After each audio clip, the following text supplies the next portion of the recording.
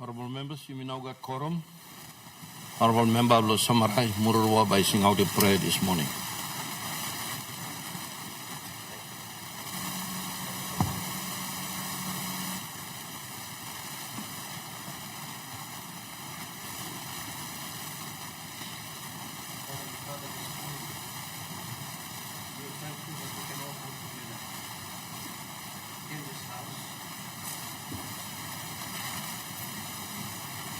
For this divine calling. Depend on coming law here, we play it. Our people chose us. And because of this mandate, mighty God, we're so humble. And Father God, the duty set before us is so immense and cumbersome. We as mere immortals cannot deal with it ourselves because of the limitations of our knowledge, our strength, and our resources. That is why this morning we all come humbly before a throne of grace, seeking your mercy and your blessing to go before us, that we are able to fulfill our duties and responsibilities for our people of this country. Mighty God, this morning I pray especially for the Prime Minister, that may endow him with wisdom, knowledge, and understanding as he takes charge of this very important session. I also pray upon the leader of the opposition, that may you grant him also your divine blessing to keep in check this government and this House, that there is fairness, that your people are all being catered for. This morning, we pray always thinking, each and every minister, that you lead them and guide them and bless them in this session too. We pray that may you also bless each and every member of Parliament who are here, that you grant them wisdom and knowledge, that they too can also contribute to support and to help this government and this country to move forward. Mighty God, we pray that Holy Spirit blow you can grace us this morning throughout this session, that mighty God, the purpose that we are called for can be fulfilled. So Divine Father, bless us and help us in this very important meeting. We surrender to you all our many shortfalls and shortcomings. Forgive us and bless us with your presence today. As we now all in unison say the Lord's Prayer. Our Father, which art in heaven, hallowed be hallowed be thy name. Your Thy kingdom kingdom come, your will be done on earth as it is in heaven. Give us this day our daily bread, and forgive us our trespasses, as we forgive those who trespass against us. And lead us not into temptation, but deliver us from every evil. For thine is the kingdom, the power, and the glory, forever and ever. Amen.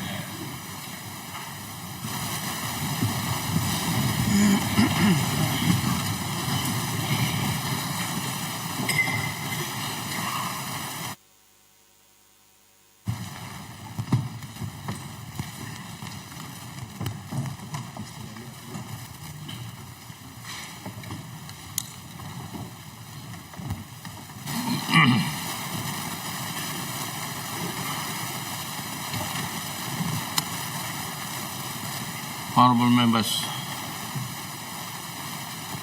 7th year old kita, been sit down, lo desla siap lo imiya. Ada saya megi mul sem pasi maus lo mil sem member lo manus. We make an ask him lo floor, or me debate on behalf of people lo mil district lo manus.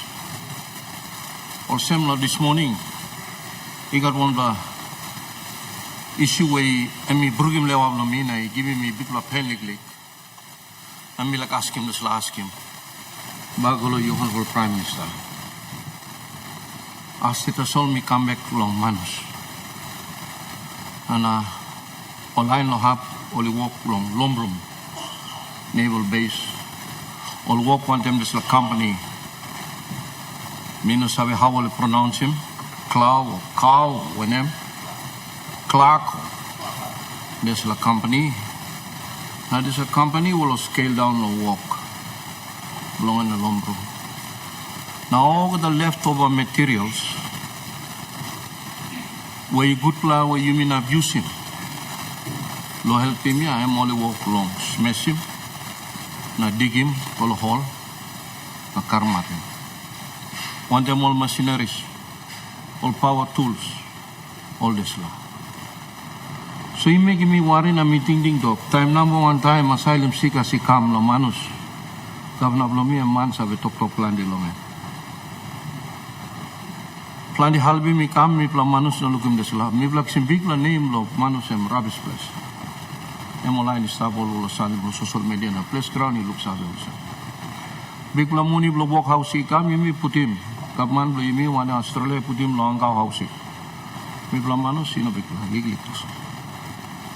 So now again, this is something I'm now in a meeting also. I think government lo me one time government lo Australia passing this talk. Lo make him also na lare me bla manus stapos ya. Lo mone mo lagi mo this material. Ikam lo government lo manus na me bla can help him. Some lo project lo all schools, high schools, housing or when also.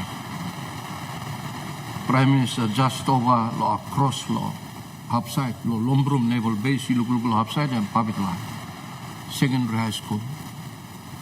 All dormitories, all boys and girls run down.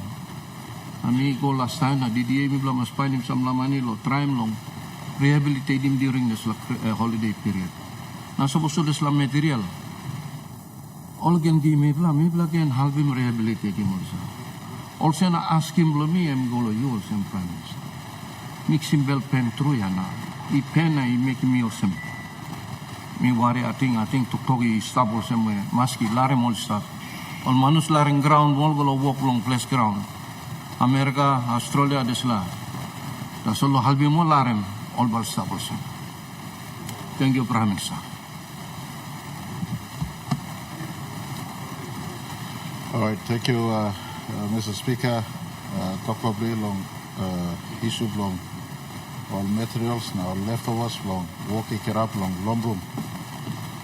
You may talk thank you people of manus long larem walk it up long Lombrum naval base and me like Dr. also me request the Defense Ministry long giving full brief long contractor demobilization on leftover materials I was you can preserve him for the use of the leftovers in manus and you can preserve him.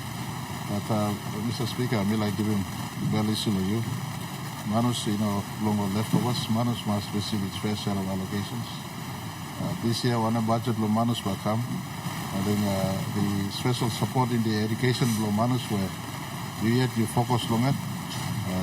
The government looks out on focus bill of education sector lo Manus, and we will give you the support you deserve. Part support has come already. The balance of the support will come to restore Manus. Manus in the earlier days was a human resource capital of our country. There's all supply, all teachers, all supply doctors, supply public servants, supply mission. Yeah, key up because the country, so we do acknowledge the special role. Mr. Speaker, we like also talk also work long. The Asylum Seeker Center, you will like convert him into college.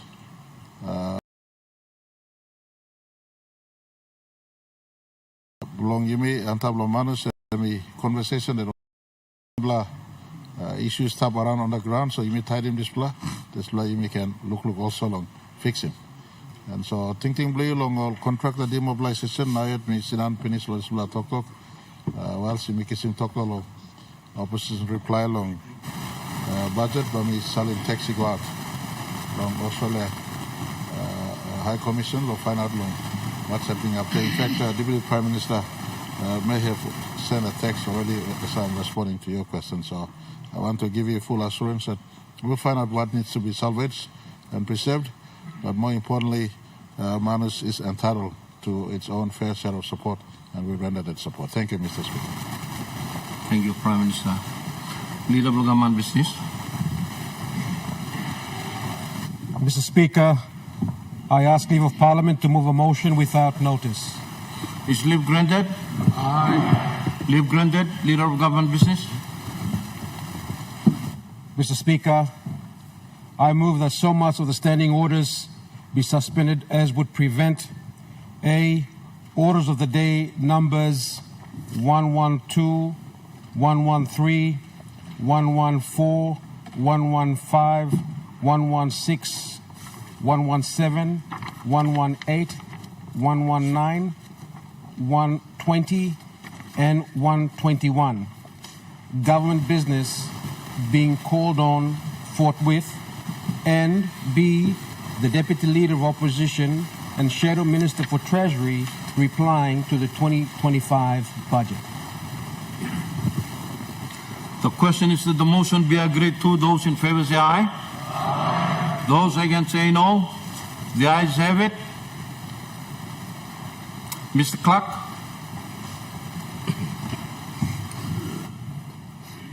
Order of the day number 112, Appropriation General Public Services Expenditure 2025 Bill 2024. Second reading, resumption of debate from 29 November. Mr. James Nomane in continuation.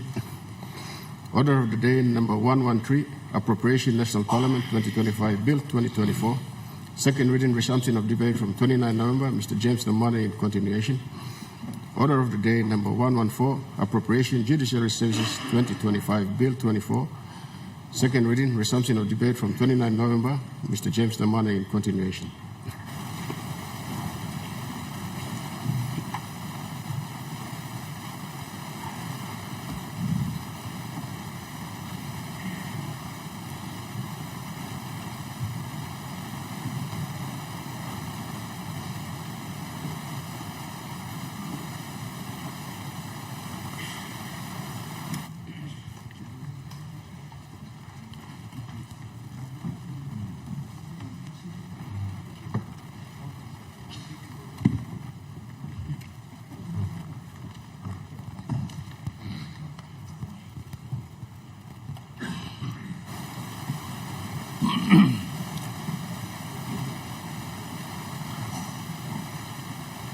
Shadow Minister for Treasury.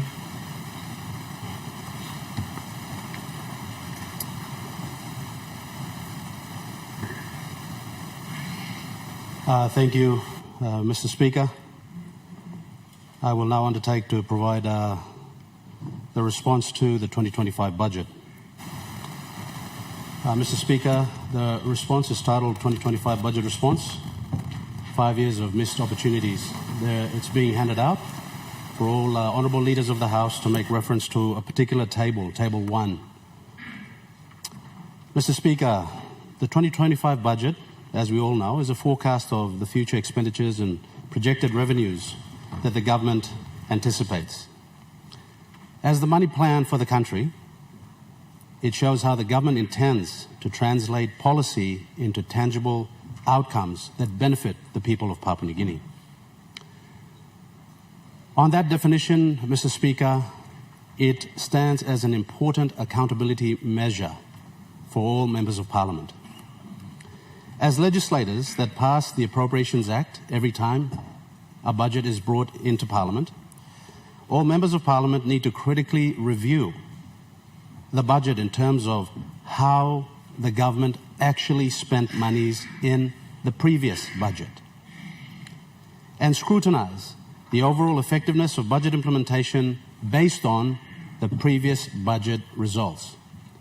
So before we start to buy into all the hyperbole of the 2025 budget, members of Parliament have to seriously ask the question, how was the 2024 budget implemented? Although the 2025 budget touts securing PNG in 2025 and beyond, the failures and shortcomings of the 2024 budget leaves much to be desired. And it throws a cloud over the 2025 budget and the likelihood of its success. Once again, we have to compare actual budget spending in the previous budget to the 2025 budget figures. Mr. Speaker, the 2025 budget response will focus on things that matter to the people of Papua New Guinea: the high cost of living, the low household incomes, the reduced purchasing power of our kina, the increased youth population, the lack of medicine and the poor health care throughout all districts and provinces, the high attrition rates in our education system, and the unsafe communities because of a prolonged law and order crisis that is affecting every citizen in the country. The critical question, once again, Mr. Speaker, is: will the 2025 budget have an indelible impact on the wide range of serious issues affecting the country? This budget response scrutinizes the Marape government's fiscal policy and application of its fundamental instruments, taxes, spending and borrowing, to produce measurable results in terms of employment, price stability, savings and investment, and the balance of payments. It is incumbent on all members of Parliament to review the 2024 budget performance and assess the likelihood of the success of the 2025 budget. Honourable members of Parliament, history is the best teacher. Can all ministers confirm that they received 100% allocation in the 2024 budget? Can all members of Parliament confirm that they received the 20 million kina appropriation in the 2024 budget? The answer is a resounding no.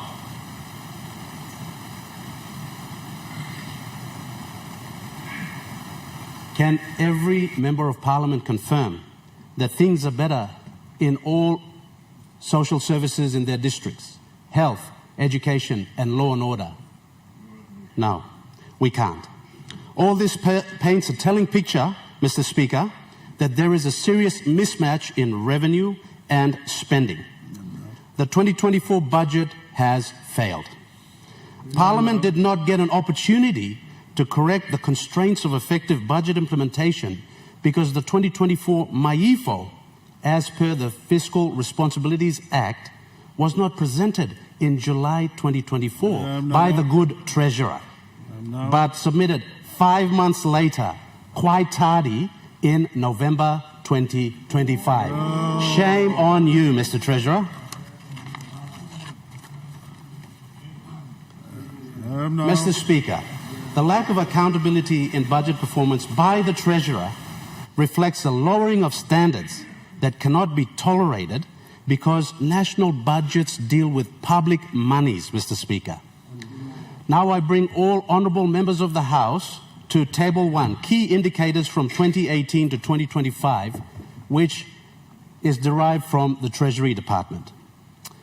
Table 1 will be referenced throughout my speech, but we take note of the following data that was omitted from the 2025 budget. 1. Total arrears and multi-year contracts under the Connect PNG program. Omitted. Details of sovereign guarantees, non-contingent liabilities and SOE loans. Omitted. Data on GDP per capita. Omitted. Employment data in real numbers. Omitted. This seriously questions the accuracy of the big pronouncements that the good Treasurer has made in his 2025 budget speech, Mr. Speaker. Now, Mr. Speaker, I will come to the first point, inflation. Inflation is basically, Mr. Speaker, when we have a situation of too much money for too few goods. It is an evil, Mr. Speaker, that affects our people in Papua New Guinea.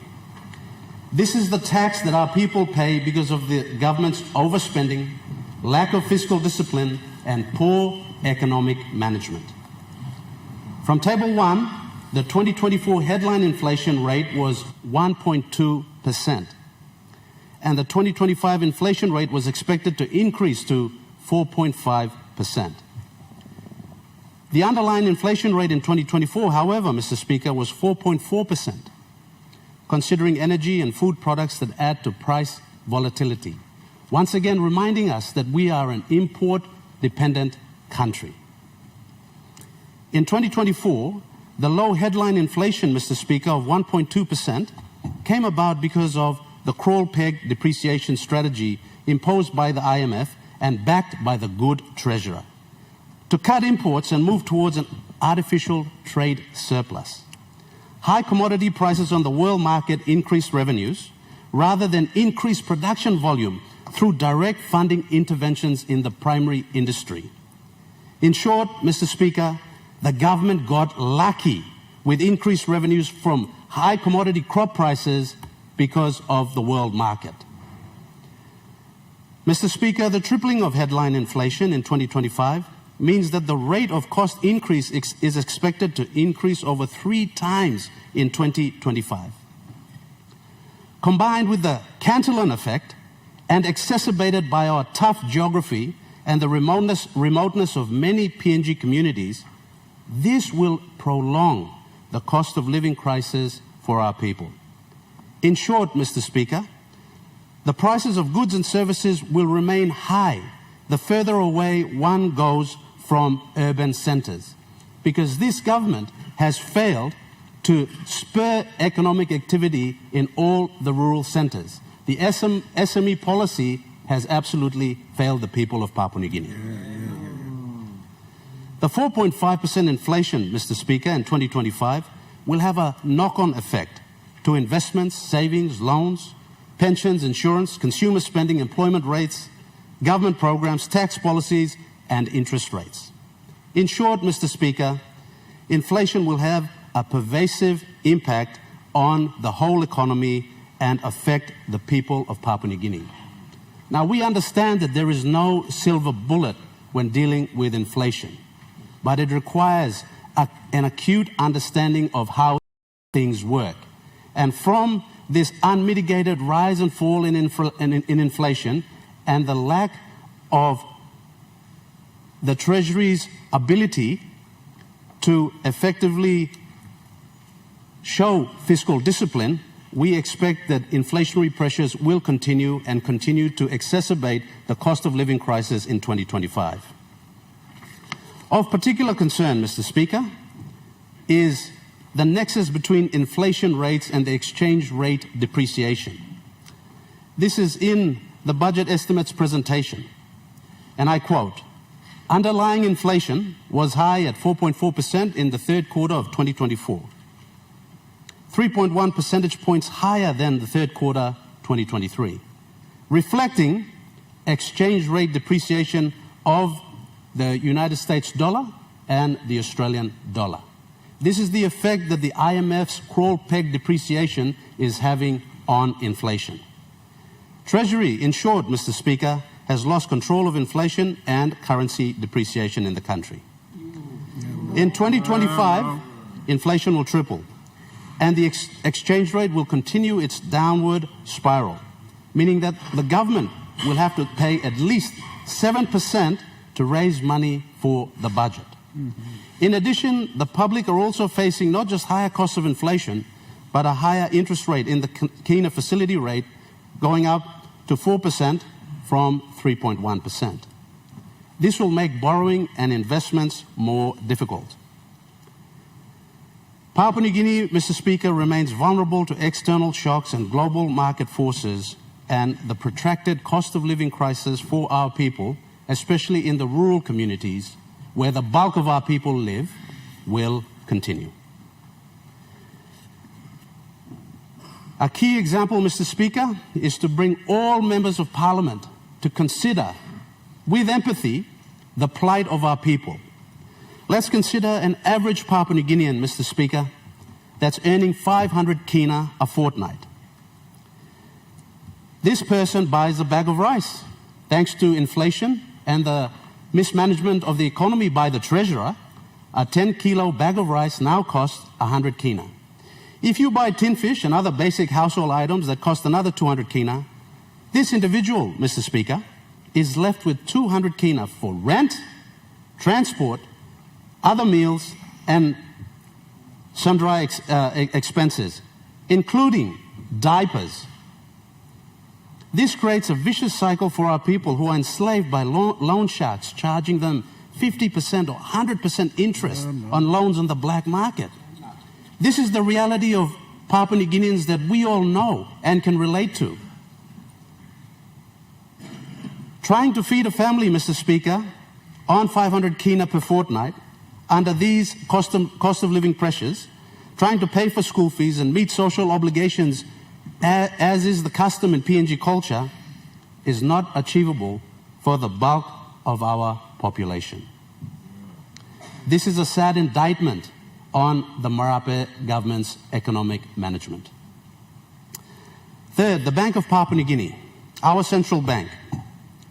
Mr. Speaker, we have lamented about the encroachment of the Treasury Department on our central bank in the whole of 2024. Treasury's encroachment of the Bank of Papua New Guinea is counterproductive and it is illegal, Mr. Speaker. Now, simply put, the good treasurer must take note of this. Based on the equation of exchange, money supply times the velocity of money equals price levels times GDP. In short, Mr. Speaker, that means you increase the increase of the money supply is the cause of inflation. In 2018, the Temporary Advance Facility, the TAF, was 200 million kina, and in 2024, under the auspices of the good treasurer, it increased tenfold to 2 billion kina.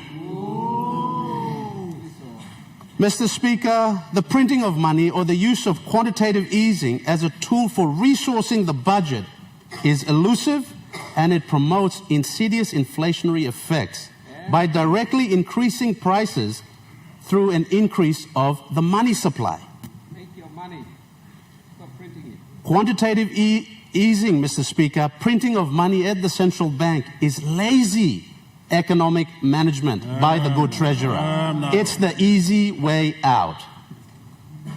This will continue to erode the Bank of Papua New Guinea and its independence, Mr. Speaker, and its ability to effectively implement monetary policy and control inflation. In short, if we don't stop the encroachment between Treasury and the central bank, Mr. Speaker, we will continue to exacerbate the cost of living crisis experienced by our people. There needs to be a separation immediately. Absolutely. Mr. Speaker, now I bring the Honourable House to the debt burden in 2024. Mr. Speaker, in 1975, when our founding father, the great Grand Chief Sir Michael Somare, took the country to independence, from 1975 to 2018, 43 years, Mr. Speaker, our national debt increased to 25 billion kina. That's an average of 1.72 billion kina per annum.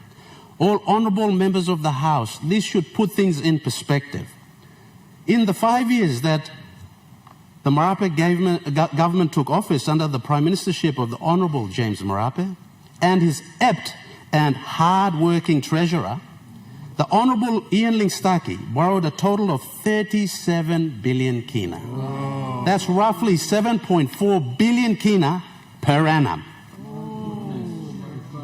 Before the Marape government, honourable leaders, and through you, Mr. Speaker, the national debt was 25 billion kina in 2018.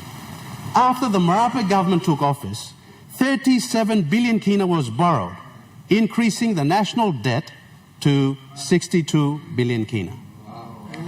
This is unprecedented and reflects an insatiable appetite for debt. In 2024, Mr. Speaker, our debt to GDP ratio was 50.5%. For every kina in revenue generated, 50.5% of that money goes towards debt repayment. In 2025, this will be reduced to 47.4%, and we take note of the Treasurer's good work in amending the Fiscal Responsibilities Act. The high debt to GDP ratio will make it difficult to invest in our people, education, health, and infrastructure.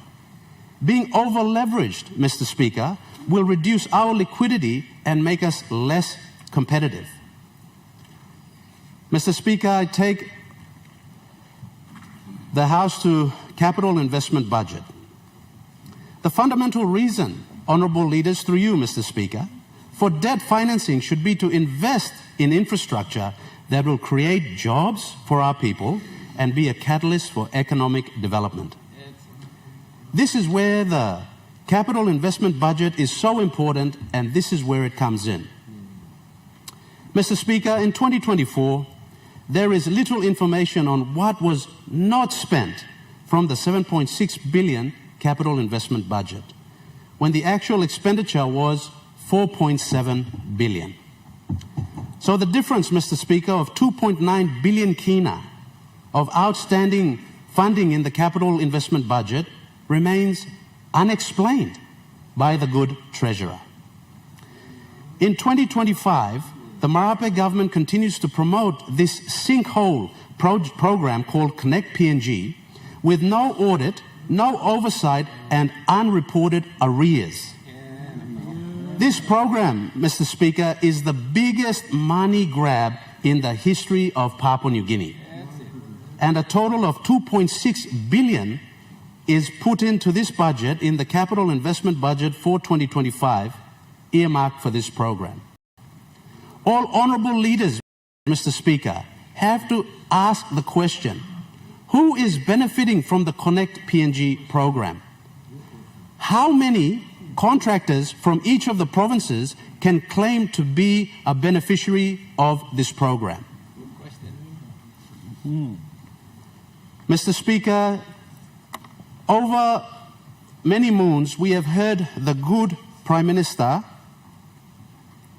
spruik the Marape government's exceptional ability to grow GDP. In 2025, GDP is expected to grow by 4.9%, Mr. Speaker. Yet, we simply do not have any figures whatsoever on GDP per capita. Of all the gross domestic product numbers that are being touted by the Marape government, how is this improving the well-being, the quality of living, and the lives of our people in Papua New Guinea? There is absolutely no figures on GDP per capita. In 2024, real GDP grew by 4.7%, taking our total GDP, or the size of our economy, Mr. Speaker, to 122 billion in real numbers. Mr. Speaker, in 5 years, from 2019 to 2024, GDP has grown in real numbers from 82 billion kina to 122 billion, which is around 40 billion in GDP growth. The Marape government has done the following in 5 years. Mr. Speaker, the Honourable House must take critical note of this. In 5 years, the Marape government has borrowed 37 billion kina for purported capital investment projects. Yet, in those same 5 years, the GDP grew by only 40 billion. That's a productive difference of 3 billion kina in 5 years.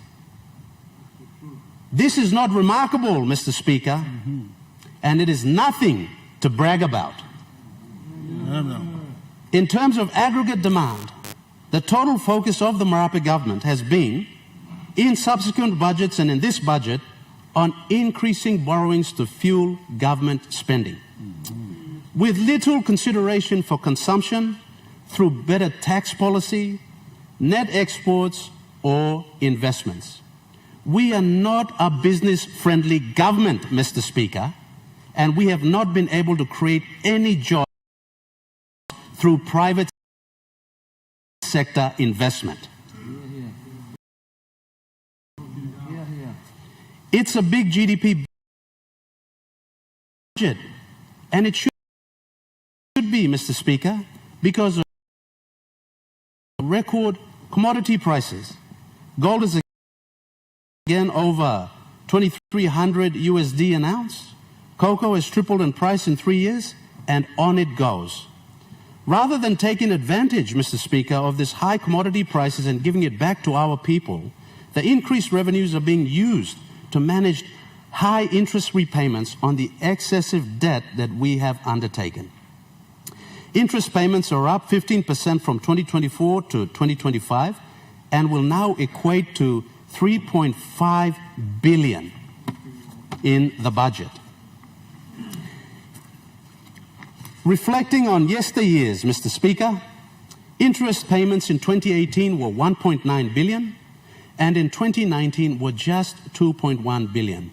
But now they are over 3.5 billion kina. There is no new money for capital investment. In fact, it's gone backwards by 3% to 10.3 billion. Mr. Speaker, interest could really get out of control with inflation pressures on exchange rates, because our external debt, Mr. Speaker, is in USD, for instance, and therefore interest costs in kina might become unmanageable and eat into the budget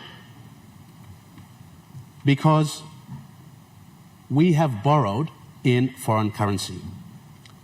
In turn, this will force domestic borrowing costs to increase. In short, Mr. Speaker, we are chasing our tail for money to only spend it on more interest. Now, Mr. Speaker, the crux of the budget and the whole purpose of members of Parliament coming to Parliament to push bills and amendments is so they can effectively obtain the resources they need to develop their districts and provinces. This is public money, Mr. Speaker, and it requires the highest standards, and especially when it comes to telling the truth. Public monies belonging to the people of Papua New Guinea.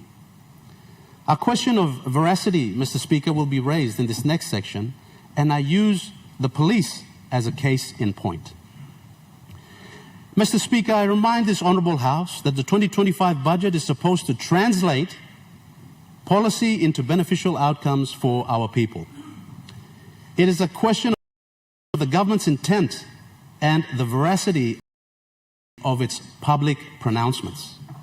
Sadly, Mr. Speaker, in Papua New Guinea, we are starting to see the proliferation of methamphetamines, cocaine, and other illicit drugs that are a scourge to society and harming our young men and women. So we're all aware, Mr. Speaker, that factory-produced drugs are becoming rampant throughout the country. Yet, Mr. Speaker, in 2024 budget, the National Narcotics Bureau received zero funding. So are we serious about methamphetamines and illicit drugs in our communities when the National Narcotics Bureau received zero funding? Second example, Mr. Speaker, for the police force, the following appropriations were made from 2023 to 2025. In 2025, Mr. Speaker, in 2023, the police force received an appropriation of 515.8 million kina. That's $500 million kina, Mr. Speaker. In 2024, the same police force received 629.8 million kina. That's 0.6 billion, Mr. Speaker. And now in 2025, in line with the theme of securing PNG 2025 and beyond, they've just marginally increased the funding for police to 697.9 million, just under 700 million. So, Mr. Speaker, the question is, police received 1.14 billion kina funding from 2023 to 2024. How has this money been spent, Mr. Speaker? Is the Marape government serious about law and order? Is the cartel and kakistocracy crippling the RPNGC and impeding their effectiveness as a disciplinary force, Mr. Speaker? This money, 1.14 billion kina, could have completely transformed the Royal Papua New Guinea Constabulary and made Papua New Guinea a safer place to live and work.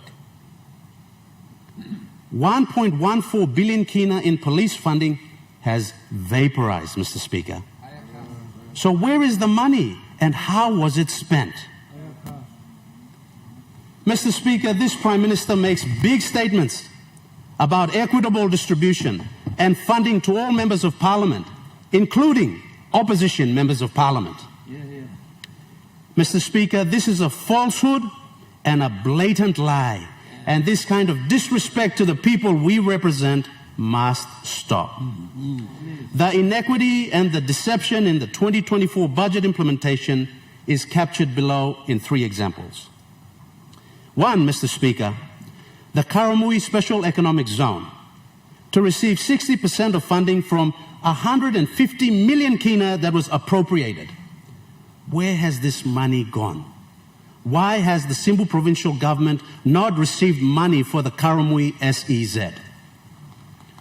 What has happened to the 2 million investment that the Simbu provincial government made to expedite this program? 2, Mr. Speaker, the Chuave to Ungai road link. 15 million kina was allocated. Where has this money gone and why has this road been given 0 funding in 2025 and onwards, Mr. Speaker? Are the people of Chuave not coffee producers? Are the people of Chuave not important? Are the people of Chuave not part of Papua New Guinea, Mr. Speaker? 3rd, the Chuave Limestone Project, nil funding in 2024 and 2025 and onwards. 4, Mr. Speaker, Hiri Koyari PIP number 06236, project name Hiri Koyari Seat of Government. It received nil funding in 2024 and nil funding in 2025 because of the purported reason, and I quote, this is in the budget books, Mr. Speaker, there was no reports received to verify the use of funding. How can the people of Hiri Koyari report on funds they never received? Mr. Speaker, the elected representatives of Simbu Province, Chuave District and Hiri Koyari District are all in the opposition and have been deprived their funding. The lie that this is a fair government, that it has thick skin and can withstand criticism from the opposition when we hold them to account, must stop. On that point, Mr. Speaker, it is incumbent on all members of Parliament to ensure that there is fair and equitable distribution in national resource. Members in government, Mr. Speaker, cannot sit by the wayside and allow this sort of selective warranting to take place. Because just like you, we also represent people that matter, Mr. Speaker. Mr. Speaker, as we scrutinize the 2024 budget, we need to raise information on the liquidity crisis that's currently affecting Waigani right now. We confirmed by November 2024 that there is a chronic cash flow crisis that exists with 1.8 billion in unwarranted funds, 1 billion in warranted, and 800 million kina, Mr. Speaker, in floating checks. That's a total of 3.6 billion cash deficit. Where will the money come to offset the 3.6 billion that remains unpaid from the 2024 budget? Lack of budget discipline, Mr. Speaker, is leading to cost overruns of unbudgeted items that lead to arrears and low cash flow to meet budgeted items. This is the impact of entertaining parochial interests and practicing pork barrel politics, and demonstrates desperate spending by this government to placate government MPs, as was confirmed by the Honourable Windaki, and simply stay in power at the expense of the people of Papua New Guinea. Mr. Speaker, the good treasurer gloated about the tax breaks that were being introduced in the 2025 budget. Now, Mr. Speaker, the reforms to tax legislation are laudable and given the existing tax law is convoluted and antiquated, members in the opposition support the Treasurer's announcement. We only ask that a more concerted effort is undertaken to expedite this so that the tax system can promote efficiency in tax collection, and we would encourage the Treasurer to stop playing the blame game and just do his job. Get on with it.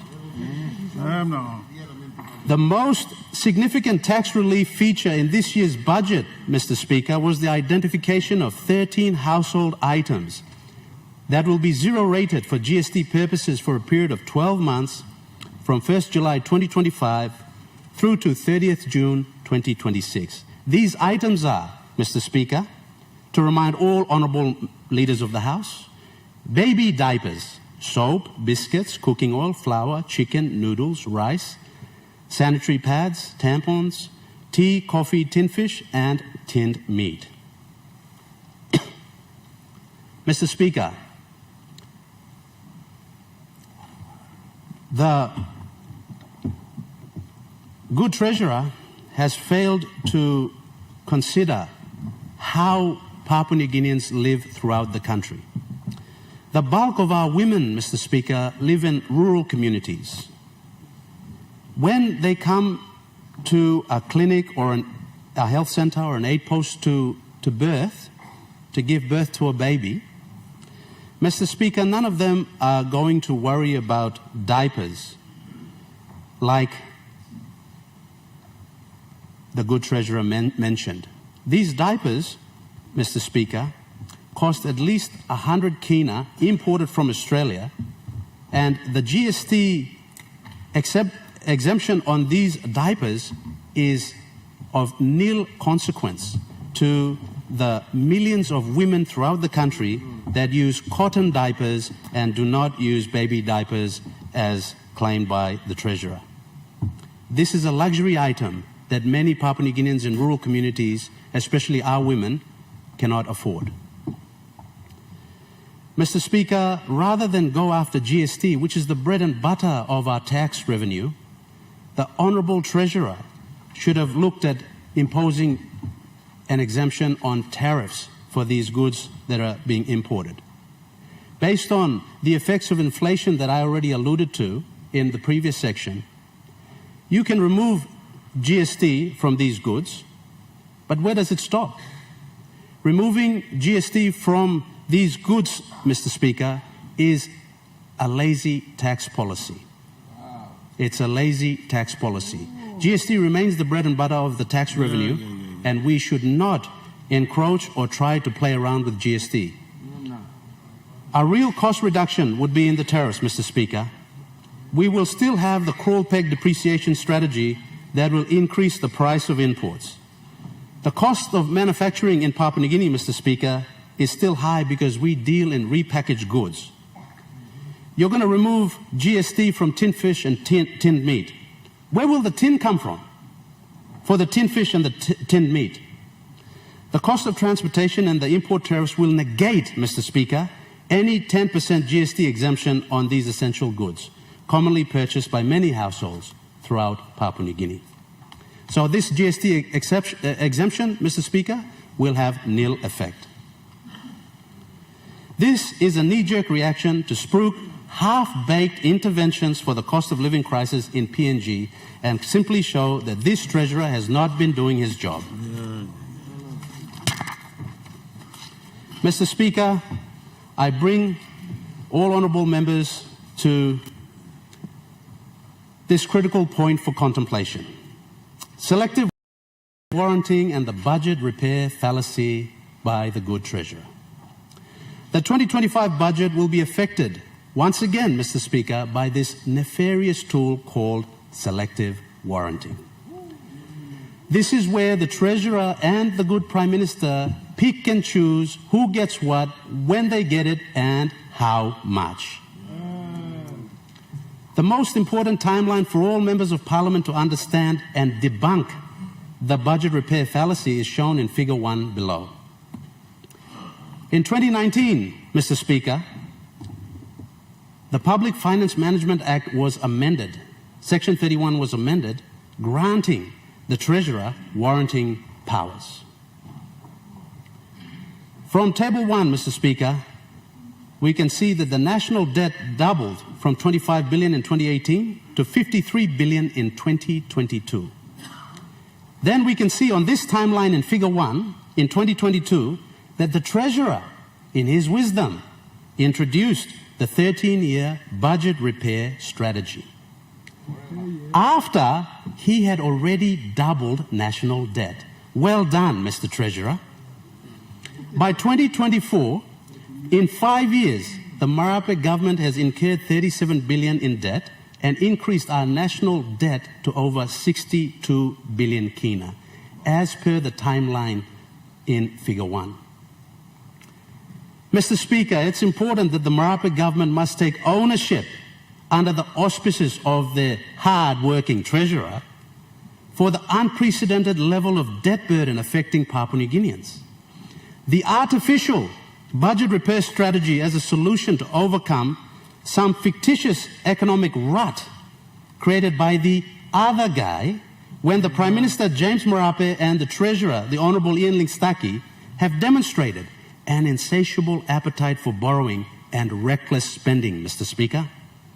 We must stop playing the blame game and take ownership for fiscal policy and the country's economic management after being in office for over 5 years.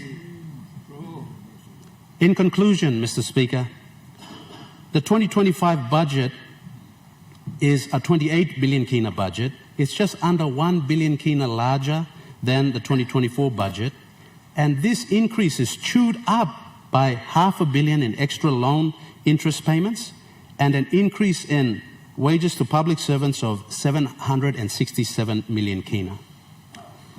This is a budget with another big spend, but not on the people, but on interest bills, Mr. Speaker, and the big taxing with a reduction in capital investment. On a time of record commodity prices, all PNG has to show for it is a record debt of over 60 billion kina, Mr. Speaker. The quality improvements in new schools, health clinics, hospitals, classrooms, equipment, and infrastructure such as power are missing or going backwards.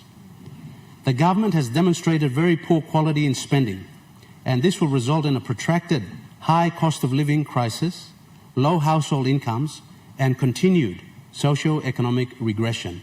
We will continue to have problems in health, in education, and in law and order. In 5 years, Mr. Speaker, we have borrowed 37 billion kina. The summary of expenditure could look like this, to put things in perspective for all honourable members of the House. 37 billion kina, 22 billion kina provincial block grants, 1 billion per province, 2 billion kina to health, education and police and defence and agriculture, 5 billion kina on everything else. If this is what had happened to the 37 billion kina of borrowed funds, Papua New Guinea would be a burgeoning economy, Mr. Speaker, with high employment and prosperity for our people. But sadly, this didn't happen. And this trend continued. Once again, Mr. Speaker, history is our #1 teacher.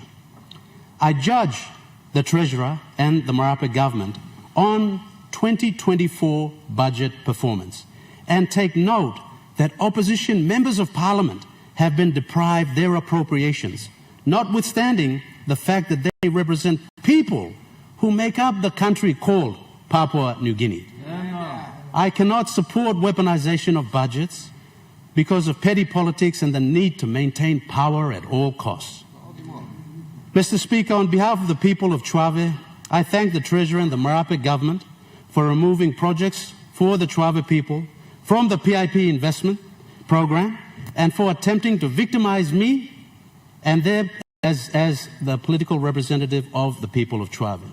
Take note, Mr. Speaker, this only galvanizes my resolve to call this government out for the total economic mismanagement of the country, with the most incompetent treasurer in our history and the worst Prime Minister in our history, Mr. Speaker. Thank you, Mr. Speaker.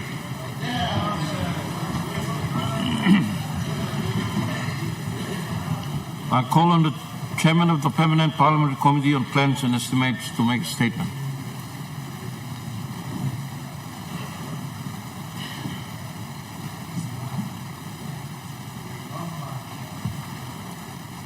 Mr. Speaker, I rise to present the views and recommendation of the Permanent Parliamentary Committee on Plans and Estimates on the 2025 National Budget.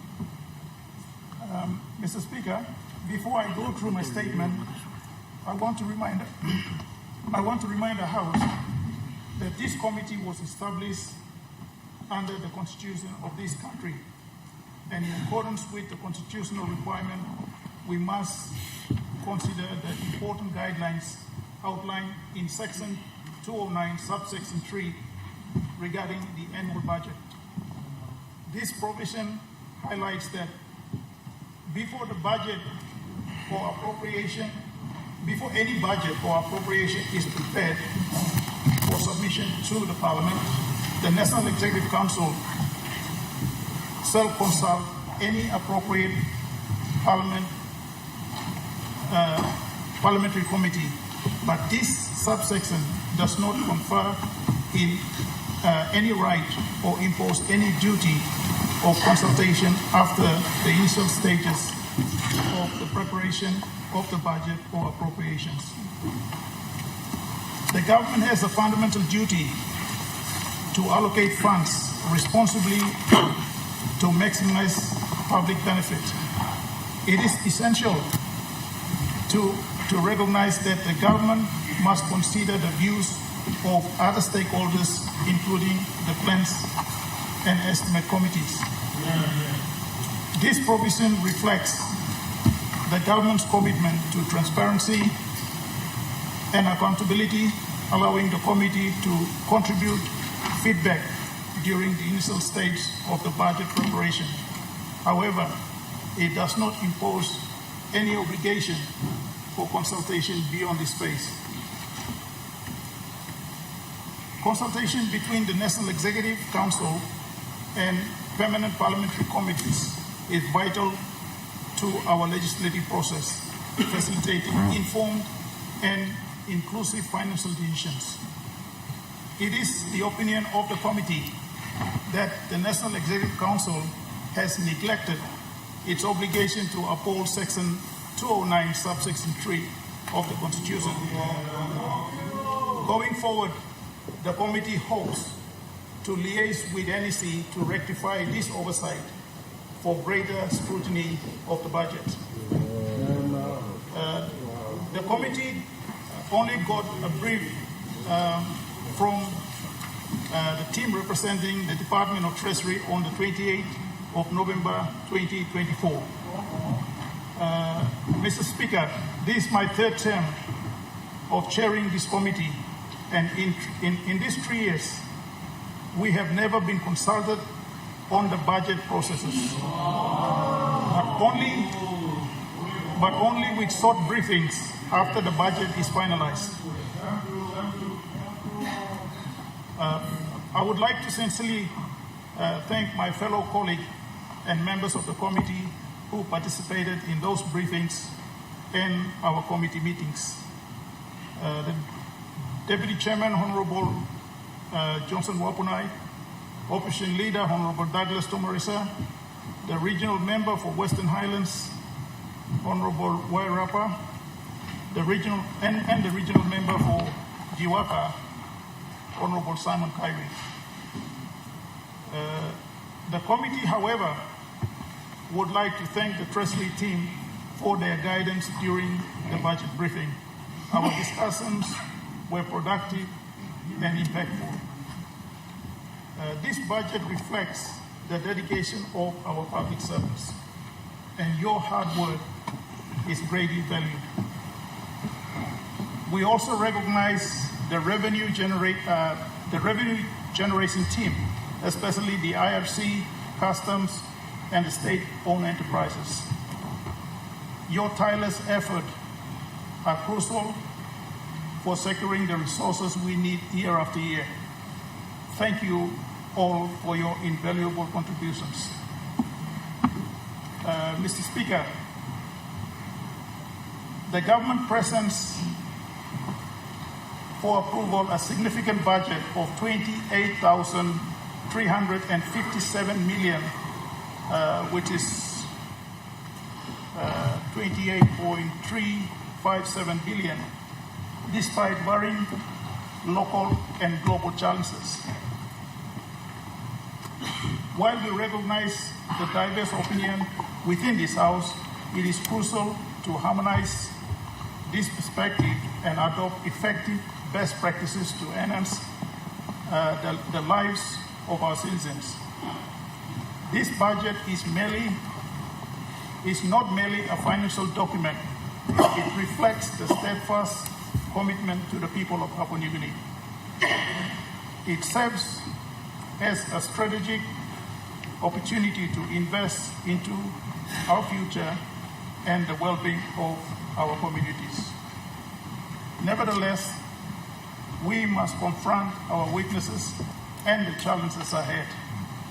As we aim for growth and development, we must ensure that our resource allocation yield tangible benefits for our citizens. Failing to address inefficiency or prioritize essential sector may impede our progress. To maximize the potential of this budget, we must strengthen our system by identifying or prioritize essential sector may impede or it maximizes the potential of this budget. To maximize the potential of this budget, we must strengthen our system by identifying and rectifying shortcomings. Let us commit to transparency, accountability, strategic investment to honor the trust invested in us by our constituents. Mr. Speaker, 2025 budget overview, national budget overview. Papua New Guinea's economy is influenced by global and domestic events. Global GDP is projected to grow modestly at 3.2% for 2024 and 2025, with emerging markets doing better than developed ones. Domestically, PNG's economy grew by 4.9% in 2024, with a focus 4.7% growth in 2025. Notably, growth is expected to come more from non-resource sectors, 5.2% compared to the resource sector at 3.4%. Stable price for key export alone, with increased production from projects like the Fogara mine, are part of this outlook. The 2025 budget predicts a surplus of 82 million by 2027, nearing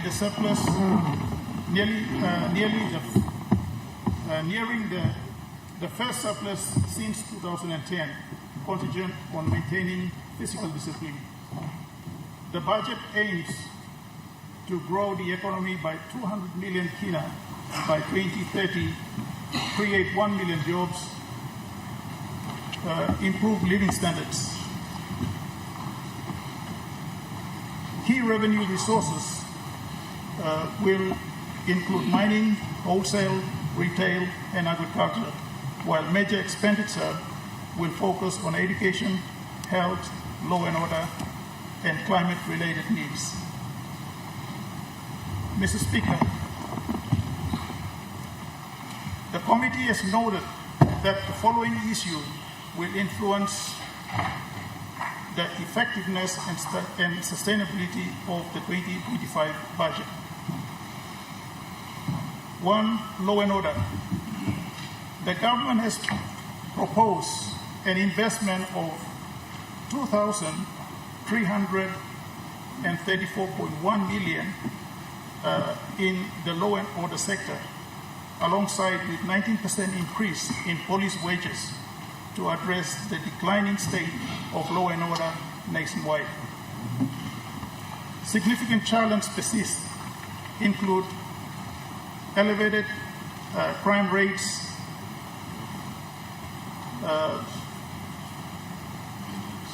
violence and tribal fight, which impede economic development and create an unstable investment climate. These security issues threaten the implementation of the 2025 national budget and may redirect resources from vital developmental projects in health, education, and infrastructure. 2. Over-reliance on resource exports. PNG's economy remains heavily reliant on resource export, particularly oil, gas, and mining. This exposes the country to global commodity price volatility, which can lead to budget deficits during price downturns. Fluctuating resource revenues makes it difficult to create stable, long-term budget planning and sustainable development investments. 3. High national debt. PNG's national debt has been rising steadily, with concerns about the sustainability of debt levels and the country's ability to service it. Debt servicing takes up a significant portion of the national budget. A high debt burden limits the government's ability to allocate funds for essential services like education, healthcare, and infrastructure. 4. Weak revenue collection. The PNG government faces issues with tax collection, with large informal sector, tax evasion, and inefficient revenue administration. Despite reforms, there remains a significant gap between potential and actual tax collection. Insufficient revenue hampers the government's ability to fund critical services and infrastructure projects. Way forward will be to strengthen tax collection systems, broaden the tax base, and address loopholes, particularly in the informal sector. Encourage private sector growth and improving tax compliance should be central to reform. Additionally, weak and inefficient state-owned enterprise are costing the country millions of dinar annually. With low dividend collection and the effectiveness and the effective remittance of collection to the state coffers, causing delay in the payment scheduled by the Treasury Department. 5. Budget deficit and fiscal imbalance. PNG has consistently faced budget deficit, with government spending often exceeding revenue, leading a high borrowing and increasing the national debt. Fiscal deficits are also exacerbated by low domestic saving and reliance on external financing. Persistent deficits undermine financial stability, increase borrowing costs, and limit the ability to make long-term investment in developments. Way forward will be for the government to focus on fiscal consolidation, which include cutting necessary spending, prioritizing high-impact projects, and improving revenue collection. 6, inadequate infrastructure investment. Infrastructure development is a key part of government priorities. There are significant gaps in key areas such as transport, energy, and healthcare. Poor infrastructure hampers economic development and affects businesses and households. Lack of investment in critical infrastructure results in inefficiencies, increase cost of doing businesses, and affect the standard of living. 7, unemployment and underemployment. High employment, particularly among the youth, is a persistent issue in PNG. This issue is compounded by the underdeveloped formal labor market and limited opportunities for skills development. High unemployment contributes to poverty, social unrest, and lack of economic mobility. 8, adequate social services, healthcare, education, and welfare.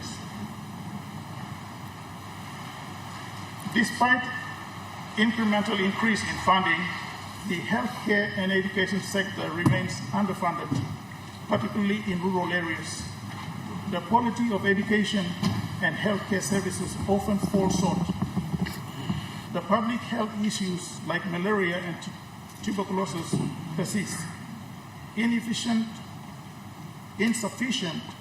investment in social services lead to poor health outcomes and educational attainment, impacting long-term human capital development.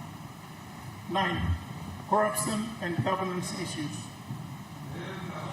Corruption continues to be a major challenge in PNG, affecting public trust in government institutions and the efficient use of public funds. Poor governance structure also hinder economic development. Corruption and mismanagement of resources lead to inefficiencies, wasted public funds, and reduce foreign investment. It also undermines the effectiveness of development projects. 10, climate change and environmental sustainability. Climate change poses significant risks to Papua New Guinea, particularly in the form of rising sea level, extreme weather events, and impact on agriculture. The government has made some progress in climate change adaptation, but more funds are needed to address environmental challenges. Failure to invest into climate resilience could exacerbate the vulnerability of the population, particularly in the coastal and rural communities. 11, development in rural and remote areas. A large portion of the population in PNG lives in rural and remote areas where infrastructure, social services, and economic opportunities are limited. The urban-rural divide remains a persistent issue. By increasing targeted investment in rural development empowers local governments to address specific needs, ensuring access to healthcare, education, clean energy, and transport for the rural communities. Mr. Speaker, recommendations. From the issues identified, the committee made the following recommendations for 2025 national budget. Focus on key areas of economic development, governance, and sustainability. 1. Law and order. Invest in holistic personal development and education for the young generation may represent a viable long-term solution to societal challenges. However, in the short term, it may be prudent to seek external assistance to address pressing issues related to law and order, particularly if existing strategies provided are inefficient.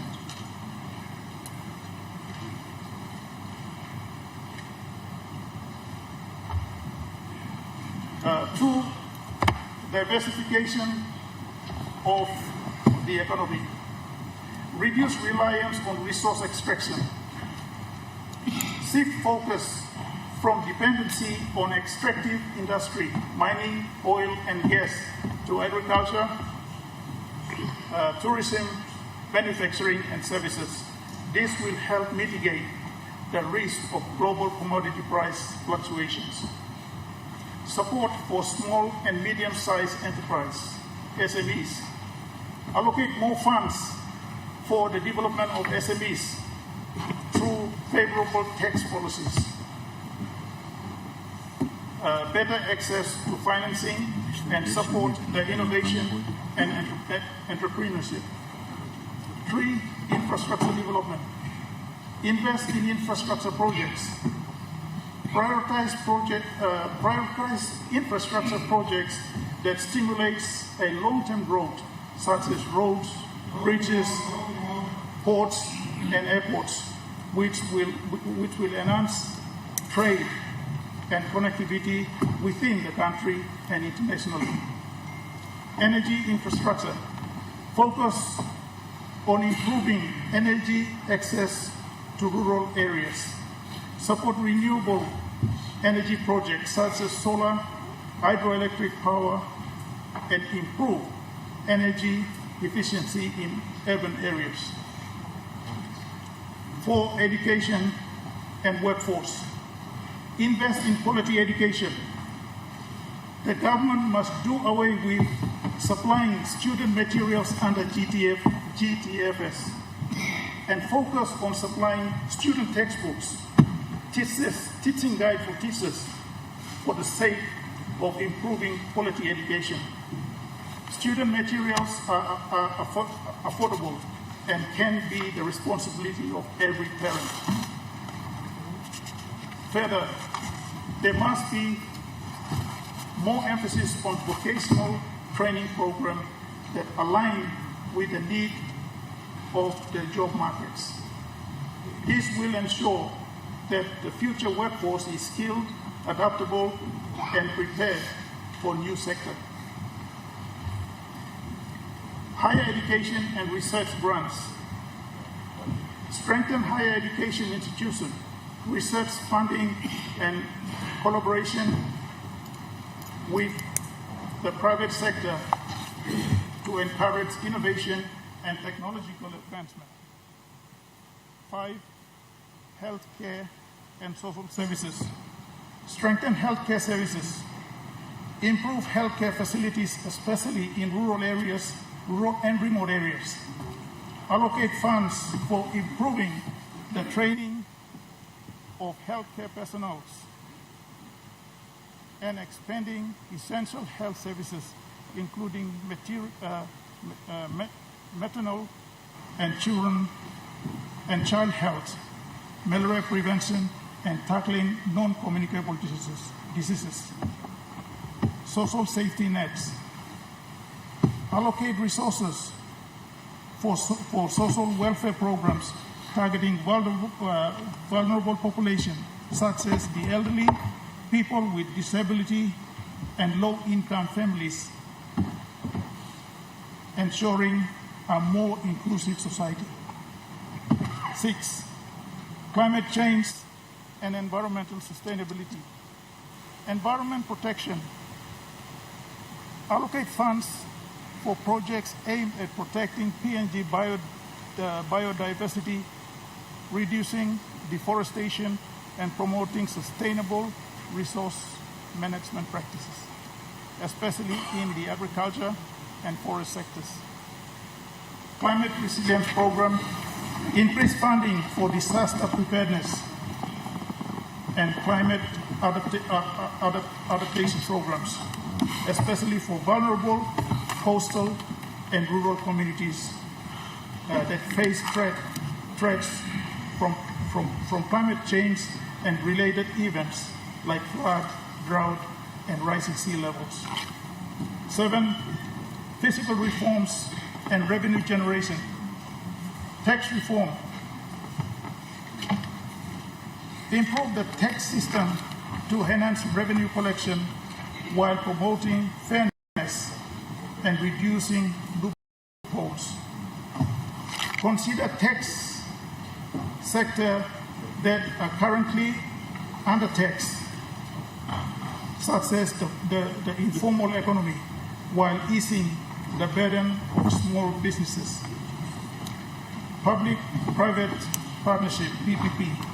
Encourage PPP to fund large infrastructure and development projects without overburdening the national budget, especially in sectors like energy, transport, and telecommunication. State-owned enterprises, SOE. The Secretary for Treasury or his nominee should be included in the board of each of the state-owned companies as a way to oversee the timely remittance of funds from SOE to Treasury and provide the link between SOEs and the Treasury.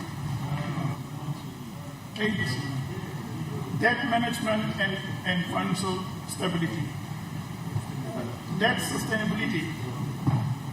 Maintain fiscal discipline by closely monitoring national debt level aimed at reducing the debt to GDP ratio. Allocate part of the budget to addressing public debt through targeted repayments and restructuring strategies. Strengthen financial system. Improve the financial regulatory environment, particularly in the banking and insurance sector, to increase investor confidence and enhance financial inclusion. 9, good governance and anti-corruption measures. Transparent budget process. Strengthen the transparency and accountability of the budget process by adopting modern technology for public financial management. This could include open data platform and citizen engagement in the budget discussions. Anti-corruption initiative. Increase funding for the implementation of anti-corruption measures, ensuring proper oversight and audits in the government spending, procurement, and public sector management. 10. Honorable members or those in the public gallery, if you have your phone on, I would ask you to switch off your phone, or otherwise put them on flight mode or put them on silent. Honorable Chairman, may continue. 10. Gender equality and empowerment. Support for women economic empowerment. Provide funding for programs that empower women, such as microfinance, entrepreneurship, and skill development initiative, and promote gender equality in the workforce and in leadership positions. Address gender-based violence. Increase funding for anti-violence campaign, legal support for victims, and training for law enforcement agency to tackle gender-based violence effectively. Mr. Speaker, Implementation of last year's committee recommendations.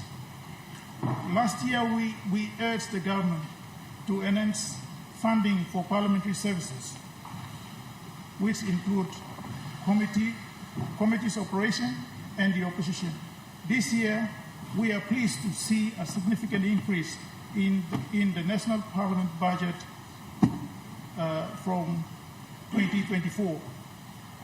This funding will enhance parliamentary services and support opposition and the committees.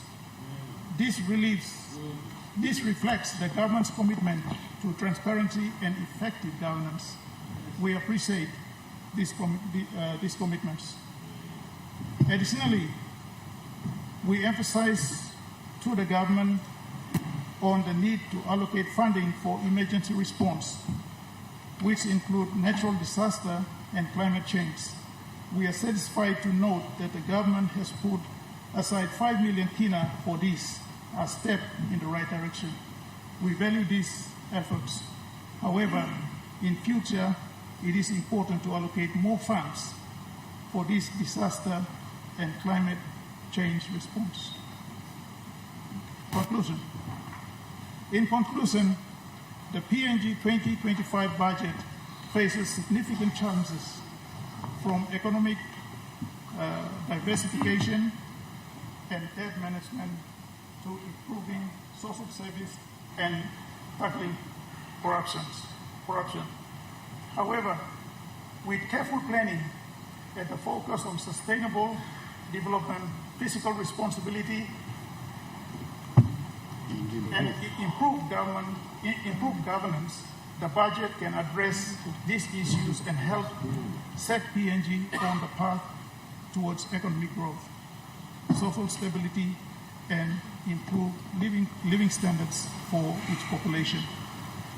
By focusing on these areas, the 2025 national budget will drive sustainable economic growth, improve social well-being, and position the country in the for long-term prosperity. Mr. Speaker, you have the committee's support for this budget, but take note of the recommendations and the issues raised. I wish you all a constructive debate. Thank you.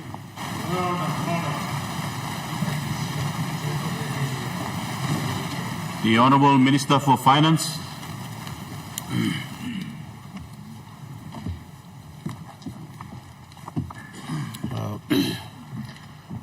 Thank you, Mr. Deputy Speaker. I rise to present a speech in support of the Marabe Rosso government's 2025 annual budget with the most appropriate theme of securing Papua New Guinea into the 2025 and beyond. This theme is most appropriate in that it captures, further strengthens, and builds on 2024 budget theme of securing our future. Honourable Minister, I interrupt your speech. Honourable members, this will be a long day debate on this budget, so whoever you wish to excuse yourself, please pay respect to the House, move out silently, and when you're back, you have a speaker speaking. Make sure you don't walk past him as he speaks. Ask the Minister to continue. Thank you, Mr. Speaker. Deputy Speaker. Sorry, Honourable, we have the lunch provided at the lobby. If you feel, we will see through the lunch, so if you feel to relieve yourself for lunch, we have lunch at the lobby. But this is an important time, and I will ask all members to be present in chamber. Honourable Minister, continue. Thank you, Mr. Deputy Speaker. In saying so, I commend the Treasurer, Honourable Ian Staki, for this visionary approach to budget formulation and presentation to securing economic well-being of our people and our country. I also commend the Prime Minister, Honourable James Marabe, Deputy Prime Minister, Honourable John Rosso, and members of coalition government for our joint contribution, support in making this important policy document government the money plan for 2025 meaningful and workable. This government has a good track record of formulating and implementing result-oriented budget under very difficult circumstances. I am pleased to be serving as Minister for Finance in this, a good government. I take this time to thank Honorable Prime Minister for giving me this ministry to speak. Role and functions of Ministries of Finance. Mr. Deputy Speaker, the Ministry and Department of Finance, which I am honored to lead and represent here today, also play a key role in tasks I have touched on in my introduction, and that is in budget formulation and implementation.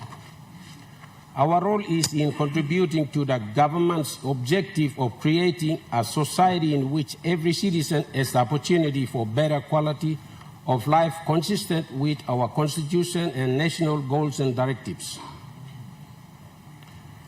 This objective is to develop and constantly improve the quality, transparency, accountability of public financial management. My ministry and Department of Finance have adopted a set of priorities and objectives that support the government continue to guide the economy back to recovery and to achieving growth and prosperity. Sound financial management sets the cornerstone and it's fundamental to the future development and growth of this beautiful country called Papua New Guinea. Mr. Deputy Speaker, the Ministry of Finance and Department of Finance as a central agency of government and custodian of public purse have a lead role to play in influencing the delivery of our services within the government for business and our people. Good governance and cash management responsibilities will create space in our public finances to increase our spending on key areas such as education, health, law and order, and infrastructure development. It is our role also to provide effective policy advice on expenditures, management of public finances and resources, reporting and delivering cost-effective services to our people. As highlighted in the Treasurer's budget speech, fiscal prudence and responsible governance are paramount importance.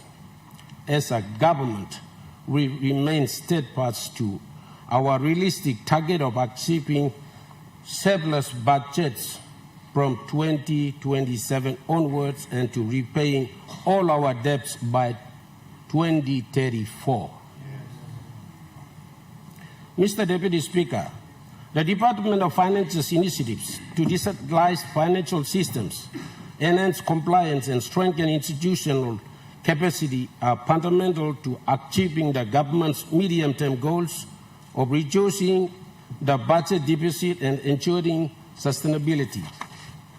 These efforts also complement broader investments in infrastructure, security, and essential services outlined in the budget. We must start delivering value for money for our people. My ministry and department have introduced regular standard expenditure regulations and evaluate overall financial governance to maintain accountability and transparency. In 2025, we will take a simpler and more responsive approach to financial management, with reforms underway to improve banking systems, expand electronic funds transfer, enhance trust fund management, and introduce commitment to monitoring our physical controls division will play a central role in this transformation, Mr. Speaker. This division will ensure that funds allocated for essential services, such as maintaining law and order, building roads, bridges, schools, supporting healthcare systems are priorities and managed effectively to deliver real outcomes for our people. Mr. Deputy Speaker, the 2024 budget was a record $27.377 billion. A responsible budget with a focus on major expansion in its support for the economic sector in creating domestic growth and jobs. That sector received an extraordinary 45.9% in increased funding with total budget of $1,608 billion. Investment on infrastructure budget for total of $10.7 billion was the biggest in Papua New Guinea's history, nearly $1 billion more than the previous year, 2023. The public investment program funding also increased from $2.024 billion in 2023 to a record $7.281 billion this year. This is a massive increase of $5.241 billion, a very responsible, highly commendable decision taken by Marabe Rosso government.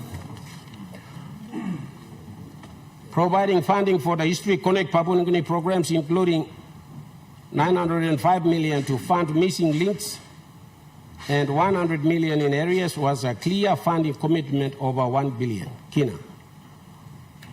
When presenting the 2024 budget, the Treasurer said, and I quote, "The high level of work of budget allocation for growth has been done, and it is now up to the agents to spend these funds effectively in ways that increase incomes and create jobs and start on the path of fixing our power and our water issues." He continued, "Securing our future with focus on growth and jobs, massive increases in funding for the economic sector and utilities, massive investments in infrastructures and health and education, massive investment in our police and our judiciary, and further help for our families facing cost of living pressures.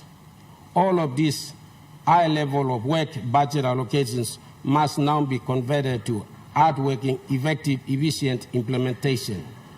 Mr. Deputy Speaker, in this Media Economic Physical Outlook report for 2024, Honorable Treasurer stated that implementation of 2024 budget was on track. He said, and I quote, "In the first half of the year, the government spent $10,904.1 million, or 39.8% of the total budget estimate. The expenditure was financed by total revenue of $8,981.5 million kina, or 38.4% of the 2024 budget estimate, resulting in a deficit financing of $1,922.6 million, or 48.2% of the 2024 budget estimate. Expenditures and revenues are usually down slightly in the first half of the year. The 2024 Media Economic and Physical Outlook report confirms once again the steady and responsible economic management of this government led by Marabe Rosso government. Mr. Deputy Speaker, in support of the report, I am happy to also announce that the Department of Finance's expenditure budget implementation report to date shows very positive progress in key sectors. These include in health and education, infrastructure, DSIP, PSIP, debt servicing, and in maintaining general expenditure control and fiscal discipline. The total expenditure as at 30th November 2024 was 18.1 billion kina, with an additional spend on amortization of principal loans of 10.4 billion kina. A further 2.6 billion of paid amortization is yet to be entered into a integrated financial management system. The total functional or recurrent expenditure as at 30 November 2024 was 17.7 billion kina. Development was at 4.7 billion and personal emoluments at 6.1 billion kina. for provincial health authorities and Port Moresby General Hospital expenditure was 939.4 million. 181.8 million for pensional grants, 31.9 million for development grants, 718.5 million for personal emoluments, for education subsidies, for tuition fee subsidies. A total of 850.9 million has been fully remitted, I say it again, fully remitted to the government tuition fee subsidy trust account for health or higher education loan programs scheme. A total of 50.7 million has been spent. For TESS or tertiary education assistance scheme 82.9 million has been spent. For PSIP and DSIP, total of 920 million has been transferred to provinces and districts. For rentals and utilities, a total of 236 million in centralized rentals and 199.8 million utilities have been paid. Mr. Speaker, in conclusion, our budget implementation is fully on track, and as we move into 2025 and beyond, we must remain steadfast in our efforts to improve budget execution, enhance cash management, and strengthen public accounts and streamline procurement. Therefore, the reforms being undertaken at the Department of Finance will not ensure fiscal discipline, but also create strong foundation for economic and public trust. Let's work together to support the government's budget processes and achieve tangible outcomes that will benefit our little people in rural sectors in PNG, not sitting in Port Moresby making classic noises out here. Thank you, and I commend the 2025 budget. Thank you very much. The Honourable Governor for Isipik. Thank you. Thank you, Mr. Deputy Speaker. How are we securing the future, Mr. Deputy Speaker? Is it budget repair or economic repair? The opposition represents the views of those who disagree with the way our country is being managed, Mr. Speaker. So, for those who feel they don't have a voice in this House, Mipla opposition in Makim Yubla. Thank you. 28 billion, 6 records in a row.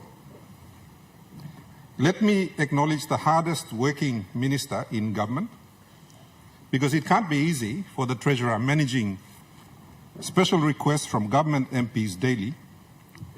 And also let me acknowledge that this is the first time the Treasurer has not brought a supplementary budget to the floor. Congratulations, Treasurer. That's the message. Congrats. Thank you, Treasurer, for the reduction in GST.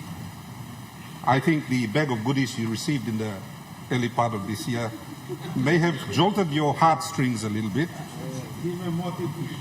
Thank you for raising a lot of revenue every year. I give you an A+, Treasurer. However, this budget and any other budget is not just a money-raising tool. The budget needs to have an impact on the lives of our people, and it has to impact the health of our economy. Mr. Treasurer, while you have been working really hard, I keep wondering whose job is it to repair the economy? Mr. Speaker, I have a problem with the transparency on actual cash transfers. Big problem. Early this year, the Treasurer failed to table the final budget outcome for 2023. Yes. In that report, which came out of Treasury, a total of 1 billion kina was transferred to certain provinces, as indicated in that report. To this day, we have not been told which special provinces received this 1 billion kina. One province, I hear, received 280 million kina. My goodness. And they bought buildings in Port Moresby with that. Wow. So, you blow Sipik or Simbu or Central or New Island, Western Province. who side through Ikisim, Sampla scale blow desla 1 billion treasurer. I hope maybe in January or February when we sit again, you can bring that report to the floor. Now. You have to. They are very large capital items. And our good Minister for Finance who just spoke, I asked him about 1.15 billion last week.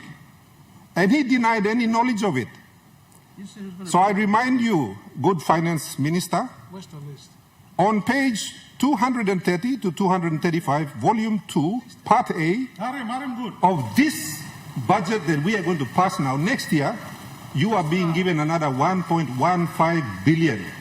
Tubla now, when are you going to tell the people of Papua New Guinea what you have done with that money? This is not million, this is billion. 2.3 billion. We have to know. The people need to know. You know can point lohap. You talk, you know sabe ya. Na me talk him you paid them stop longen. I have serious issues with cash transfers to agencies, Mr. Speaker.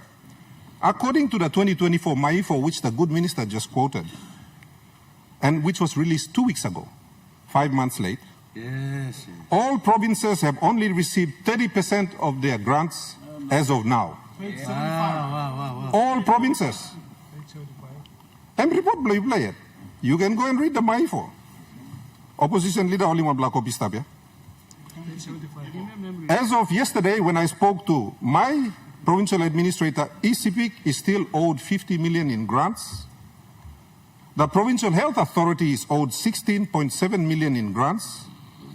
And of that 1.15 billion that stop Lohan Blong, Minister Blong Finance, 10 million kina blo ECPIC, I mean lose. Please. All PHAs around the country have only received 40% of their grants for this year, as we sit in this house, according to your reports. Your reports. PNG, UPNG, Unitech, UNRE and University of Goroka have only received 20% of their funds. They are not in this house to speak.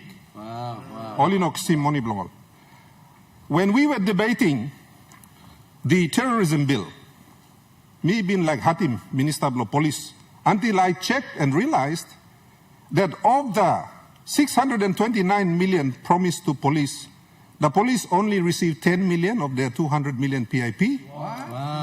And of their operational funds, all police ikisim 30% that's all. My goodness. It is for that reason I did not question the minister, because I know the police have not received their funding. So this new 697 million budget for police, I think before you may pass him, and in the response of the treasurer needs to tell us of that 190 million still owing to the police, are you going to pay it in the next 3 weeks? O ba ipla edim ken lo next year anta lo 200 million we ipla promise mo ken now long emo. We all want solutions to law and order, but the agency tasked with doing this frontline work are not given the money. So mouse warata solna true kagay blong minogo. Oh soon, when next week Next week. Okay. Tomorrow. My goodness. M&E for impact and budget outcomes. Next year's budget, there's 7 billion in PIP. This year, there was 10 billion in PIP, Mr. Deputy Speaker. So over 6 budgets, a total of 50 billion will have been spent in public investment programs. No other government in the history of Papua New Guinea will have spent this kind of money on PIP. My goodness. Could the responsible department, maybe in January or February or whenever we sit, bring in some M&E reports and tell the people of Papua New Guinea what's happened to these massive public investment funds that have been spent? I'm sure Papua New Guineans want to know, because life blow innocently. Now. This government needs 13 years to repair the budget, they say. Do they also need 13 years to repair the economy? We know repairing the budget requires a lot of borrowing and printing of money. What do we need to repair the economy? Can they tell us as well? While the government busies itself with repairing the budget, who is repairing the massive damage to our economy? Mr. Deputy Speaker, by next year, this government will have spent a total of 145 billion from 2020 to 2025. This is an alarming thing that you may not come now. Not at one time you make one report this la floor on this massive expenditure. Departments get 300, 400, 500 million, and there is no accountability on this floor, Mr. Speaker. What always happens is that Prime Minister and ministers will say, "Mipla give him yupla PSIP na DSIP, passing mouse na golo place na walk." Mr. Deputy Speaker, the PSIP and DSIP constitutes only 4% of the budget. By you may look lo 4% lo budget na passing I lo 96% of the budget. You may talk in public lo look lo 4%. Na tribe lo 94% you may item lo side. Brilliant magic tricks. 3 years ago, as Chairman of Plans and Estimates, I warned the government about borrowing too much money due to my concerns that it would drive inflation at a time when the overall productivity of our economy was poor. Mr. Deputy Speaker, what the government has done is very creative, very cunning, and very sneaky. By borrowing money and dropping it into the economy, they grew nominal GDP by 137 billion, and meantime, real GDP only grew from 66 billion to 76 billion. So in the same period, where nominal budget grew by 58 billion, real GDP only grew by 10 billion. Now, lo talk pisin, nominal GDP, and we can talk also Gaman GDP, because you throw my money go inside. Now I'm by go big pla. Real GDP is what actually happens in the economy, through something. So our real productive economy only grew by 10 billion. So Miluluk government, it is your challenge to change that. You can't allow this to continue because that gap is exactly the living crisis that our people feel in their pockets. It is based on the true GDP. You know, this like Gaman nominal GDP, 137 billion, you may fight in Brussels. I have some more concerns. The good treasurer, the member for New Ireland and my good friend, keeps talking about deep budget holes. Yes. I want to show him some budget holes that he ignored in his statement. So, on volume 3A, page 555 to 554, we see that Works Department is going to receive about 1.6 billion, mostly for Connect PNG and for other roads. I want to say that that is a big improvement from the 600 million this year. I also note that there's 300 million for arrears for Connect PNG contractors. So, triple money straight here. You know, I thank you for finally trying to balance it, but let me raise another concern. Total PNG contracts, total Connect PNG contracts now stand at around 10 billion kina. Wow. Because the last time I raised the issue, I know the minister came to this floor and said it was 7 billion. Now, Mr. Speaker, Finance Minister or Works Minister need to table all of those contracts in Parliament because this 10 billion here, it is a liability. It is not part of the 64 billion kina debt. And what you are doing a lot of times is giving a contract. In the past, when you give a contract for 300 million, you are supposed to take the 300 million and put it into a Works trust account. You are not doing that anymore. You are giving a contract into the future. So, at the next sitting, I urge whichever minister it is, finance that manages contracts or Works that manages the actual building of the roads, to table all of the contracts so the people of Papua New Guinea can survey. Yes. 2 weeks ago, the Secretary for the Attorney Generals said in the newspapers that there are almost 10 billion kina in claims against the state. Mr. Speaker, we need a briefing from the Attorney General so that our leaders of Papua New Guinea can aware of what are these potential liabilities sitting off the books. We need the total claims of 10 billion at least in a summary report presented to the members of Parliament, Mr. Speaker.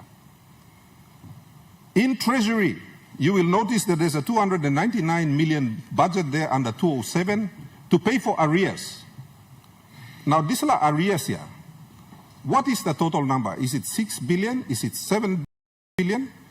Could the Treasurer table a report on this floor to tell the people of Papua New Guinea what is that bill? Because it is not part of the 64 billion official debt that we are talking about. Mr. Deputy Speaker, I received a communication from the Employers Federation of Papua New Guinea. This is something that many of us suspected over time. Now, our businesses, our honest, genuine businesses, based on the fact that the government automatically removes 10% GST, they are owed between 3 and 4 billion in GST rebates. Now, they have written to the government, and the government refused to respond to them. Now, that is a liability, because in order to pay them back, in this budget book, we have to make an allocation to pay them back. IRC cannot give them the rebates. So there's 3 or 4 billion. Mr. Deputy Speaker, 30,000 genuine businesses have applied for these rebates, and they are still waiting. This government is killing honest and genuine businesses by withholding rebates that they are owed. Contingent liabilities. And I want to thank the Treasurer and the Treasury team. I have to say, this MAIFO has been the best one beating previous years because of the amount of detail. There's 8.7 billion in contingent liabilities sitting there that are not part of the 64 billion official debt. I note also that the additional equity for PNG LNG, around 2.8 billion or $692 million, is not captured anywhere. So I want to ask, where is that liability being held? The other one is the loan for the purchase of aircraft for Air New Guinea. And I note also that the people of Papua New Guinea are giving 300 million kina to Air New Guinea next year. So, there's la 3.4 billion kina dinau lo bai mo nubla balus lo Air New Guinea. Bai mi putim lo wanem hap. If I add it up, that gives us 6.2 billion in additional loans that are sitting off the books. Suppose me adi molgada desla number, that's 45 billion kina in potential debts that are not part of the 65 official debt. Now, Mr. Speaker, future governments are going to pay. Section 209 of the Constitution, the government has a responsibility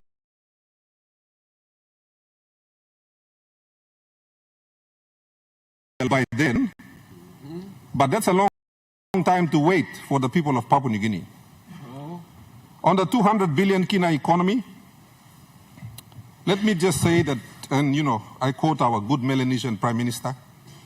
He tells us that the economy is growing so rapidly compared to previous governments. Yes, in nominal GDP only. And that's only true for government finances. It's not true for everyone else. The only people that seem to be making good money are Connect PNG contractors. Mr. Deputy Speaker, the fastest way to achieve a 200 billion kina economy is to devalue the kina.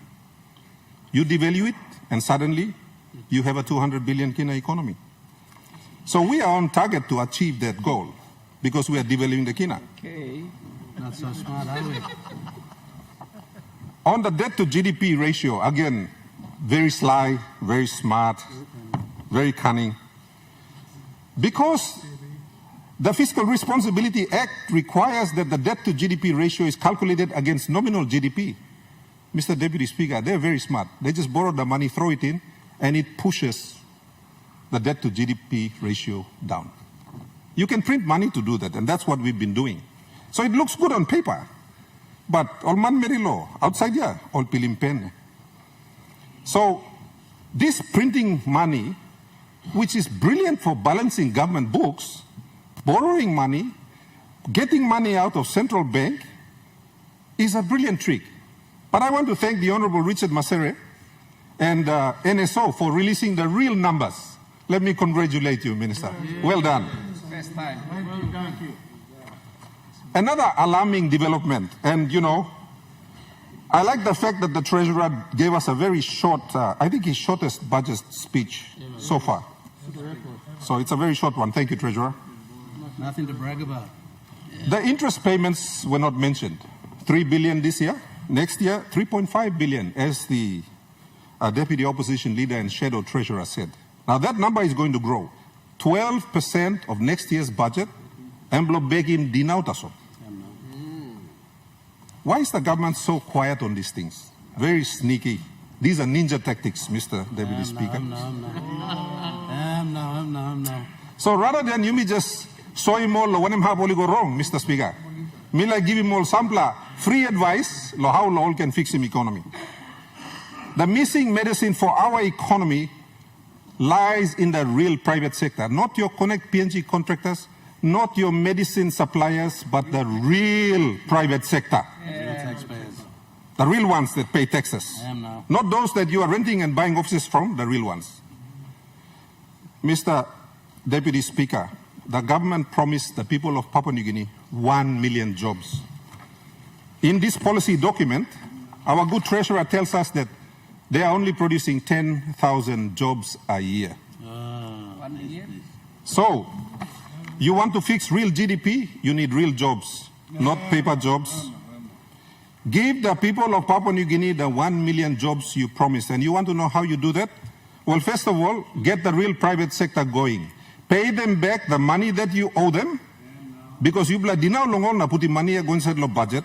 Pay them back so they can get their businesses going, and they can employ people and help you to create jobs. Why na you blood one thing also? There's a budget 28 billion ya by creating work. 28 billion ya. I'm creating 28,000 jobs. That's all. Connect PNG. It's not creating jobs anywhere else. That's it. It's keeping 28,000 people employed. That's it. Not good enough. In the 2023 business survey of 100 business CEOs in PNG by the International Trade Administration, the business people in Papua New Guinea listed the following as the biggest impediment to doing business. Number one, yes? Interrupt your speech. Your 20 minutes of debate has lapsed. Can I take 10 minutes from the opposition leader? I would ask you to okay, let me finish up. Can I finish up? Incorporate your speech. I'll finish up. Is that okay? I want to finish up, Mr. Speaker, by reading a message from a doctor this morning to all our leaders. Thank you, Governor, for being our voice. I said in the National Health Conference a few weeks ago, and the PM told us that we needed to care more, do more, and that we doctors are highly paid. I felt insulted because we had not received any money to do our work. We walk, drive to 8 post health centers in difficult geographical areas with no road accessibility, and sometimes we often buy medicines for our patients. My goodness. Honorable Governor, I remind you again that your 20 minutes have lapsed. I just read you something from a doctor. Thank you, Mr. Deputy Speaker. I will table the rest of the documents. The Honorable Member for Kandep. Thank you. Thank you, Mr. Deputy Speaker. I express to you my gratitude for recognizing Kandep and Kandep people and myself to participate in this very worthy discussion on the budget. Putting modesty aside, I would like to express a bit of myself and my work. I did some budgetary reform when I was a treasurer in the O'Neill Dion government. Before the Marape Rosso government came into power, I amalgamated the development of capital investment budget and the recurrent operational budget together. I also initiated 5-year money plan instead of keeping the old 1-year budget tradition. I also commence a strategy-oriented budget, where the budget was integral to the medium-term and the strategies of government, including the Vision 2050 and the other plans, and we made sure there was harmony between the fiscal policy and the monetary policy. Mr. Speaker, under the Marabirosa government as Minister for Education and Sport, I also initiated some reforms in the higher education sector to improve the quality of tertiary level education through an integrated digital management system and online learning program. I also initiated a university academic audit program to lift the standard of academic excellence. The reform also covered the programs in the Tibet area to develop the technical skills of young Papua New Guineans that match some of the best training programs in the world. And in the sports area, we developed a reform package where we look at developing the culture of sports and health in PNG from bottom level up to developing sports culture in PNG. Now, Mr. Speaker, you might be wondering why I'm giving that background, because I like to talk about reform of our traditional budget strategy to a budget that is completely new, that is conducive to the very issues that both sides of the House have raised. I believe the challenge lies not in whoever government comes in office to doing budgets, because the tradition of doing a budget is year in, year out, always the same thing.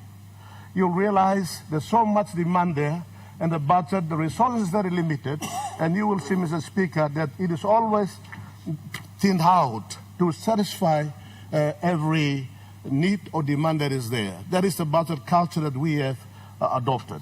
And also you will see the revenue that come into Papua New Guinea is very limited. Only on, I think one speaker spoke on this, I think it was from the chairman of the budgetary parliamentary committee, who said that it is limited to sale of our commodities. That's it. And we finance within the country that has interest rate risk, as well as we go looking for money outside that also has exposure risk, like, for example, if there is a fluctuation in the currency. So we are limited to those, and you find every year, a year in, year out, of the last 50 years, we have come with a budget that is always the same. Now, I had some very good points raised by the spokesman for the opposition side. Those are very valid points. I had thrust the finance minister also to give some very, very good points there. And I was a leader of the opposition, Mr. Speaker, at one time. And similarly, I raised those issues. And now I'm on the government side. I see those issues continue to remain true. And it is not the government, or it's not the opposition raising a better argument.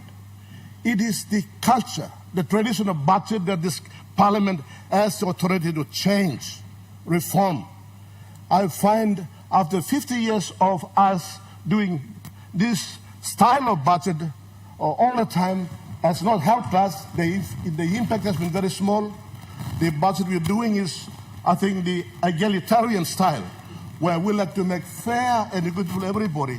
But you cannot grow and have an economy impacted with that style of budgeting strategy.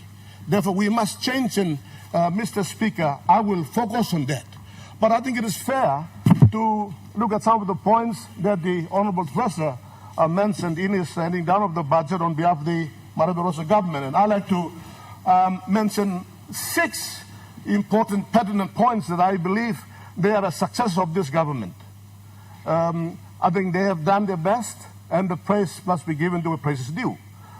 Mr. Speaker, I'd like to also observe some of the points raised by the opposition and other debaters, and mention 6 or 7 points that I believe should be the fundamental reform points of Papua New Guinea, especially in terms of budgeting.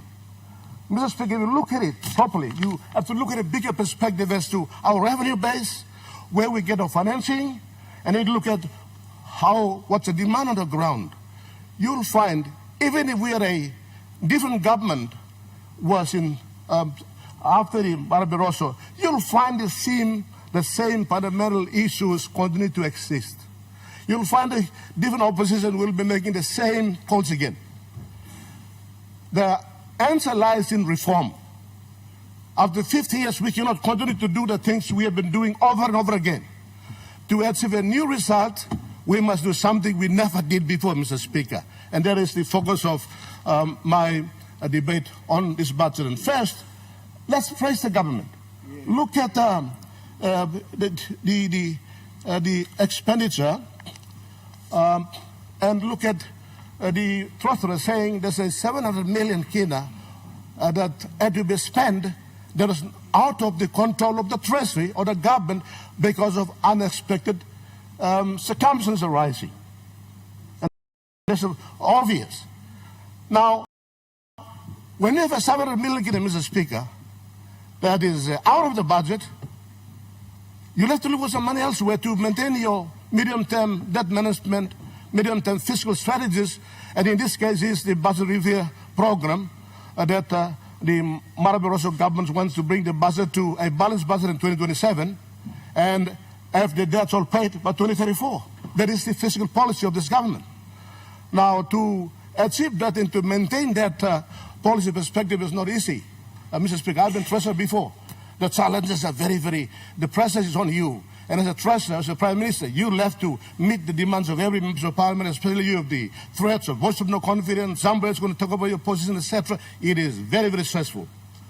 I think this is where we should praise the government, because what the treasurer has done is he has maintained the fiscal policy, never faltered from it, and still he could be able to meet that extra 700 million kina deficit that he found, and I think it's a good performance. Secondly, Mr. Speaker, let me mention the 650 million kina help to the household. Yes, I hear the argument. There's a long-term argument and there's a short-term argument. But a short-term argument is households are in desperate need. We must help them somewhere. Of course, there are disparity as to what are those things that they need. And some of those points in the opposition raised are quite true, that in Kandeb, our people, they don't know what their preparation, they use other things. That's fit healthy for them. The microbes in their bodies are still good. But the relief we're giving to the women, the public service, see, the public service, the private sector, women who are educated, they need that agenda. Their mind is so focused that they must be hygienic. They look after themselves. And I think it's a good thing that the Marabaroso government has given that assistance in terms of 650 million kina. And over the last, I think, 3 or 4 years, it has gone over 2 billion kina, Mr. Speaker. And I think it's a good thing we should applaud this government for. Let me go to the GDP. I think they've given the GDP growth in the last 2 years, 2023, 2024, and now next year will be 4.7% growth. Probably in 2023 was a 3%, in 2024 I think was a 4.5% growth. Now this is a growth. Mr. Speaker, you were the Minister of Fisheries then, remember that, in the Somali government. And I was Minister of Transport and Civil Aviation. We are few of those people we have survived the Somali regime. I think some of our young colleagues were here. And we know what it is like when there's no GDP growth. Hey, I saw the buses out there on the street were carried by the passengers on the shoulders, pushing them because there's no money. There's no growth. But when we start to apply our export-driven strategy as a National Alliance government, then these SMEs start to grow, and the owners of the buses start to put money, fixing their vehicles, etc. And now we're seeing the buses are carrying the passengers, not passengers carrying the buses. So, leaders, through you, Mr. Speaker, I'd like to urge that let's not take for granted a growth in GDP. However it grows, it is a blessing, and the government deserves praise in the growth of the GDP. It's very, very important that we must see a growing economy regardless, because I have seen an economy that never grew. It was zero and minus GDP, and I saw vehicles being carried by the people instead of the vehicles carrying the people. Mr. Speaker, so the government does deserve some praise, while at the same time the government should listen to the points raised more deeper in those issues by the opposition. I think it's fair we listen to so that we balance the arguments and see how we can grow the GDP further. Now, another point there's a fifth point that I see that we should be proud of this government, or those of us in the government, but I think the opposition should also give some credit to, where the credit due is the area of maintenance. Hey, in 2023 and 2024, the maintenance budget, and I'm probably using the works as an example, because I had many use the works as an example, only 11.78 million kina for maintenance. Minister of Works will agree with that. I did discuss with him on that one, 2023. And in 2024 was another 11.8 million. That's it. But now, next year, the government has stepped up even more by putting 109 million for maintenance. That's a good thing. Because what's the use of building new roads if there's no the existing are not maintained?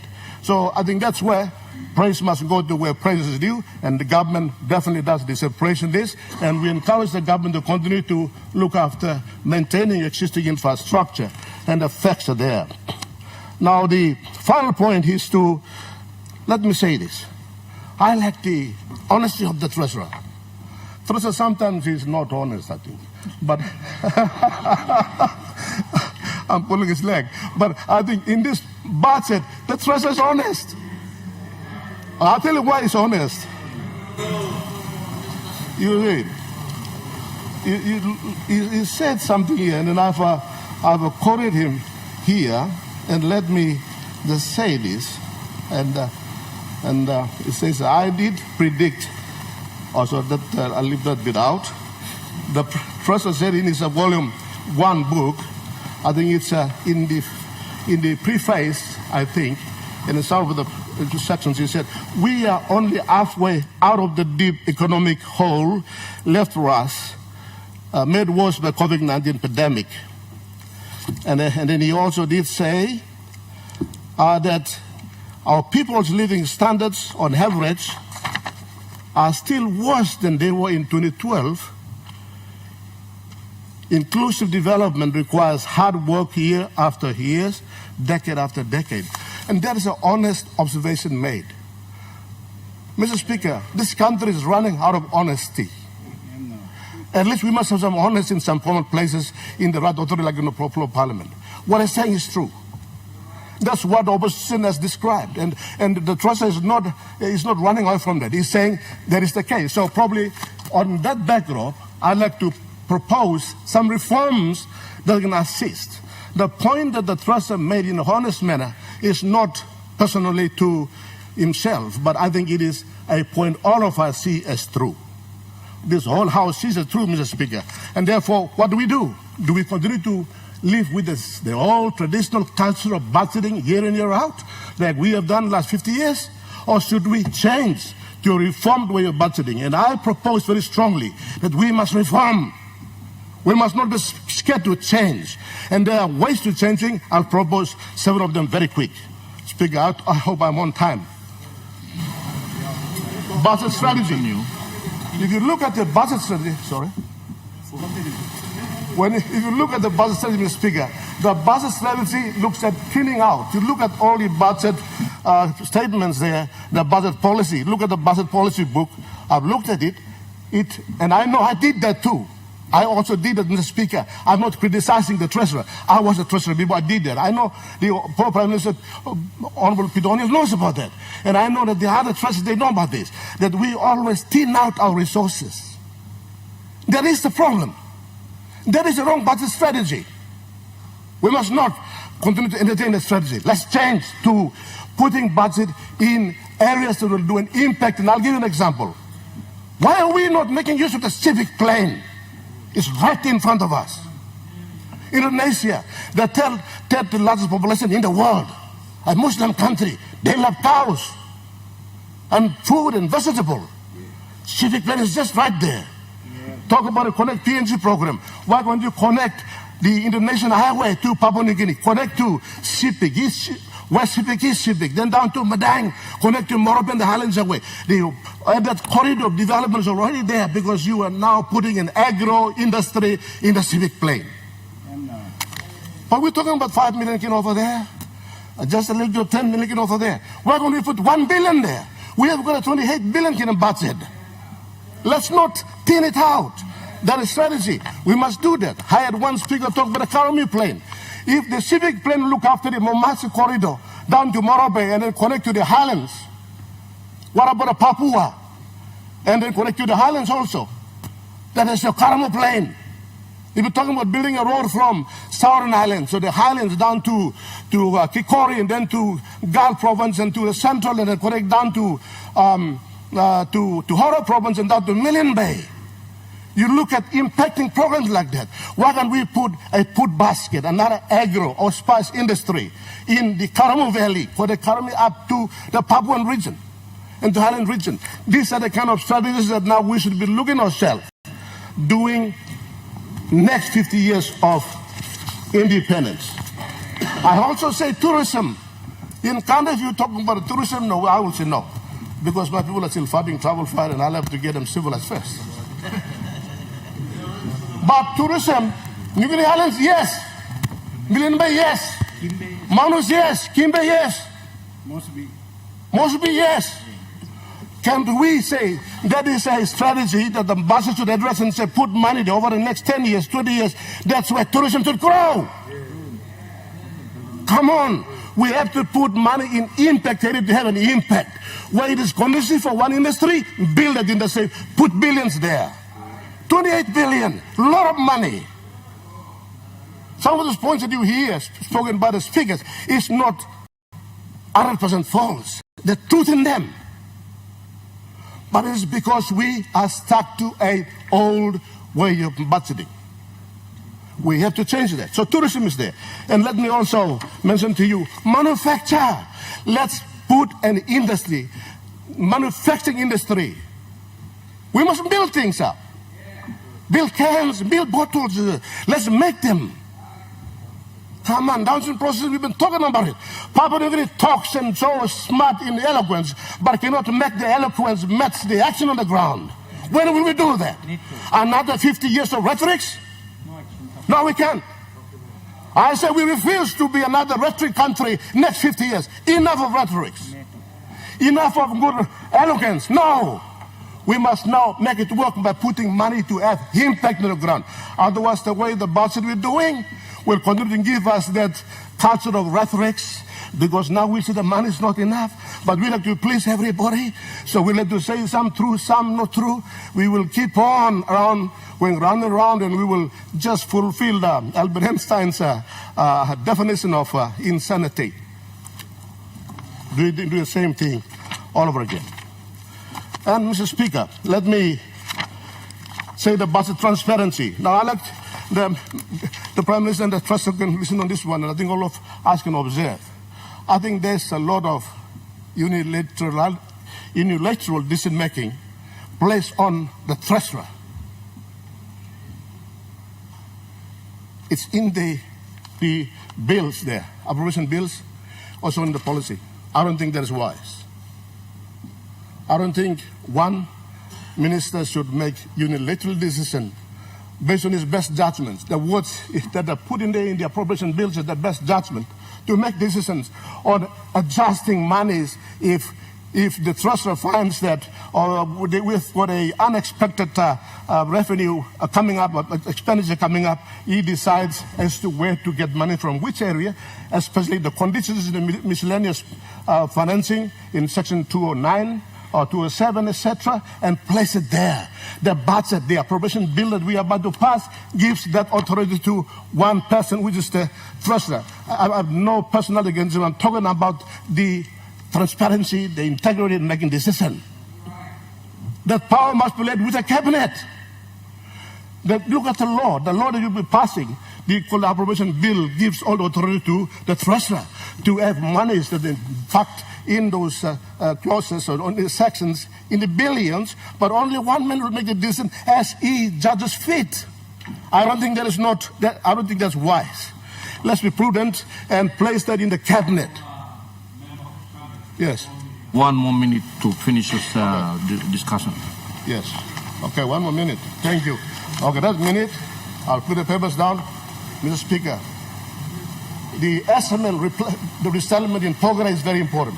I'll finish with that. The SML resettlement in progress is important. There are 3 cows here. Pogera, Oktedi, Lihir. The others are still in the pipeline. Now that's why you're getting your bucks here, because Pogera is making money at a per ounce, $2,000 plus. Now there's no money for resettlement. The money is under threat because the people living on the resettlement, the SML, are living there for the last 30 years, and the population is expanding. All of them are going in as illegal miners, and it is threatening the country's economy. Therefore, I ask that Treasurer, Prime Minister, put money, 700 million at least, for resettling the SML landowners. Thank you very much, Mr. Speaker. Let's reform now. Thank you. The Honourable Minister for Planning.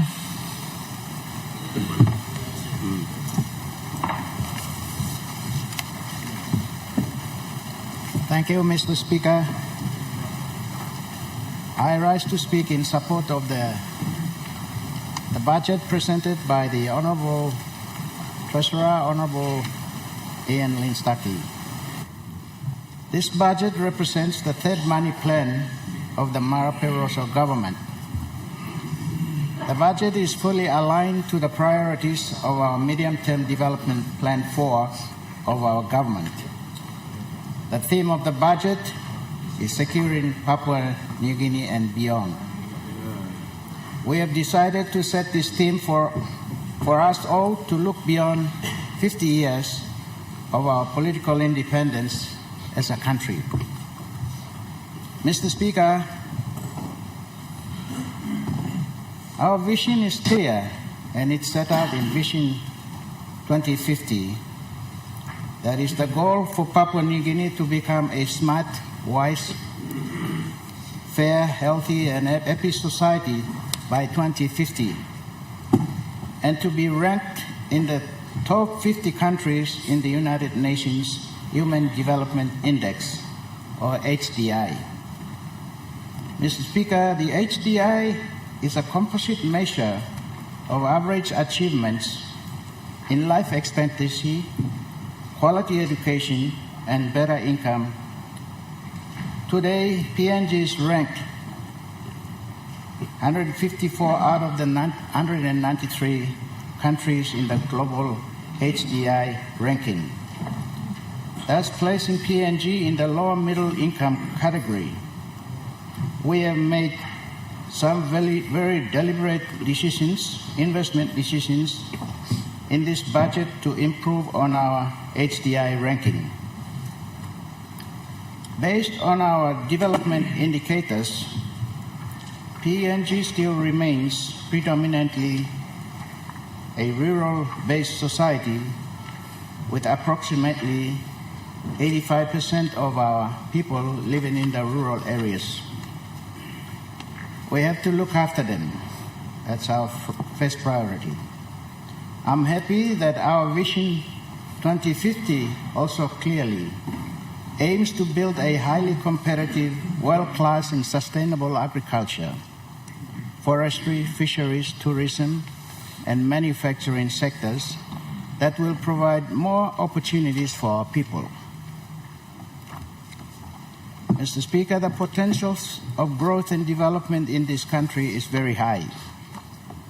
And with key investments in these sectors, we will be able to grow and develop into a more robust and dynamic economy, which will meet the needs of our current generation as well as the needs of our future generations. Mr. Speaker, the law and order problems in our country remains one of our biggest development challenges. We have seen the escalation of these problems at an unprecedented rate, which has gone beyond human tolerance.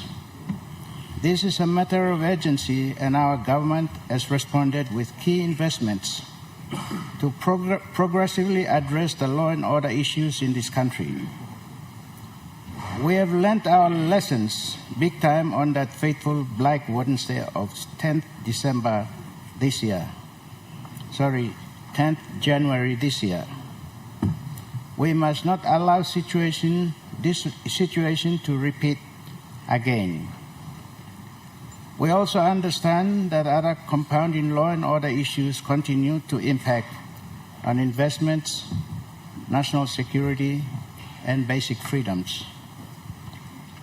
Our challenge of prevailing law and order problems is before us all, and I want both sides of the House to work together to restore a stable and secure environment for our children, our daughters, our mothers, and a better environment for industry growth, business operations, and investor confidence. Mr. Speaker, the 2025 capital investment budget. In this budget, the government has allocated a total of $445 million to support the law and order sector in this country. These investments include Special Police Association program of $200 million, PNG Australia Law and Justice Partnership of $45 million, Defense Infrastructure Project at $20 million, National Jail Program at $15 million, and District Courts Infrastructure Program at $10 million. Mr. Speaker, in our medium-term development plan 4, quality education and skill human development remains a high priority for the government. We are focusing on building an educated, skilled, and productive human capital base that will provide necessary impetus for sustained and resilient economic growth. We want to ensure that our population is properly educated, better trained, and equipped with the necessary professional, technical, and vocational skills. Deliberate intervention programs have been captured in the National Education Policy 2020 to 2029 to deliver quality education on early childhood, primary, and secondary education. In the higher education sector, this government is focusing more on tertiary education with improved infrastructure, research and development institution acceleration, and tertiary education scholarship assistance scheme. The Higher and Technical Education Strategy Implementation Plan 2017 to 2038 underpins the level of investment going to the higher education sector, particularly our universities and colleges. We will be embarking on plans to work closely with all our universities to assist them to achieve some degree of financial autonomy going forward into the future. Furthermore, the government is keen on supporting research and development with appropriate innovations through science, technology, to commence manufacturing and downstream processing in our country. Moreover, building our domestic market sufficiently for skilled labor is important to meet local job demands, especially in the extractive industries. The TVET sector has been given the appropriate prominence to fill the technical skills gap so that we do not continue to import skilled labor from overseas. We have a clear target to roll out TVET in each of the districts throughout the MTDP 4 period. We are committed to supporting the education sector. The total education sector support for 2025 stands at $446.2 million. Key investments funded in the sector include Education Infrastructure Reform Program at $40 million, improved TVET for employment at $33.2 million, key infrastructures around the 7 universities totaling $252.2 million, technical and business college infrastructure at $20 million, teachers college rehabilitation at $20 million, schools of excellence infrastructure at $20 million, and Polytech institutional rollout program at 20 million. Securing PNG with a strong economy. Mr. Speaker, the long-term development plan for as loan investment strategies that drives the 2025 capital investment budget, and this include key growth trigger areas in revenue generation, increased exports, import substitution, critical enabling infrastructure, and law and order. Key service delivery initiatives and building a productive human capital and prioritizing of fixed commitments of state. Key investments include Connect PNG with an allocation of 690 million to connect the country by road infrastructure by focusing on key missing link economic corridors. Connect PNG is also about other sectors, not just roads. These sectors have been given increasing recognition in the 2025 capital investment budget. This includes air and maritime transport connectivity at 346 million. More support has been given to energy sector to meet our 70% household connectivity by 2030 at 370.1 million, and national telecommunication and ICT connectivity covering telecom mobile network expansion rollout program, government portals development programs, NBC rehabilitation and modernization program, and Bayer and WeWork fiber fabric cable project at 90 million. Water sanitation and hygiene to improve accessibility to drinking water, infrastructure to schools, health centers, communities, rural towns, and peri-urban centers, including businesses and industry, giving them 184 million. Housing is an important basic need of our people. To advance social and public welfare, the government is also prioritizing investment in affordable and secure housing for citizens, particularly for public housing for provincial and district headquarters and state institutions at 70 million. Support urban townships and district growth centers at 300 million. Micro, small and medium enterprise programs at 200 million, and freeing up land and making it bankable at 152 million. This is to support new and large investments in agriculture, fisheries, commercial real estate initiatives like the Special Economic Zone and Pioneer Investment Policy. And 5, boosting local and international tourism with a 40 million. Law and order, national security at 445 million. Quality affordable health at 614 million. Quality education and skill human capital at 446 million. Internal revenue and public finance management at 60 million. Digital capital,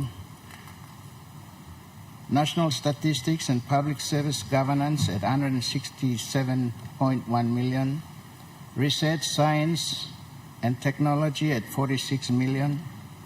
Climate change and environment protection at 189 million. Population, youth and women empowerment at 343 million. Strategic partnerships at 508.9 million. The government's commitment to provinces and districts at 2.678 million. Securing PNG through capital investment. Mr. Speaker, Papua New Guinea has a huge untapped renewable natural resource potential and biodiversity that provides increasing opportunities to attract new investments into the renewable sectors. This will support the growth of our economy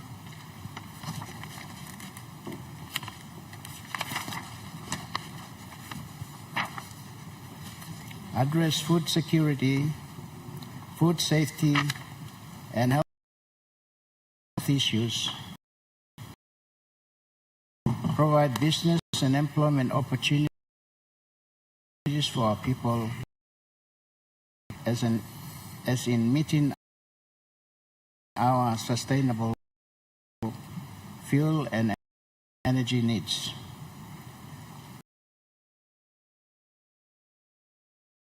That we can be able to position ourselves well to secure Papua New Guinea in 2025 and beyond. Papua New Guinea is seen as a potential investment destination for the foreign direct investments. Our ability in getting the precondition rights in attracting investors, both domestically and internationally, remains our biggest challenge. With significant natural resources, strategic location, supportive government policies, and growing demand for sustainable practices, Papua New Guinea represents a major opportunity to contribute to global environment goals while fostering significant economic growth and development. The government is committed to going into downstream processing to add value and increase our exports on Papua New Guinea-made products and reducing reliance on imports, to inform the Honourable House that the total 2025 capital investment budget is 10 billion, which equates to 36.5% of the total national budget of 28,357.2.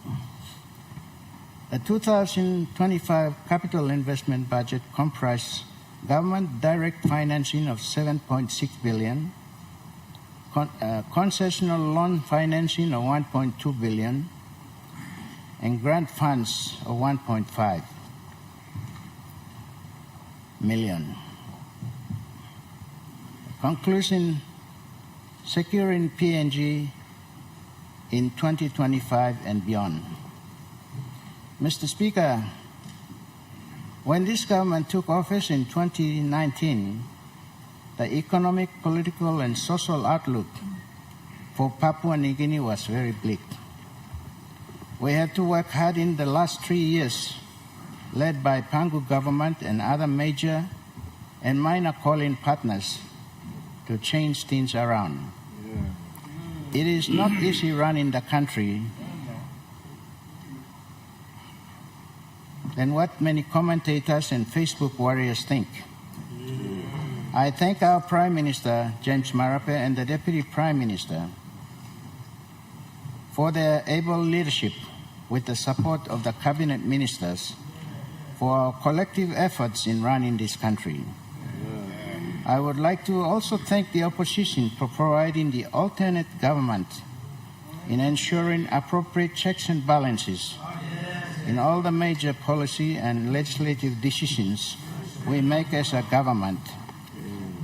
Despite the different camps we sit in this honorable house, we have one purpose and one purpose only, that is to serve our people with distinction. Mr. Speaker, as I conclude my parliamentary statement, I say this: I am now more optimistic about our future and our country. I'm committed to support the Prime Minister and our government to deliver quality services to our people through the successful implementation of the 2025 capital investment budget and beyond. Thank you, and God bless you. Your member Yalbu Pangia. Thank you, through Mr. Speaker. Thank you for giving me time, law, making my contribution to this debate, law, this budget. Now, Mr. Speaker, some legally complaint as well. Somehow we seem to be changing parliamentary traditions all the time. Last year we presented the budget. Last budget we presented was on a Thursday. This year we presented on a Friday. Some time or tradition bla house and most especially those of us who have been here for quite a while. These traditions are kept for many reasons. That is to try and allow proper debates and proper analysis of the budgets to take place, not only by leaders but also by public. So please, you may try law, maintain some level of this tradition, you may give him respect law, walk, you may walk him. But today, Mr. Speaker, me like to talk law, there's la tribe la economic ul, there's la treasury work lo to talk len.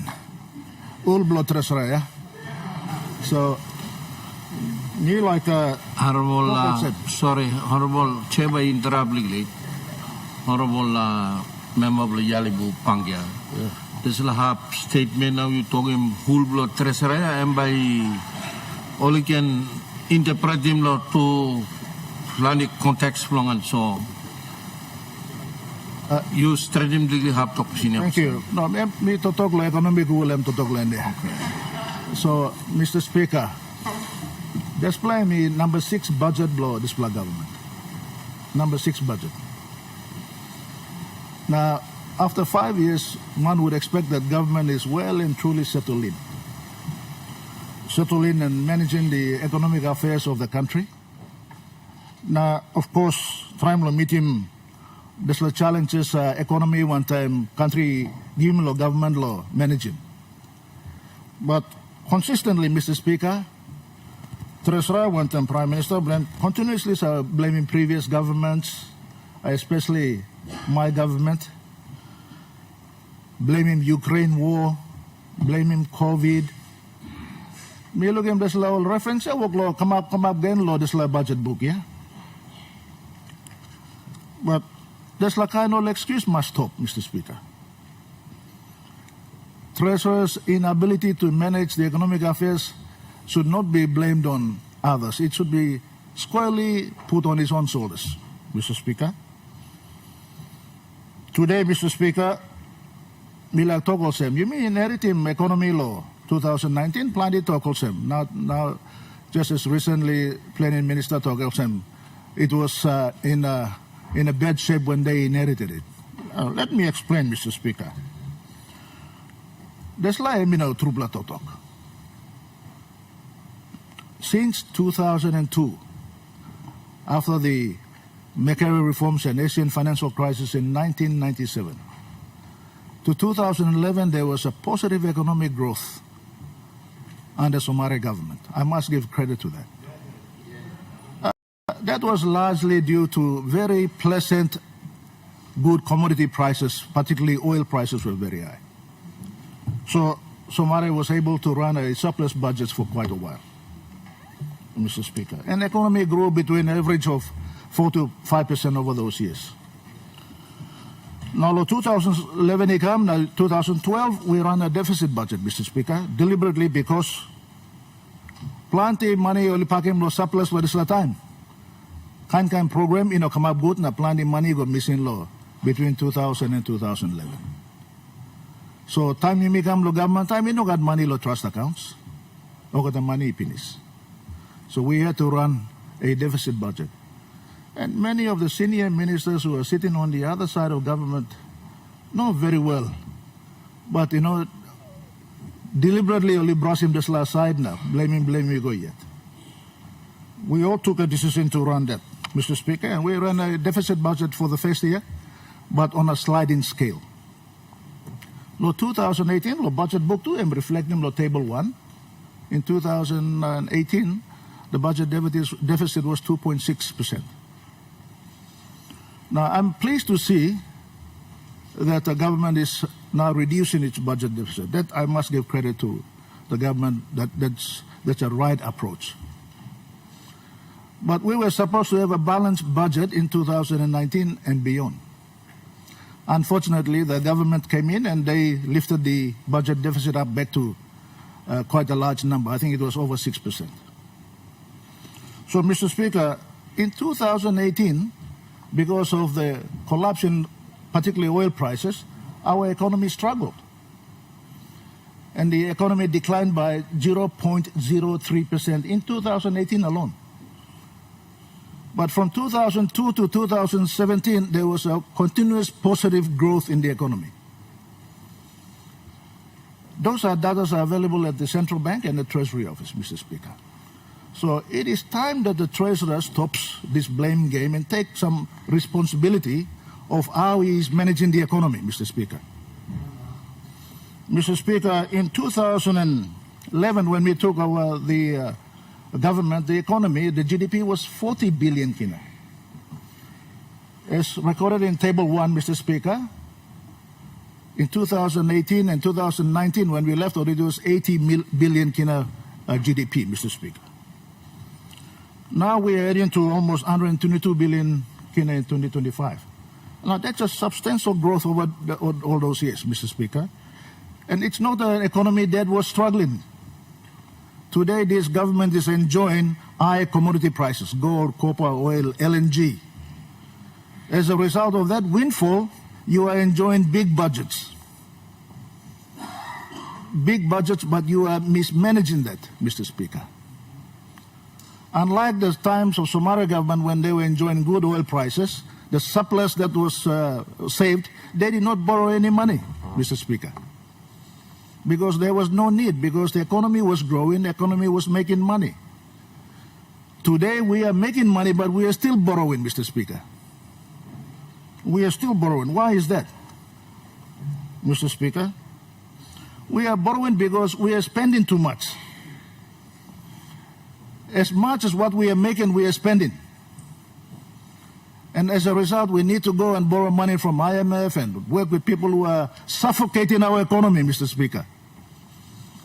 They're suffocating our economy. So this 13-year budget repair that the Treasurer continues to talk about, what is he repairing? The economic fundamentals are very sound.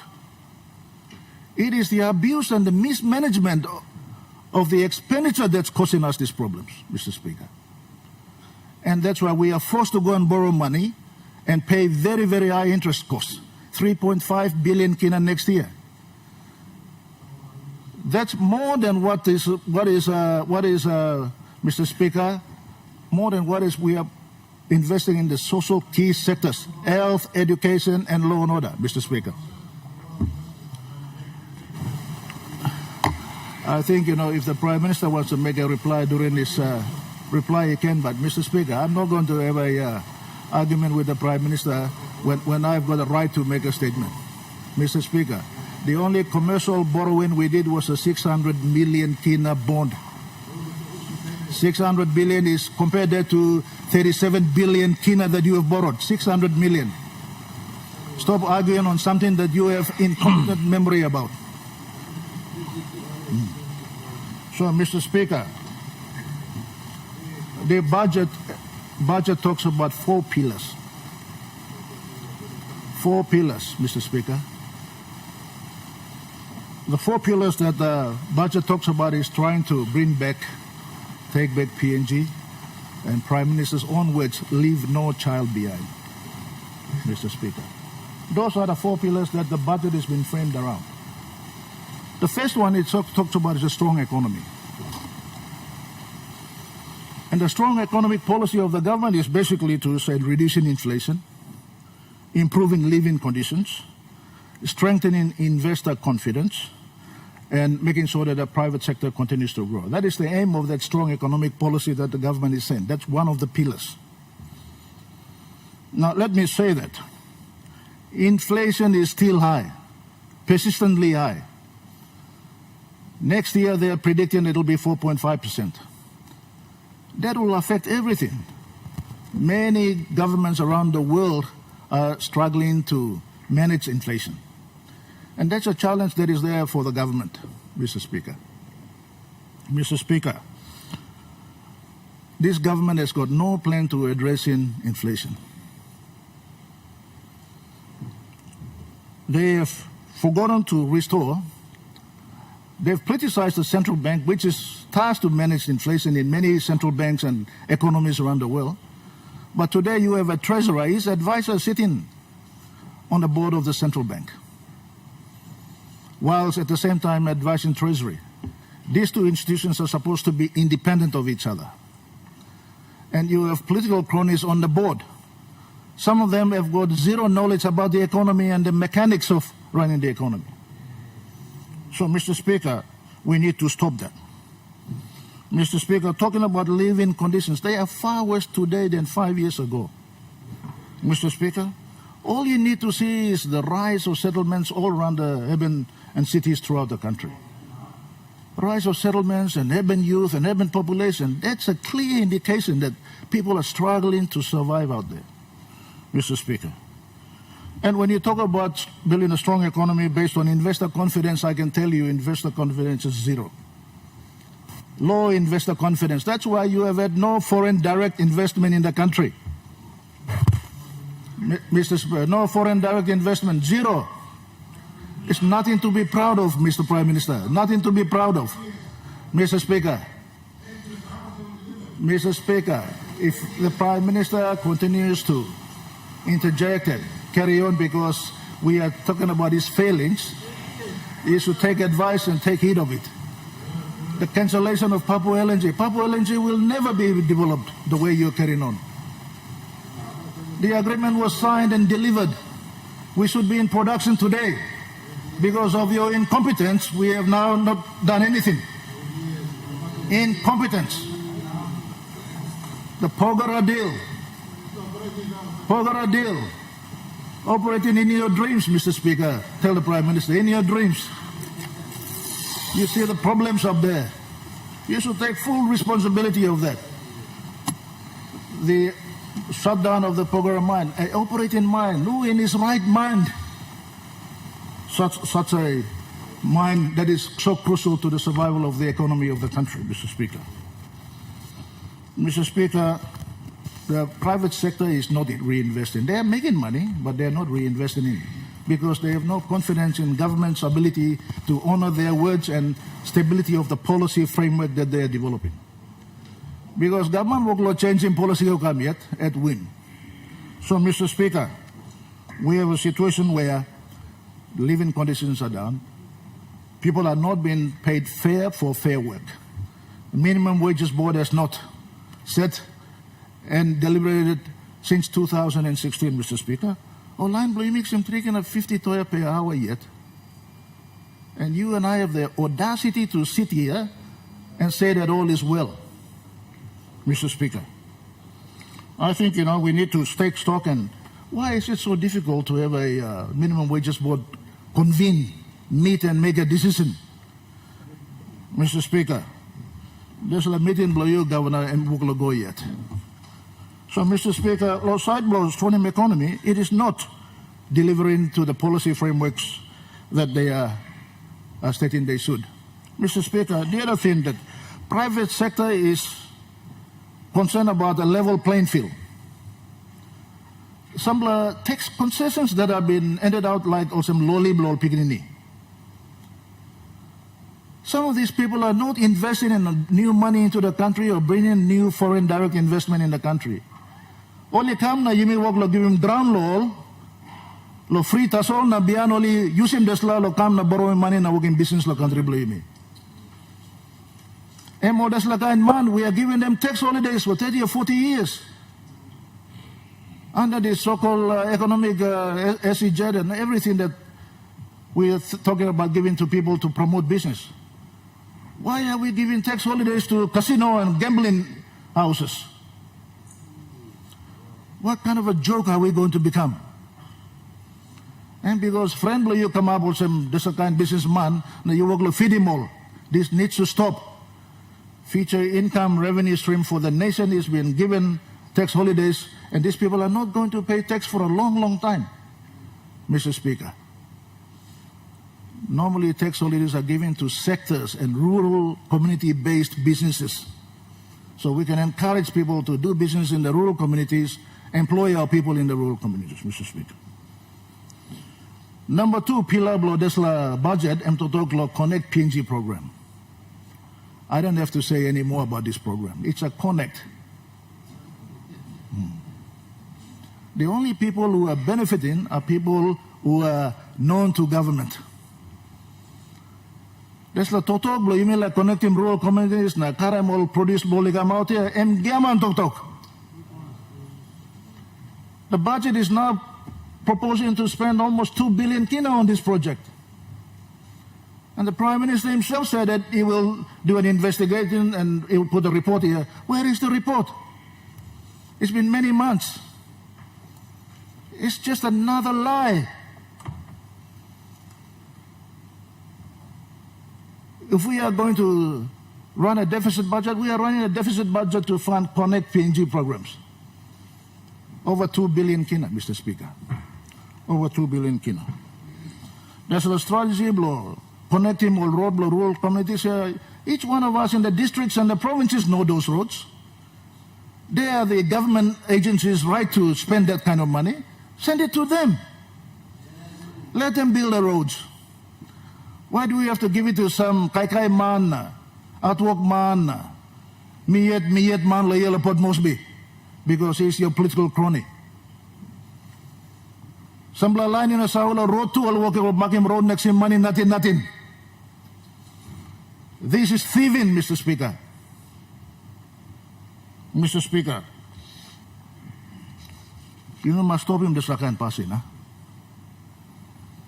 Mr. Speaker, number 3 totoklo walking this la budget going rural.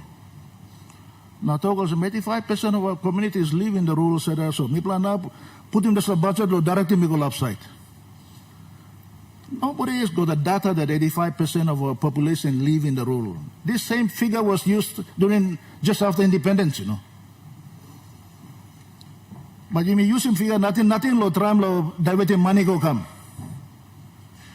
So Mr. Speaker, plan the line here all work migrate for better opportunities. All like him educating Pigini blow, all like him do work, only planning money, only planning lo working business, only go to town now cities lo country.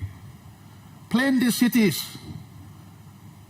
Organize the settlements properly, making sure that they've got water, sanitation and power, Mr. Speaker. This is where the money should be going. And Mr. Speaker, finally, on good governance. Number 4, pillar below this la budget of good governance. My goodness, good governance. The Treasurer himself is late on the mid-year economic fiscal outcomes. 5 months late. The final budget outcomes are even worse. Presented almost when the year is almost over, the following year is almost over. And Mr. Speaker, most of all and most concerning, it's the first time in the history of our country the Treasurer himself is sitting in this office signing warrants. That is not his job. He's a legislator. He's a policy maker. Secretary for Treasury is paid to do that job. What am kind law in behind him? Time Parliament approving budget and approving Treasury Secretary lo walk him this la walk. The only reason why they are doing warranting from his office is because of selective warranting. Now give him all favorite contractor, he go come. People Sawal or this law still passing work will come up. Stop hiding behind this nonsense. That's not good governance, Mr. Speaker. You work law, parabim noise law budget papers. Mr. Speaker, we need to empower Auditor General's Office, ICAC, all this Ombudsman Commission properly so they do their job. All you to account. You're answerable to the people of this country.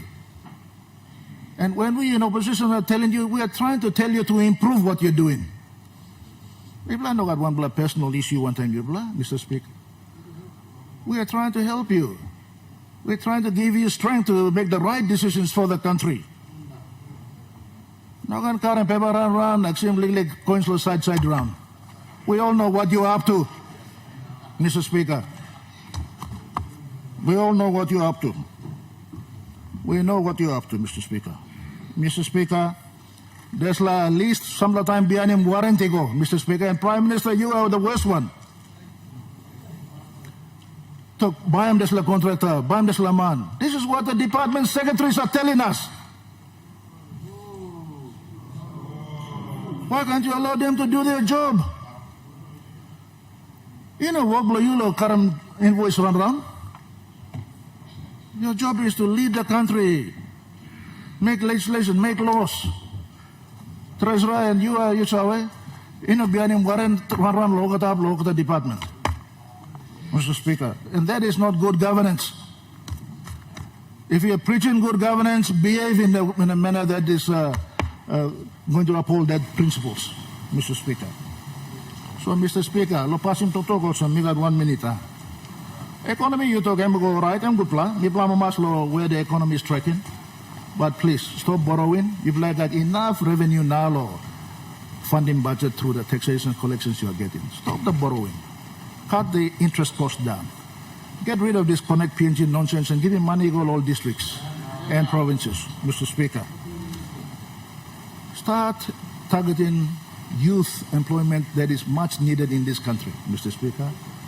I'm a school dropouts will go out here. And you may work at us out in this, in a good laws, and you may work call him Nambaiko come.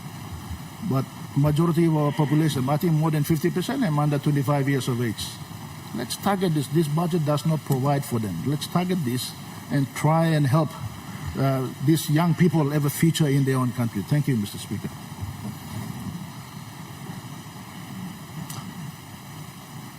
Honorable Governor Long Morobe.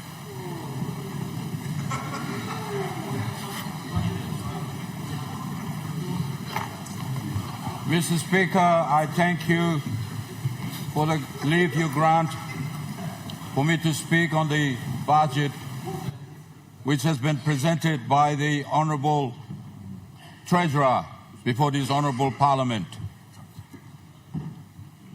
Mr. Speaker, Morobe is a very big province in terms of population and in terms of electorates, in terms of land mass, and in terms of food that we produce to feed this country.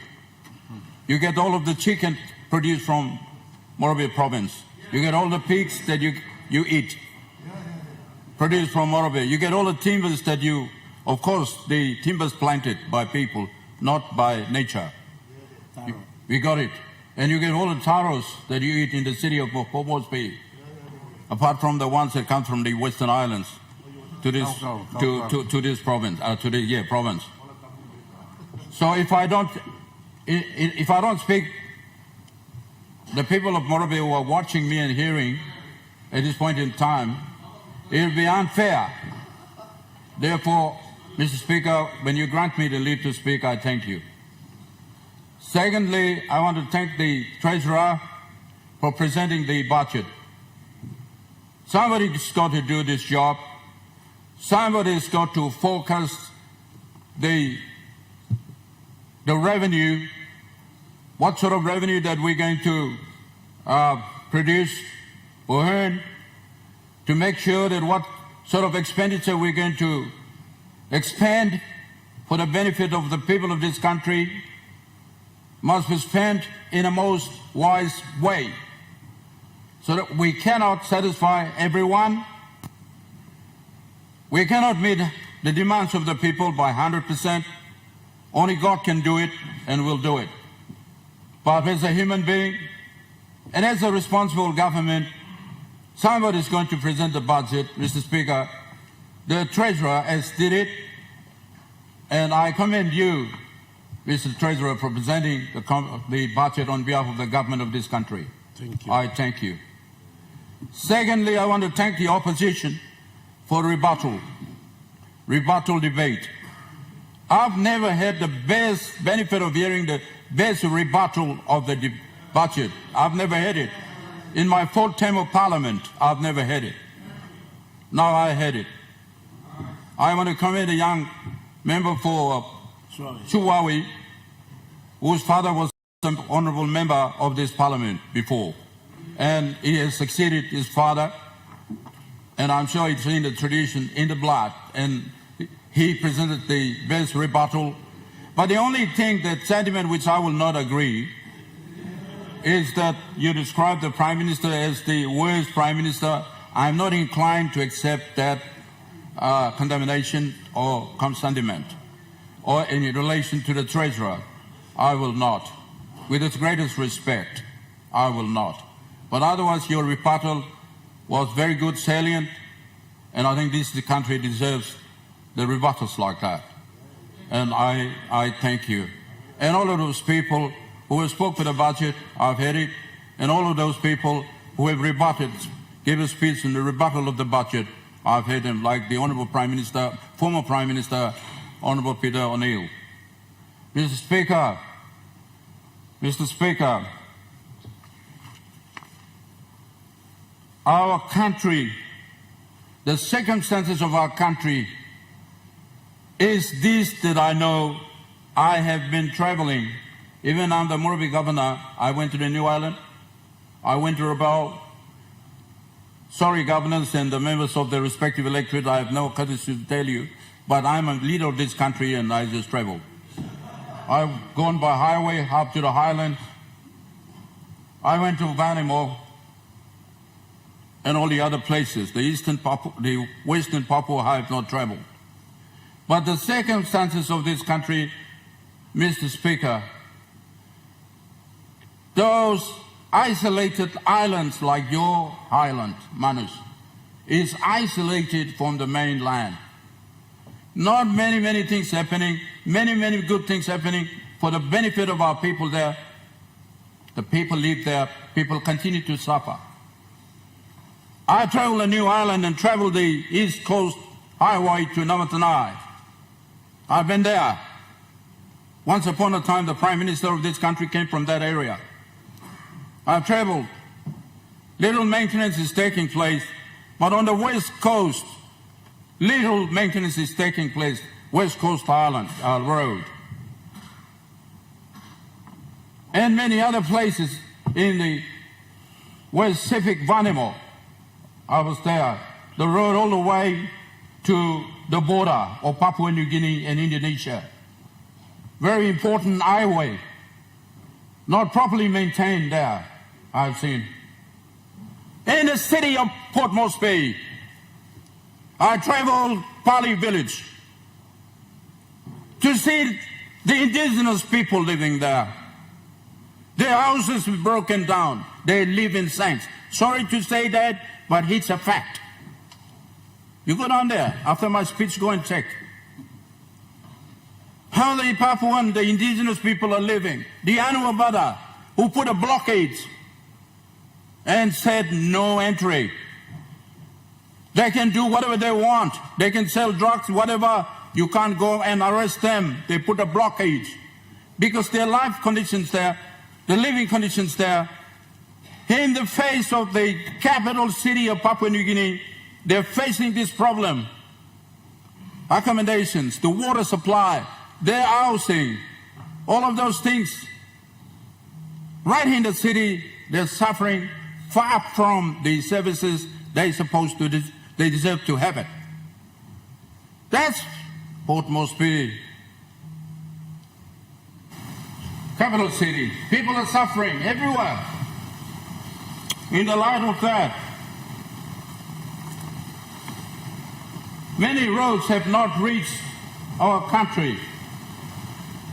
In the rural areas, many roads have not been constructed, and people want to live in that locality that they have been living there in the time immemorial.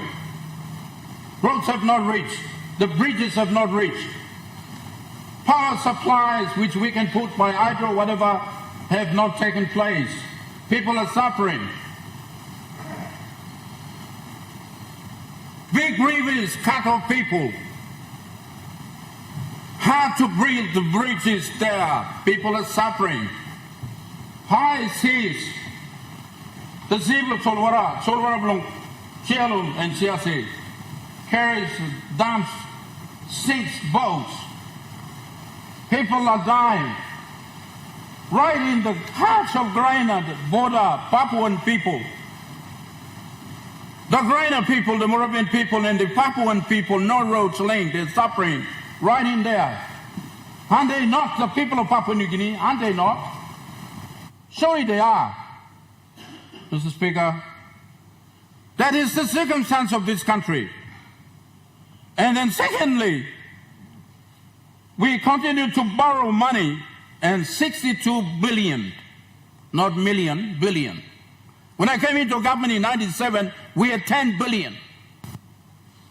And we paid off that 10 billion. We brought the government in, Makere government in 99 and make sure that we paid. We brought a treasurer, Mr. Bart Philemon. He put his feet down and made sure we paid the 10 billion. That's what we did. And today, 62 billion.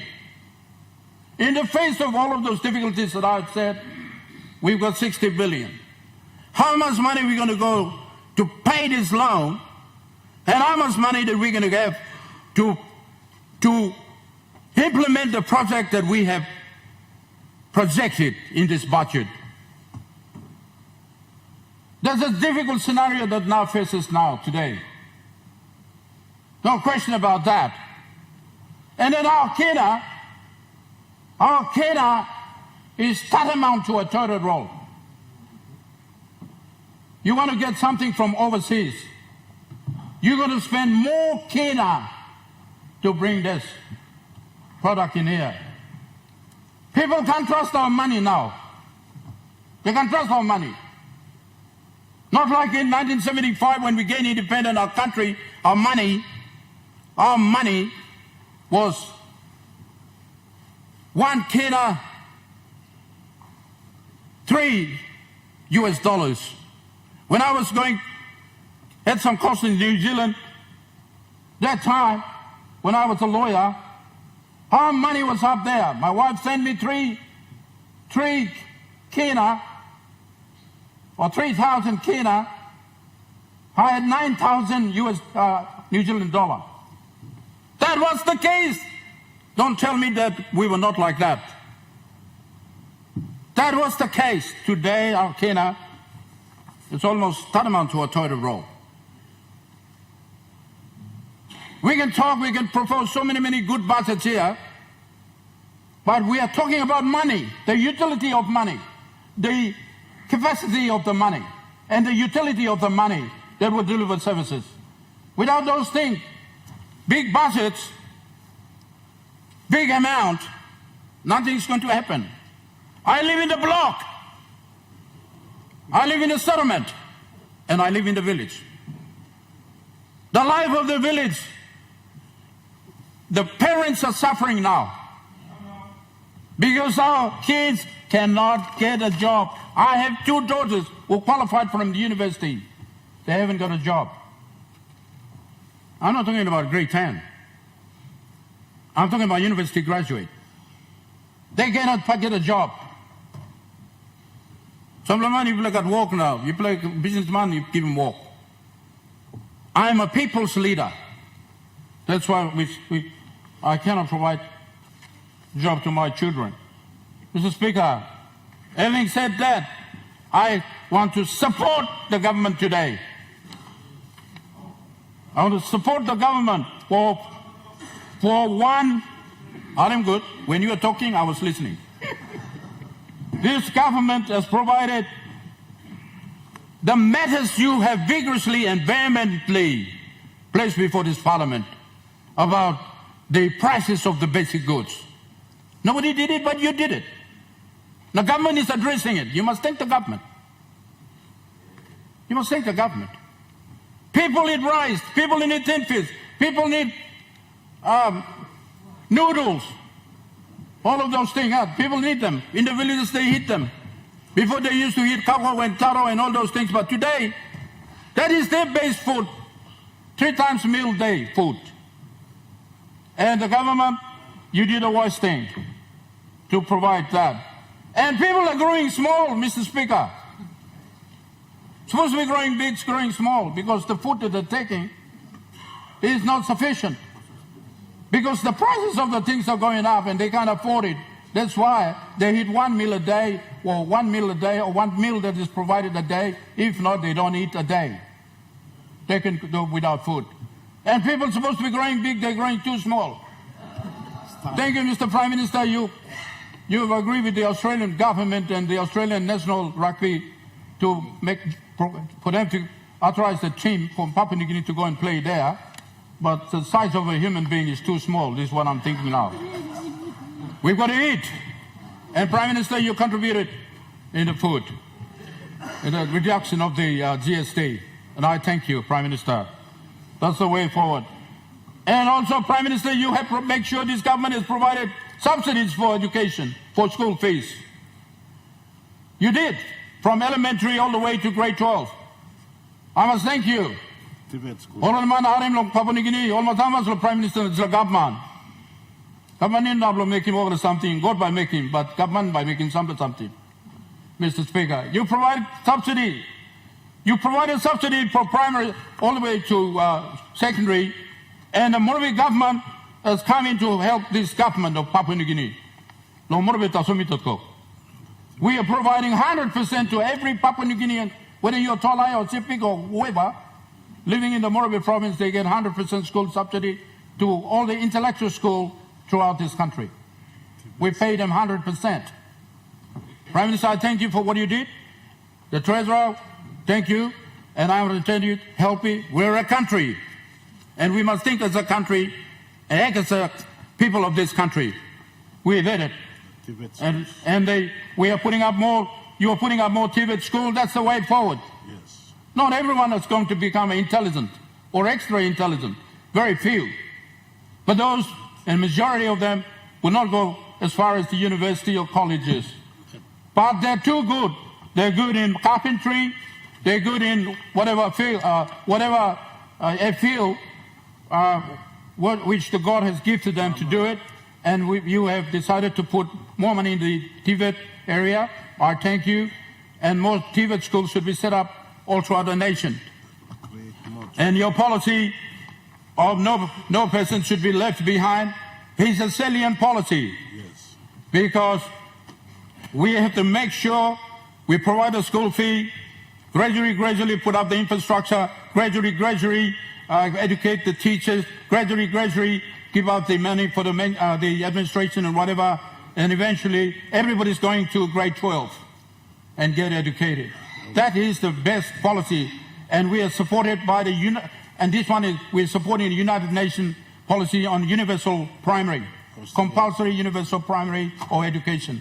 Mr. Education Minister, I commend you for that policy, and the Morobe government will support you. That's what the government has done. Yes. And then thirdly, you're providing money to buy this PSIP. The opposition are complaining for not getting their money on time. But I think we should improve because we are leaders of this country. Surely we should improve. Prime Minister is listening. Prime Minister Mano, yeah, you can call him a worst Prime Minister, but for me, so he will make sure that you get your money. Like what you did, you talk about basic food items, high price, can't afford it, suffering the people. And now they've answered it. Government has answered it. So I'm sure that the Prime Minister is listening. He will answer that your money will be given to you, Mr. Speaker. And so that we did DSIP and PSIP, we can construct road to the areas, the circumstances of our country which I have already placed. We build a road to that difficult time, but we do our part. We begin. And the Works Minister, a very good Works Minister, is making sure that projection, that project, good for our country is being achieved. You're doing it. I thank you. So the money coming through PSIP and PSIP, DSIP and PSIP, and then connect PNG. With due respect to the comment by the former Prime Minister, I could say that I can vividly see the difference. Lae once upon a time a pothole city, but the continuation of appropriation of money for constructing the concrete road, I can see the difference. More businesses are coming into Lae than before. because the road is the strong road. More businesses are coming in.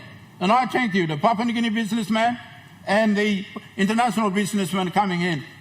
That's Connect PNG program. And then there's road coming from Asiki to Payama, Catholic High School, Kaintiba, all the way to Kerema.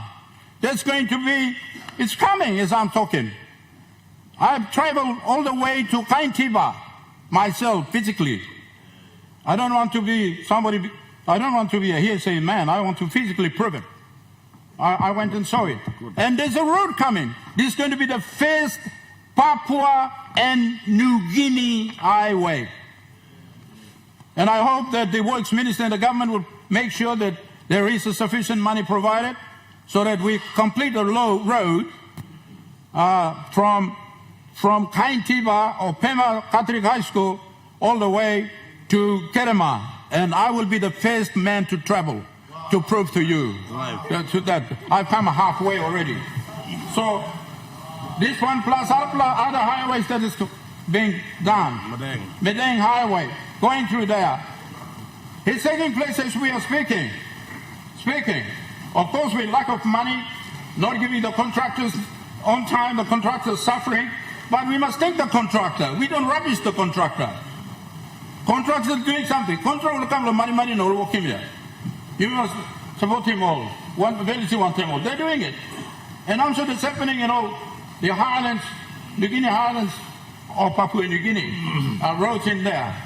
Only hope that the, and of course including Bougainville, and I'm pleased to note that there's substantial amount of money.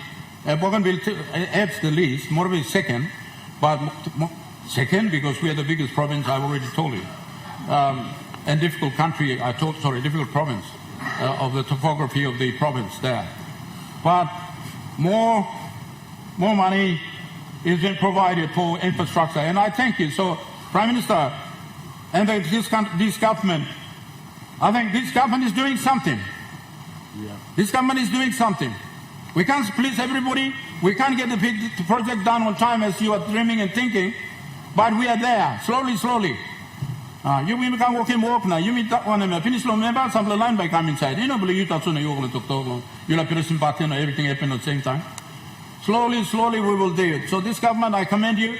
Before I leave, I commend you, and finally I want to say, Prime Minister, the only thing that I see is make sure that you, one, provide sufficient money to IRC, other people who are collecting money, please help them so that they collect money. Please help them. And all the other companies, as the opposition member has said, all of the oil company or gold company or copper company or whatever company operating in there, they have the capacity to continue to run and brought money for this country. We don't suspend their license or whatever. We renew the license. Or those ones who are something like WAPI, finishing Tok Lo WAPI, area through, finishing Tok, SML must be issued so that we get the money and we help this country and help the country to provide all the services and then reduce the 62 billion debt that you're talking about. Let's all contribute. So let's one thing we need. Honorable Governor Blong, Morobe, time blue and finish. Now me talk. Thank you, Mr. Speaker. You give me chance to me talk. Honorable Deputy Speaker.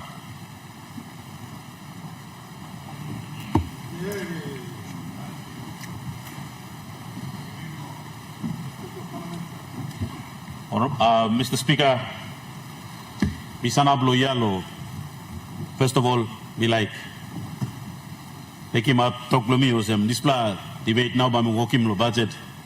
Number 3 tem Lomilo Parliament, na first time Lomilo debate Lo Wampla budget. Na Mr. Speaker, me like talk thank you through. Lo giving me time lo make him sample legally talk Lomilo observation lo budget. Time me first come Lo Parliament. Na me look him how this la Parliament government, successive government is coming up now. How you make him pick na give him Lolman Mary lo place. Me by joining Governor Blomi, good platru em tok before lo me. So bami joining mem lo one kind story, bami sim yumi lo story lo place. Sinam longol man meri lo place. Na how yumi scale him, na brook him, na cut him budget lo give him.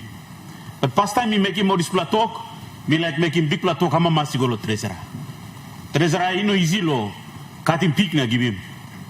Time will make him you leader man lo place. Na you sana want them night lo cut him peak. But you cut him finish na, but you look now. Who said by you give him? Na me no easy plus something lo make him easy lo cut him peak na give him.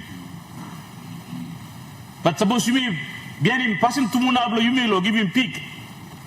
Bien him tradition na custom lo yumi. Yumi give him na yumi pore true lo sanguma mantu sit down lo arena. Look lo yumi star. Suppose you know cut him good na you give him big plan lo one plus side. Na nara plus side no kiss him. Em ball sanguma yumi ya. Em bisla passing em star lo place. So suppose you know bien him bisla passing. Em ba yumi find him heavy. Na treasurer em no easy. Mi sabe mi plo ogada like kai big pla hap lo disla pick. Or at least mi pla kai one pla lilik lo disla pick.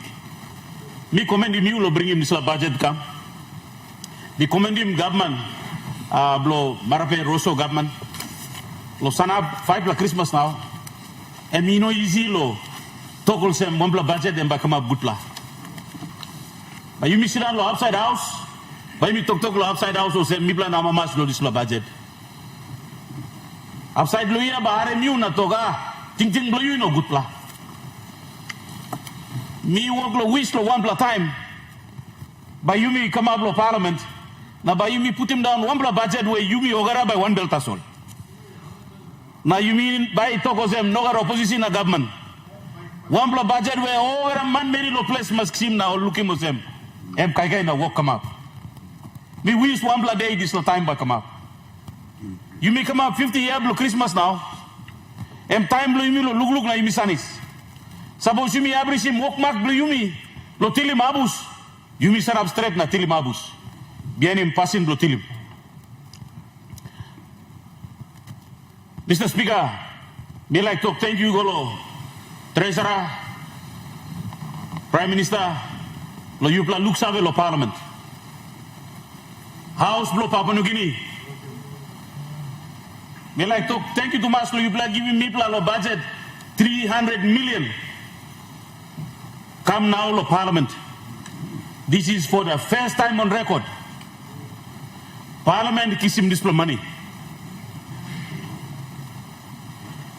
50 years by you me go this la budget by go longem. This la Parliament is celebrating 40 year longem long last month August. And 40 years old finish. Na suppose you blow that look now lo Parliament. You may know about lo lift. You may walk about lo step. Na you may complain lo step. You may look lo heavy blow Parliament. Ogara building walk em bagarap. Sampla chair blow you may lo Parliament em bagarap now. You may need lo come up. You may go 50 year. You may display government. Must try to make him sample senis come up. You may bring him planning bill, he come to this Parliament. Where planning all this bill, he no go through all committee pro Parliament. All committee me establish him lo Parliament. Only no deal one time all this bill. You may need to empower him this power, belong all committee pro Parliament. Give him all strong, you may make him all chairman, belong all committees, all must got enough money. Lo running committee, also more running Parliament. Our Parliament has been one of the best Parliament in Pacific and even in the world. All man, he come on Narpla ground, mix him all come inside Luya, or let my him this house. Me our master government looks away, give me plus 3 million. 300 million. But me no like all clerk bro Parliament. One them speaker, me plus Salim warrant. Na mi blow sana blow corridor blow finance. Location money blow Parliament. The Parliament no got money. All right, wait. Minister, Prime Minister. Yawa maslo you giving me this money, you know me, giving Parliament this money. Me to plus speaker, but me plan look out him. Mibla like time lo making this parliament after the 50 years. I must get some benchmark. Yeah. Now you must talk thank you lo Sambla line. They like talk thank you lo former finance and national planning minister, Honorable Rambo Paida. Time minister, MRM talk lo Mibla. Mibla sort na Mibla ring him talk now yet money come. Now you look him nupla speaker come up. You look him TV stand lo have. You look him Sambla change come up lo parliament. They like commending you know good lo me as a speaker that speaker Mibla no again. So thank you. Mibla like him display spirit lo walk. Look out him display house. Mibla speaker ogara time to go him display and place mama ya and by give him susu lo yumi. You angry lo susu. You see up mama and give him susu lo you. You cry long and give him susu lo you. So you may look out in display house. Parliament. Lo 3 arms lo government. Parliament and first arm lo government. Legislative arm. Now legislative arm must get budget belong yet. Now money belong must come lo time. They must work lo time. So they run in parliament effectively. You got judiciary, you got NEC, you are running on the budget, but Mibla parliament, you come a beggar lo house. And I must commend this government. The thank you to the government that looks over that give Mibla this 300 million. Treasurer. Pay them style handle you. Lo looks over the parliament. Now, Mr. Speaker, legally talk to me like Suruki Mouse lo governor. Usadi talk finish now, I'm go now. I'm no stop. So by me Suruki Mouse blow. Lo talk. You may over come lo place. You may over got house line you may come. You may got passing Tumuna, you may got sit down long Tumuna blow me before. Or Tumuna blow me before. Time you know got heavy come up. Only sit down one bell or one place that's all. One big place. Only stop and need long all chief long all place. Pass him talk and need lo leader. Only parade long all let lo rule lo place. In a time no good come up. All Tumuna blow you me brook lose in place. All sit down long him. All come up Birua long all yet. Now only Kalapim mountain. Na Sampla sit down backside lo mountain. Sampla go inside lo big boost na stop. Sampla karapim big lo wara. Now all go height lo backside lo big lo wara. Because all parade lo Birua ba paini mall. Now time all go sit down finish lo listen mountain. Talk lo go di come up na good plus sit down ni come up. Now time only sit down only paini him this la place. Mipla makam lo kunai paini mo 7 place lo mipla lo paini mumut. So you don't have house mipla lo kunai. Mipla stop lo hat na gat mumut na mipla kai mumut na stop. Olan lo mountain ni go sit down nemol sit down good na stop. You don't have house mo lo place lo. Olan ni stop lo island mo go stop long way through. Or ono lo birua na me lo ngoliet. Time talk lo go come up. Now work lo government come up. Australia come up na lookout mi lo work lo kiap. Only you see yumi taso lo sem karabus line lo clean him rot na. Come up him sambla living place na. Come up him hygiene na. Come up him all health. But only no sim roti go lo place blow yumi. Only no working power go lo place blow yumi. Yumi talk thank you lo papa blow yumi talk o sem mi pla papa ni guniet mi play can make him. Now yumi come up independent. By next year by yumi 50 years. The time you may come up independent, you may have talk by you walking rot, you go to display line. Then you may find him money, blow walking display rot. Now you may go find him lo display mountain where Tumuna go still height longen, you may go find him gold stuff.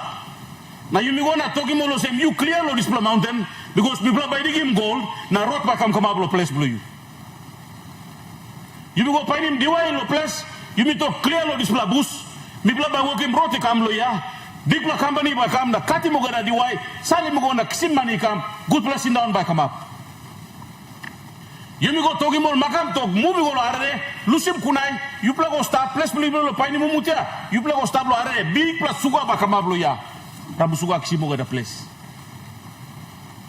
mi play ogana lusim place bro mi play place tumuna lo mi play place lo paini abus paini kai mi play lusim.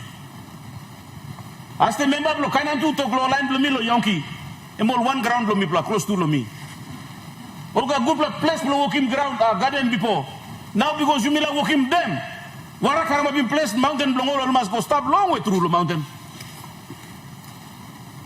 So time all months sit down lo this blahap na you may push him 7 years ago you may come up and something lo kisi money. Now time you may kisi money come. Now money stop. You may cut him pig. You may must think him on display line. You may must think him display line where every piney ball. On man no can set up, policeman no can set up, lo pogarana, sutim all papa ground way, all come up illegal miners. Why all come up illegal miners? Because they are neglected. They have been neglected.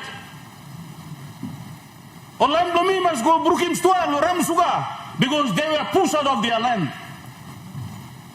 And they were not being looked after. They were not being seen. What if something you mean walk him on top long ground long line blue you mean must come up in budget now frame him lo looks have lo display money must go long. Now me like to thank you lo successive government. You may by start today, you may by working comparison, you may by shooting talk go come. But budget come up lo display time and come up lo strong lo one money. Now one time now all cut him and all cut him. You may start long and one time blue you me. One of them start handle you me cut him na you me tell him. Suppose all make him some blast war before. You me line him this blast war blongol na you me walk him good la. Blongol people blow you me. You me sit down long here na you me talk lo. One black sim DSIP na another blind sim DSIP. Me must talk thank you lo successive government na government lo today lo continuing allocation lo DSIP. Suppose DSIP no got. Suppose DSIP no got. Mipla Sampla district. But you may miss out lo big lo basket. Thank you lo thinking where you play come up him lo you may put in money lo DSIP. Na Mipla Sampla kisim DSIP stop. Na Sampla big lo basket. Sampla kisim na Mipla Sampla still wait yet. One time but Mipla Sampla district be also recognized.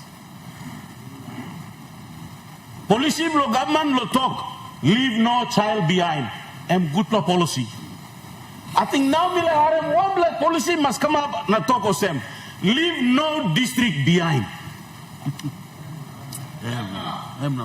Let's come up with a policy that we leave no district behind.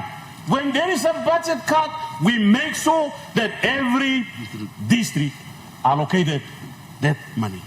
If one black is in finish road lo this black Christmas, and need lo national budget, and you can kisim diyan lo nara black Christmas. Lari mem stop na mi plan nara black kisim. You miss Kelly ma record this type of him. You give him finish lo makam. All right, no can give him antap gen lo nara black makam gen. Lari makam kisim finish lo last year. All right, now me give him lo nara black district. So Lari mosem na inside lo 5 year. Oh, the member must kiss him in upscale blow pick. Now, by you me look him, time you me scale him. Good. By you me come loya na by you me got one budget where you me got about $1. You me got about $1 sem. Me blaga good budget. Maski all talk but me still look him kai blow. But because you may talk, you may call him mark for money, number of money, na kai no come up. And now you must pinga coca. Now sampla kira blusim government, Gustavo opposition. Opposition no got looking mo se olan action bla something. Come lo government. E mo sat kosim display. You me yet because you me yet no look out him you me yet good house. So suppose you me looking mo something come up, you me must look out him you me yet good. You no look out him you me bad look out him district you me. Also me talk finish. Be like you me adopting this policy leave no child behind. Let's come up with a policy saying leave no district behind. Road play me lo cut him pick. You may tell him go through, go come up lo provincial government, you go down lo budget, local level government. Some time you may cut him lo national government, you go come up lo provincial government, and finish lo have. Me black district no looking. You may give him some black good money. Me like to thank you lo. Prime Minister na government blongem. All resources come up long all district blong mipla or province blong mipla. You black give him some money come lo province. Lo look out in Mipla district, lo come up into some development, lo build him more display line, we start lo bus, start lo mountain, Mipla must build him road to go along. At some time, this money go finish lo antap na mipla. Lukim das lo ngem no katem mitokosem. Money mosem kiraut pairap nating na mipla arem na inogaren kamablo morobe. Oh sorry, no good governor blo meeting me pick him up morobe, but because morobe. Mr. Speaker, isla tok glomi mi tok longen. Lo yumi lukim olman meri lo place na mi mas tok thank you lo display government. Lo yumi rausim sampla takis. Yumi rausim sampla takis longol tinpis, rice, modis line stragolea. Road longol lo paini mani na ligli kaike longen display. Mi like tok thank you lo yumi rausim sampla heavy longol. But in no display tasol. Mi sabe you must take him step forward. One pla day by you looking more man meri lo place. Oh my God, good place down. Time you put in money lo narabla something. Me like you put in big money more lo work lo agriculture. Because all the line bring you lo place. And more sabe lo plan him something. O plan him kumusta.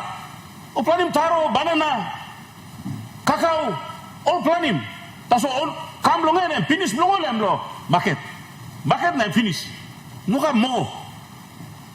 One whole Fiji that's all got taro now export him. Now you makam you know Papua New Guinea you know taro. Makam all talk football block Papua New Guinea. You block give me some money now you be make him makam come up football block Papua New Guinea. All man plan him cacao stuff there. Cacao now in big money 2,000 kinalo one block bag. Me finish lo and me go to place but me go salim blow me. 2,000 kinalo one block bag. This is something I'm going to now. That's all narabla line can buy him cacao blow me pla. Now I'll export him blow me pla. You must make sure it's like department. Funding money good. Now you try to process him out something lo country blow you. Come up in coffee, lo here, come up in cacao, chocolate, you walk him. Plan is something you come up in the ground blow you try and make him inside the country blow you by giving plenty money go back lo pause. Na pause by look out him na you no na come sit down lo house na talk o sem you kiss him na me no kiss him. Mr. Speaker, thank you through lo RM blow you blow the honorable members blow this house. Na me like once again congratulating this government. Lo still looks away na continue him work Mr. Awe big money you put him today. One blah something we must commend him you play him law and order. Minister of Police, suppose you take note. Makam one blah peaceful place. But because me blah stop gate lo the line go come. Makam me got 3 policemen that so look out him almost 100,000 man. Me walk him good police station through. Me commend him program blow you lo training plan you lo police. Na come up him or reservist work. Lo you make up him this blow work. Na me like him money you scale him lo now. Me like you make him come up. Also now you me him report online law opposition talk of some sample money. Me plan no look him kai blong him. You talk him all talk him them talk him all of them member come up. Now you blow him minister talk member come up. Me believe lo minister and me believe lo this government and put big money. Me sabe yourself work law and order. Buy me down him because this plan work that's all. Law and order that's all work lo down him plan good plan work him make. You mean like grab him put him solar light? Or climb him solar light yeah? Maski you put a wire around him solar light yeah go anta through. All sabe lo climb him solar light na kisim solar. You put him up good place something good place market you sun up him or cut a wire or bagrap him. Good plan development you mean like walk him. Oh that is something work lo bagrap. So lo support him law and order na government you give him big money law and order me support him this plan thinking na me like commend him once again commend him budget na this government local budget come lo you me lo floor. Thank you. Honorable Minister of Works. Thank you, Speaker. Through you, B2 like snap law, give him update law, connect PNC program. Before law me, go ahead law, give him connect PNC program. Now really talk law statement law me. Me like this is the time law. Remind him former Prime Minister na member law Yelibu Pangia. Law continuously talk law connect PNC. time long and me concentrate lo Port Moresby.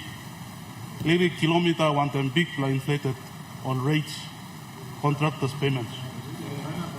Now all contractors to all China taso. But need law also top 10 kilo maravero so kaman. Lo bilim one block good block bridge and then lo connect PNC lo electric long and yellow bridge. Through lo connect PNC when emyeti no bilim but marabe bilim. Marabe so kaman bilim. Some time it's better to give credit where it's due.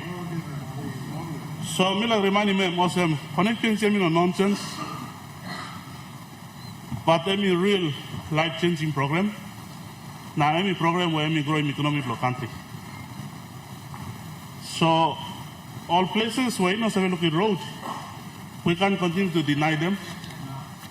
But under this government, Maraveroso government, who is responsible government? Is actually bringing roads down to every Papua New Guinean. Because some time we plus down here now, you meet to the road now. We forget about the little people back at home not receiving roads. So I was talking to him, you Lobun, you Holim Lab. Mr. Speaker, by me go ahead one time more statement law connect PNG update long on the big flexi program and then it was the Maraveroso Gama. Today I rise to debate in support of the 2025 national budget on behalf of my ministry and for the Department of Works and Highways with both determination and awareness of the financial constraints facing our country.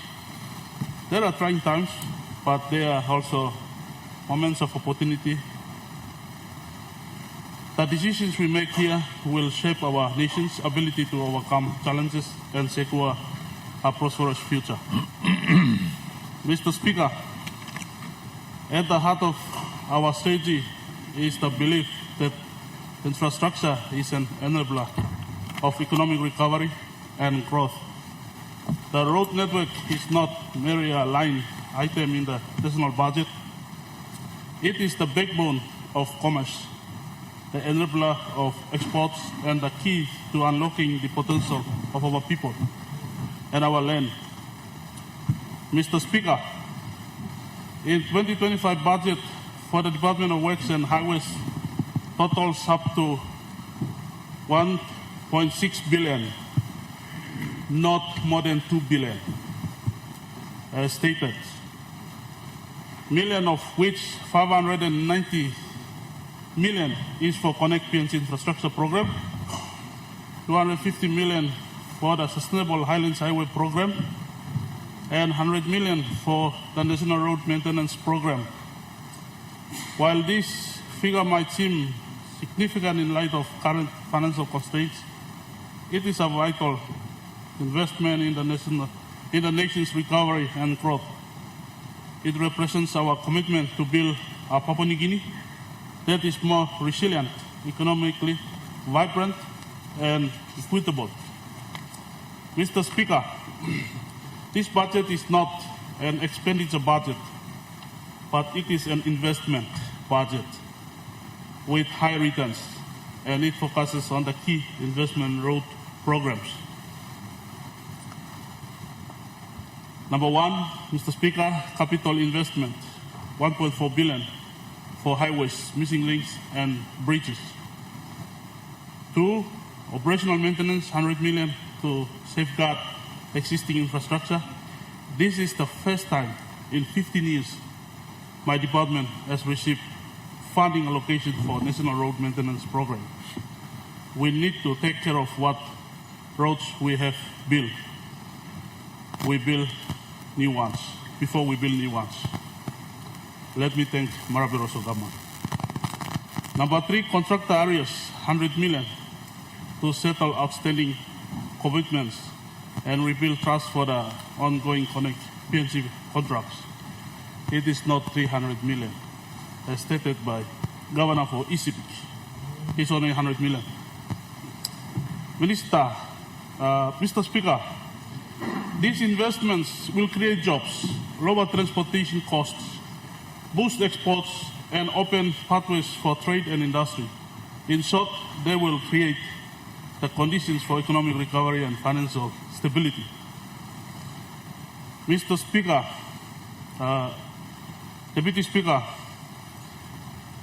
the funding supports specific infrastructure priorities and maintenance efforts include: 1. Connect PNC Road Investment Program is 4,260 kilometers.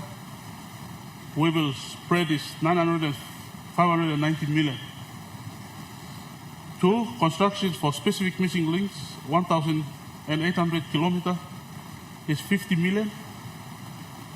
3. Subnational roads for specific roads, 4,000 kilometers, 140 million. National road routine maintenance, 100 million. National scope. Number 5, contractor repayment areas, 100 million. National scope. Mr. Acting Speaker, this breakup emphasizes how the budget addresses critical national priorities, delivers on key infrastructure programs, and contributes to long-term socio-economic benefits for Papua New Guinea. Mr. Speaker, the value of an efficient and reliable road network cannot be overstated. It is the lifeline of our economy and a catalyst for addressing the country's financial challenges. Mr. Acting Speaker, the benefit that this budget will bring includes: 1. Supporting businesses and reducing costs. Roads reduce the cost of transportation for goods and services, enabling businesses to operate more efficiently. Improve connectivity allow producers, particularly in agriculture and resource sectors, to access markets more quickly and affordably. A better road network reduces wear and tear costs for vehicles, saving millions for business and individuals alike, and also reduce travelers' time. Mr. Speaker, boosting exports. Number 2 is boosting exports.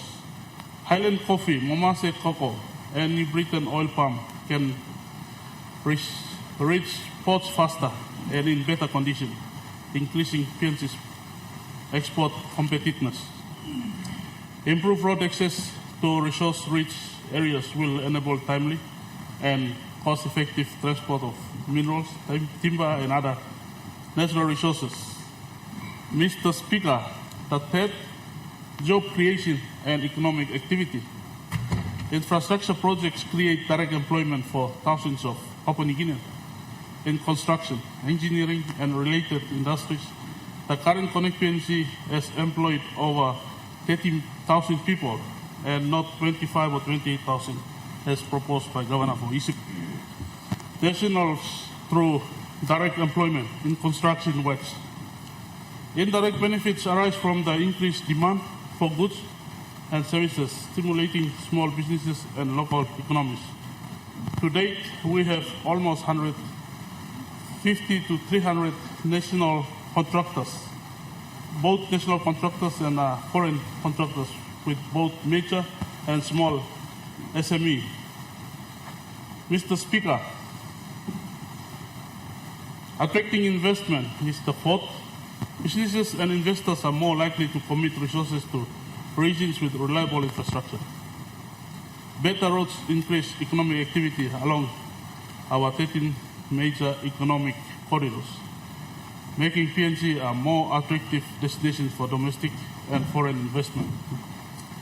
Mr. Deputy Speaker, in short, an improved road network multiplies returns across all sectors of the economy, providing a foundation for fiscal recovery. Mr. Deputy Speaker, despite financial challenges, we have made significant progress. In short, my department is to date 1, upgrading and rehabilitating 831 kilometers of road under the Connect PNC program phase 1. Number 2, replacing 70 national bridges and constructing 2,000 meters of rural bridges to improve safety and accessibility. Number 3 is connecting previously isolated districts, creating opportunities for trade, healthcare, and education. Mr. Deputy Speaker, these achievements underscore our ability to deliver results, even in difficult circumstances. Imagine what we have achieved with full funding for 2025. Mr. Speaker, my department's funding request directly addresses critical gaps in infrastructure while aligning the Connect PNG Act 2021 and our national development goals. A total 590 million budget is allocated across the 13 major corridors and national programs. Mr. Speaker, Trans-National Corridor 862 kilometer is 100 million. Momase Corridor 2,436 kilometer is 100 million. Southern Corridor 1,582 kilometers of roads, 100 million. Highlands Corridor 1,230 kilometers of roads, 100 million. Gulf Marine Corridor 596 kilometers, 10 million. Gulf Southern Highlands Corridor 489 kilometers,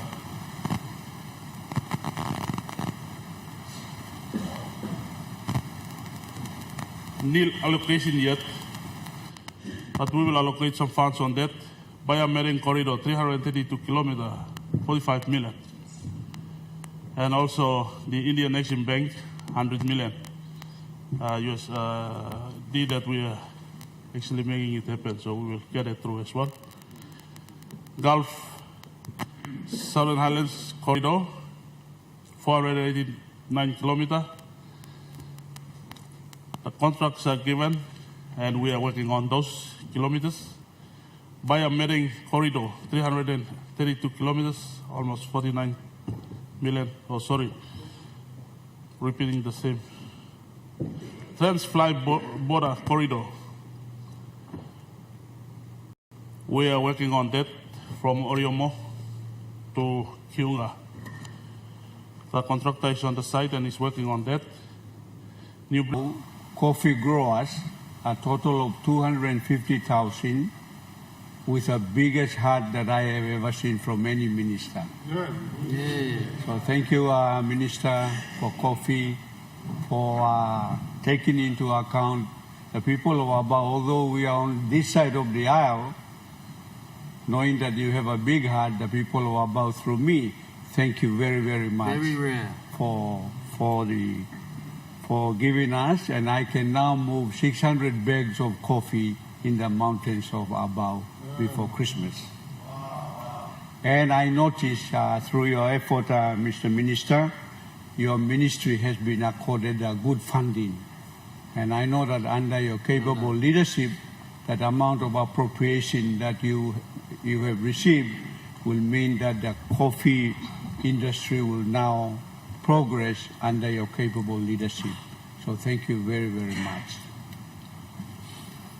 In taking the cue from our shadow treasurer, on behalf of the people of Abao, for this year, 2024 appropriation, we have only received 7 million DSIP only.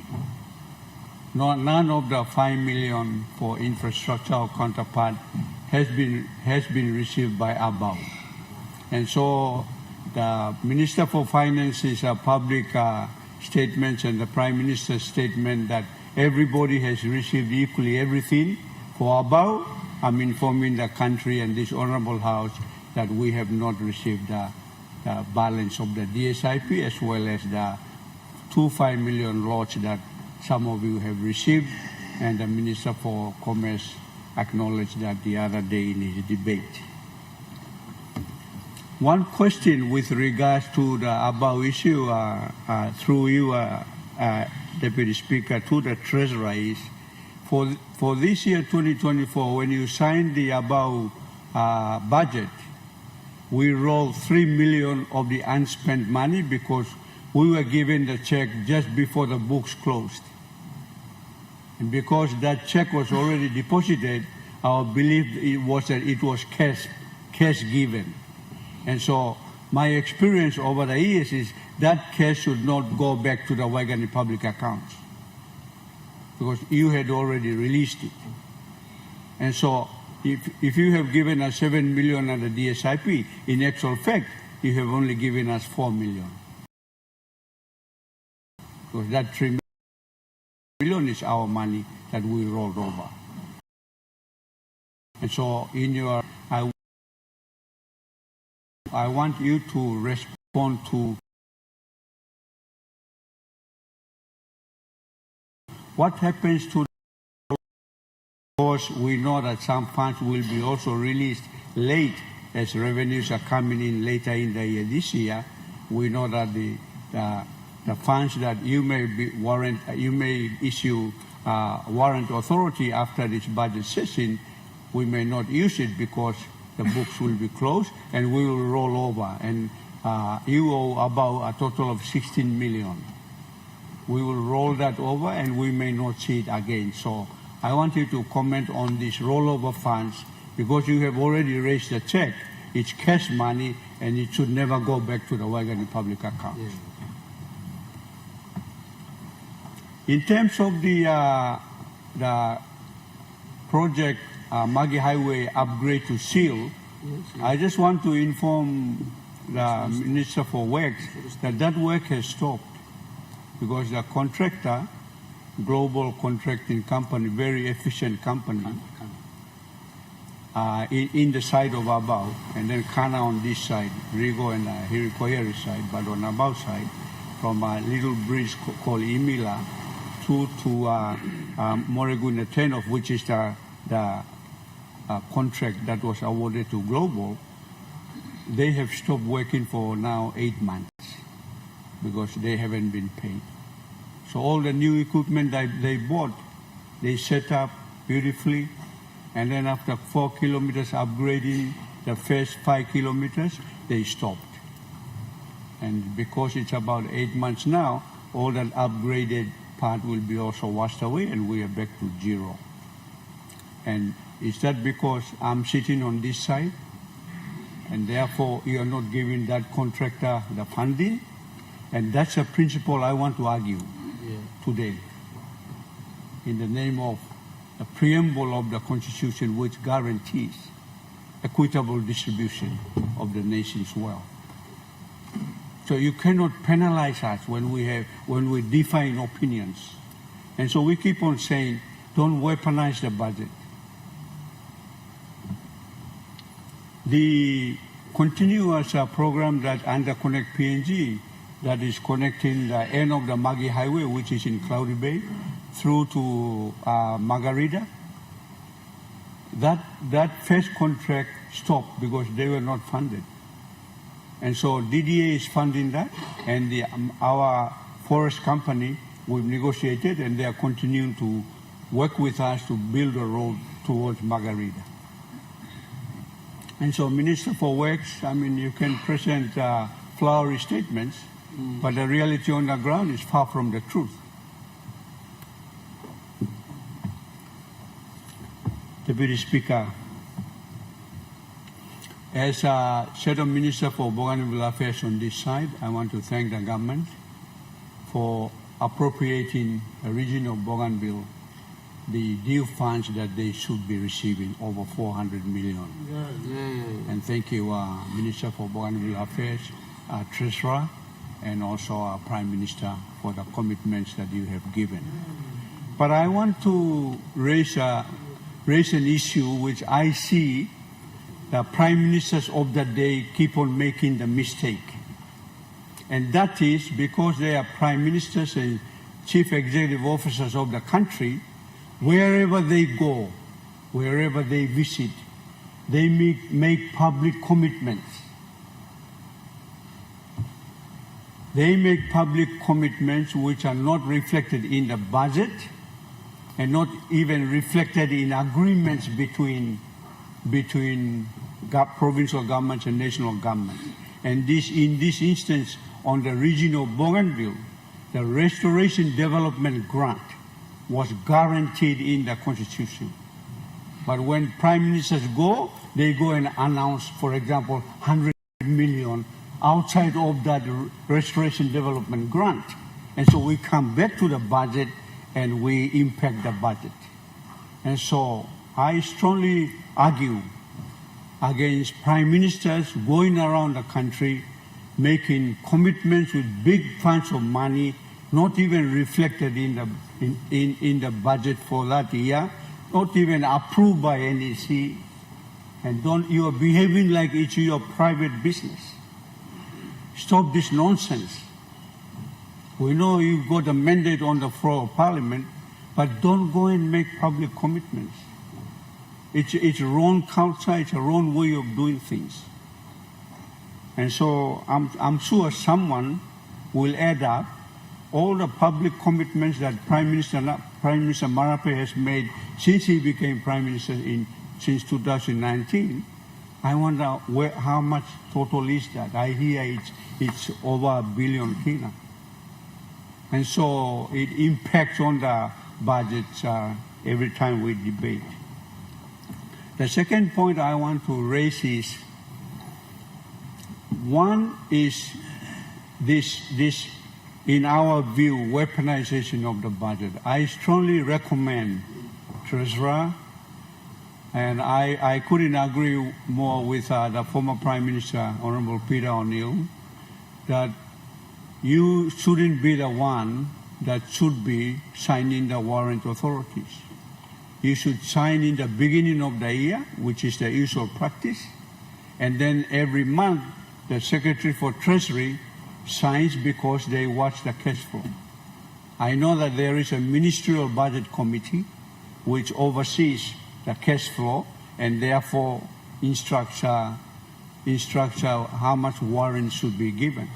But unfortunately, in my experience, even when the warrant authority is given and the Finance Department raises the cash fund certificate, from the warrant to the cash fund certificate, something goes wrong. Political influence comes. And so the warrant that authorizes a certain program to be funded, when the CFC is raised, another program is funded outside of the warrant authority. This type of poor governance structures are the ones that are killing this country. And so when ministers behave like that, well, how can you encourage the public service? Yesterday, Prime Minister got upset with the public service in the debate. He's been there for 6 years now. By now, the public service should be efficient. The public service should be delivering what you've been doing. You cannot keep on getting upset. And in fact, getting upset yesterday, Mr. Speaker, the Prime Minister admitted that he hasn't done anything for the public service efficiency over the last 6 years. And so we have a cultural problem. The other issue that I want to highlight is the issue that we have been observing during the vote of no confidence session. And one reason why people who are convinced that that government where they were in, they are leaving the government because they are not happy with the performance of the government. But when they come here, no funds are here. Our DSIP is not given on time. Our 5 million is not given on time. Our major projects under national programs are even blocked. And so that culture, Deputy Speaker, you alluded to it in your statement some minutes ago, that culture must stop. Because if we are to have a vibrant democracy, Prime Minister has been publicly saying we need a vibrant opposition too. And so to create that, those of us who are on the opposition, when the warrants are issued and the CFC is raised, be fair. unto yourself in the eye of God and our spirits of nature. Why do you do that? Because you can go cross with us individual members of parliament who disagree with the government. But you know, because, for example, Deputy Speaker, the Prime Minister is the Prime Minister, the 60 million people of above are his people because he is the Prime Minister. Treasurer. You are the treasurer of the country. The 60 million people of above are your people too. 60,000 people of above are your people too. So you don't penalize us because we are here in the opposition. It's against the spirit of the Constitution, the Mama Law. And so what do? Do we keep on behaving like this? Imagine if you did not do that, the opposition will be bigger in the numbers and we would be holding the government accountable. That's what this House needs. House needs numbers on this side, numbers on that side, and we argue and we fight. Because in the budget, which is the law, we're talking about the appropriation bill. Appropriation is the law of the land. So 2025 appropriation, when we pass the bill, it becomes the law. When you don't follow the law, you are breaking the law. So don't come and talk about flowery numbers. Big numbers, 28 billion. 2 billion for Connect PNG, 300-something million for power. I just read it from the Minister for Planning statement. Very good figures, but our problem is ministers of cabinet are also playing politics, because when you are Prime Minister or you are a Minister of State, you represent the whole country, the whole population. Get it in our heads. This person here, it must stop. Next year, we are going to celebrate 50 years of development history. One of kind 50 years in the future that political leaders will create. This kind of culture, huh? We're going to create this culture of weaponizing the budget, fighting each other, and letting the people to suffer. That's why I get scared when young politicians are using big money, big talk, big projects for your electorate. You're a minister, so you give preference to your province. Please, let's stop this, because we deserve better. The people deserve better. Let's not bring in this power-hungry, money-loving money to this floor of parliament. Love of money is the root of all evil, the Bible says. Absolute power corrupts absolutely. That's I'm seeing that. My 5th term, Deputy Speaker. Me worrying of future and political culture that we are creating today. Me worrying of this political culture. If the young people, first timers, if they come here, that's a culture that you are learning. Stop it. Stop this culture. Stop this money-hungry, power-hungry culture. You are okay. But look at the doctor that sent a message to the governor for East Sepik. No got money here, but the budget book says big money here. Police minister was talking about big money here, but the actual expenditure, you didn't receive the money, appropriated money. Minister for communication, yeah, you complained about NBC not receiving the money here. Well, he said it in the speech. Prime Minister, if only the government, your government, this is the biggest budget I have ever debated and seen during my 5 terms. If this budget is fully implemented, Prime Minister, your government will be the best government this nation has ever seen. Under your leadership, Prime Minister, if you fully implement this budget, you will be the best Prime Minister that this country has ever seen. But when you play the same game, then we will hold you accountable. Mr. Deputy Speaker, I want to conclude by reminding the Prime Minister, through you, Acting Speaker, when we all moved to make him the Prime Minister in 2019, Prime Minister did an unprecedented thing of all Prime Ministers before, the 7 Prime Ministers before him, by publicly releasing what he felt was his DNA. And he named it publicly as the Marape Manifesto. I have a copy with me.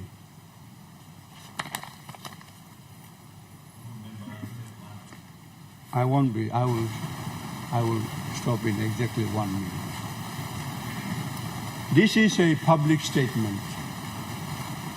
So if leaders make public statements to the people, well, you have to honor what you publicly pronounce. Prime Minister, I have assessed the 10 MMs, MM1, MM2, MM3, 4, 5, 6, 7, 9, and 10. And out of those 10 MMs, there are 13 commitments, Deputy Speaker, that Prime Minister made in this public pronouncement called Marape Manifesto. Out of the 13 public commitments, he only fulfilled 3 of them. And in any classroom, that's a failure. So don't make public commitments. Honourable Member, your 20 minutes is left.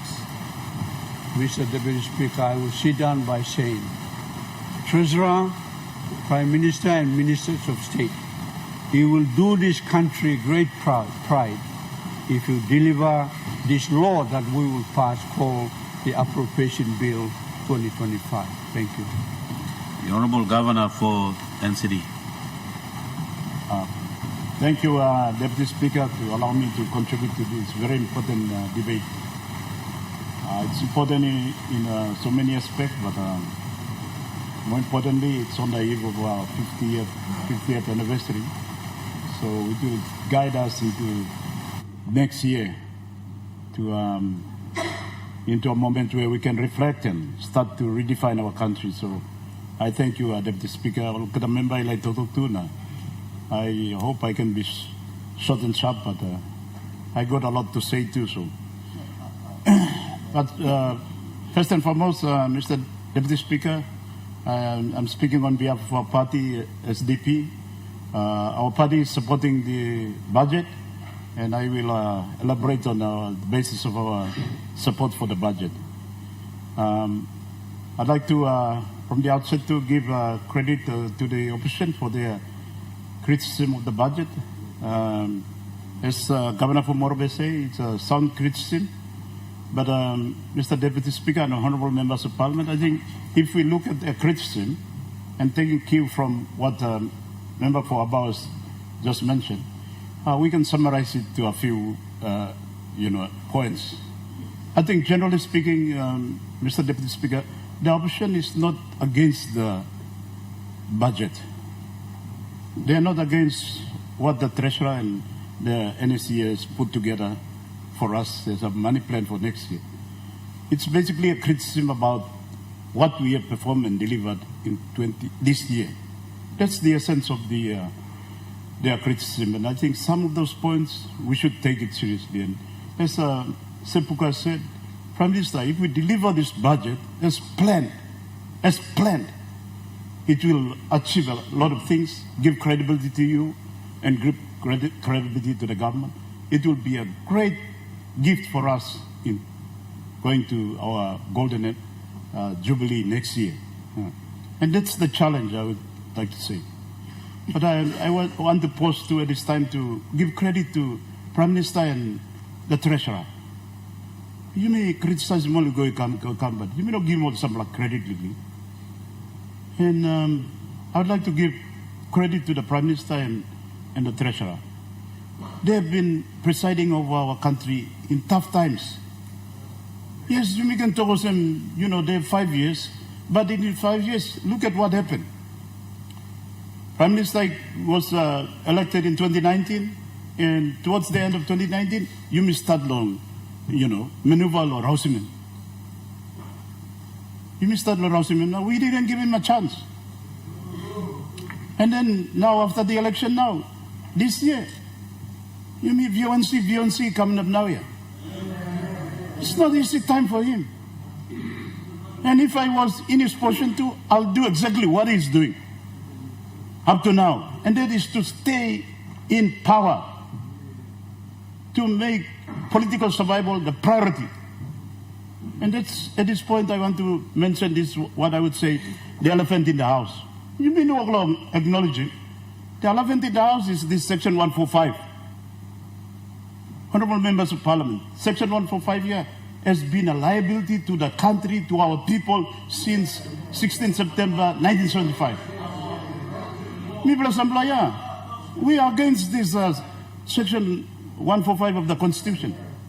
Because if you do a cost-benefit analysis, you will see that the incumbent Prime Minister, they hardly have time to manage the country, run the country, drive the country, because they are looking over their shoulders all the time. You all look at the performance of the past Prime Ministers. And our Prime Minister is no exception, so it's been a tough time for him.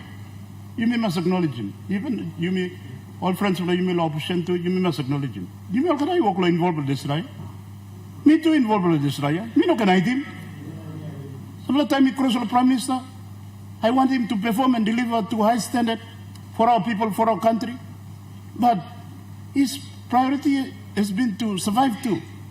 So if we are really objective, Mr. Deputy Prime Minister, Deputy Speaker, if we are really objective and never look at what has been a big impediment to our country, contribute perhaps to instability or corruption or kind of semi-goikam, Section 145 of the Constitution.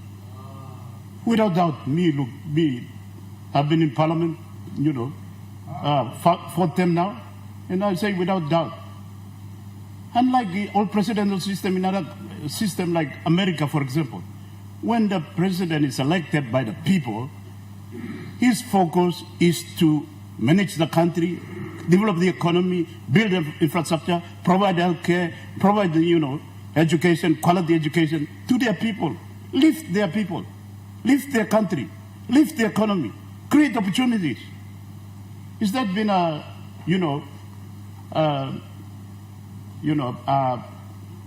main part of the work of our Prime Minister up to now? Imagine if we had no 6 months grace period, late Grand Chief was allowed to complete his term.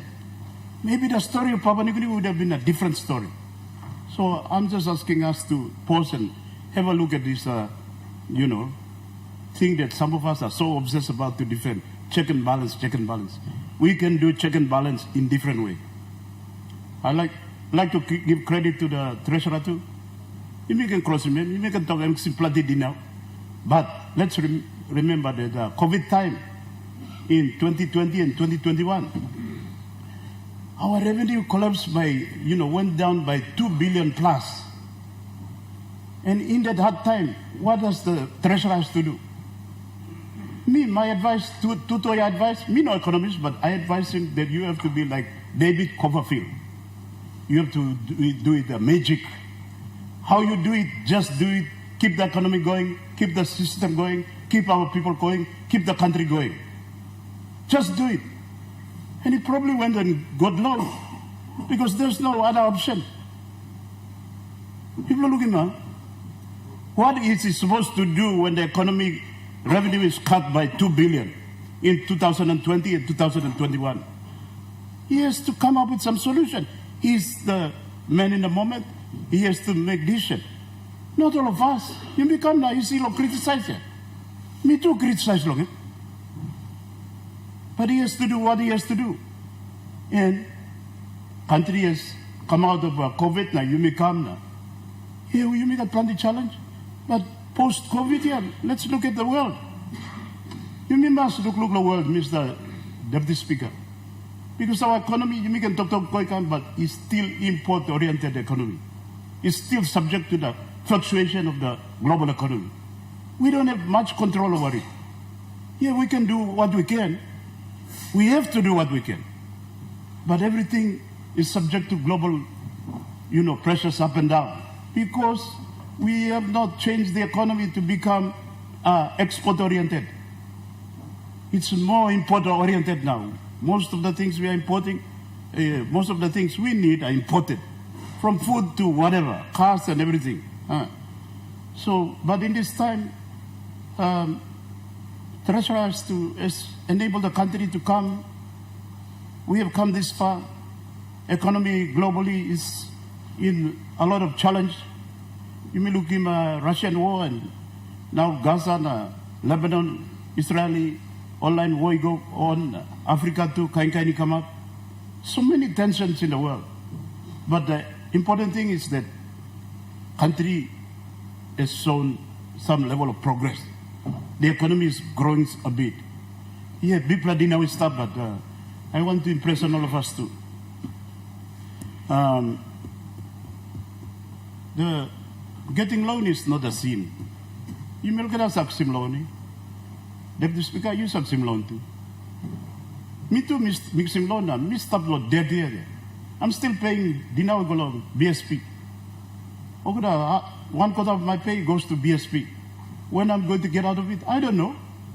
But debt is a reality. So the challenge that we face, the Treasurer face, is how to manage this debt.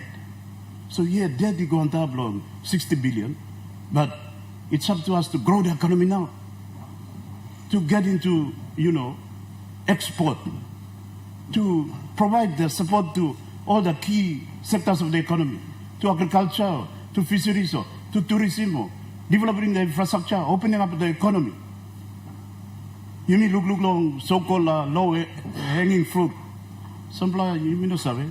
Emi angababieto impuna na sting or something or so. But this is the challenge that we all face. And Mr. Deputy Speaker, members of Parliament, if we look at the budget now, it addresses a lot of this. The investment in police, in security, it's increased. You may worry long law and order. The government is doing the investment now. Not only, putting a lot of capital investment in police, but also increasing their pay. So we take note of Governor Long ECP. I think Police Minister too, M can attest to this too. I think Treasurer, after this, give him money blow police. Release him, money blow only go past now, we can walk. Because without law and order, without security, no investment will take place. No economy will not grow, business will not prosper, and who are we going to tax? So I think some of these comments about Prime Minister and Treasurer, through you, Mr. Deputy Speaker, some of the comments about selective warranting, if it's happening, you must listen to stuff. You must listen to stuff. I think Prime Minister, I think Parliament and companies, you have 12 months now. If this ruling is not challenged, I'm stop now. And you may not have reason, politics now. VONC, I think not now. So government now must lose thinking of politics. Now you may go really deliver outcomes for our people, for our country. Importantly, deliver the budget. So we look long, side long, some criticism long to me, not like begging, but Mr. Deputy Speaker, to one thing about what is they call this terminology, quantitative easing. Quantitative easing is printing money. Okay, printing money. This treasurer around, I'm not working for the first time.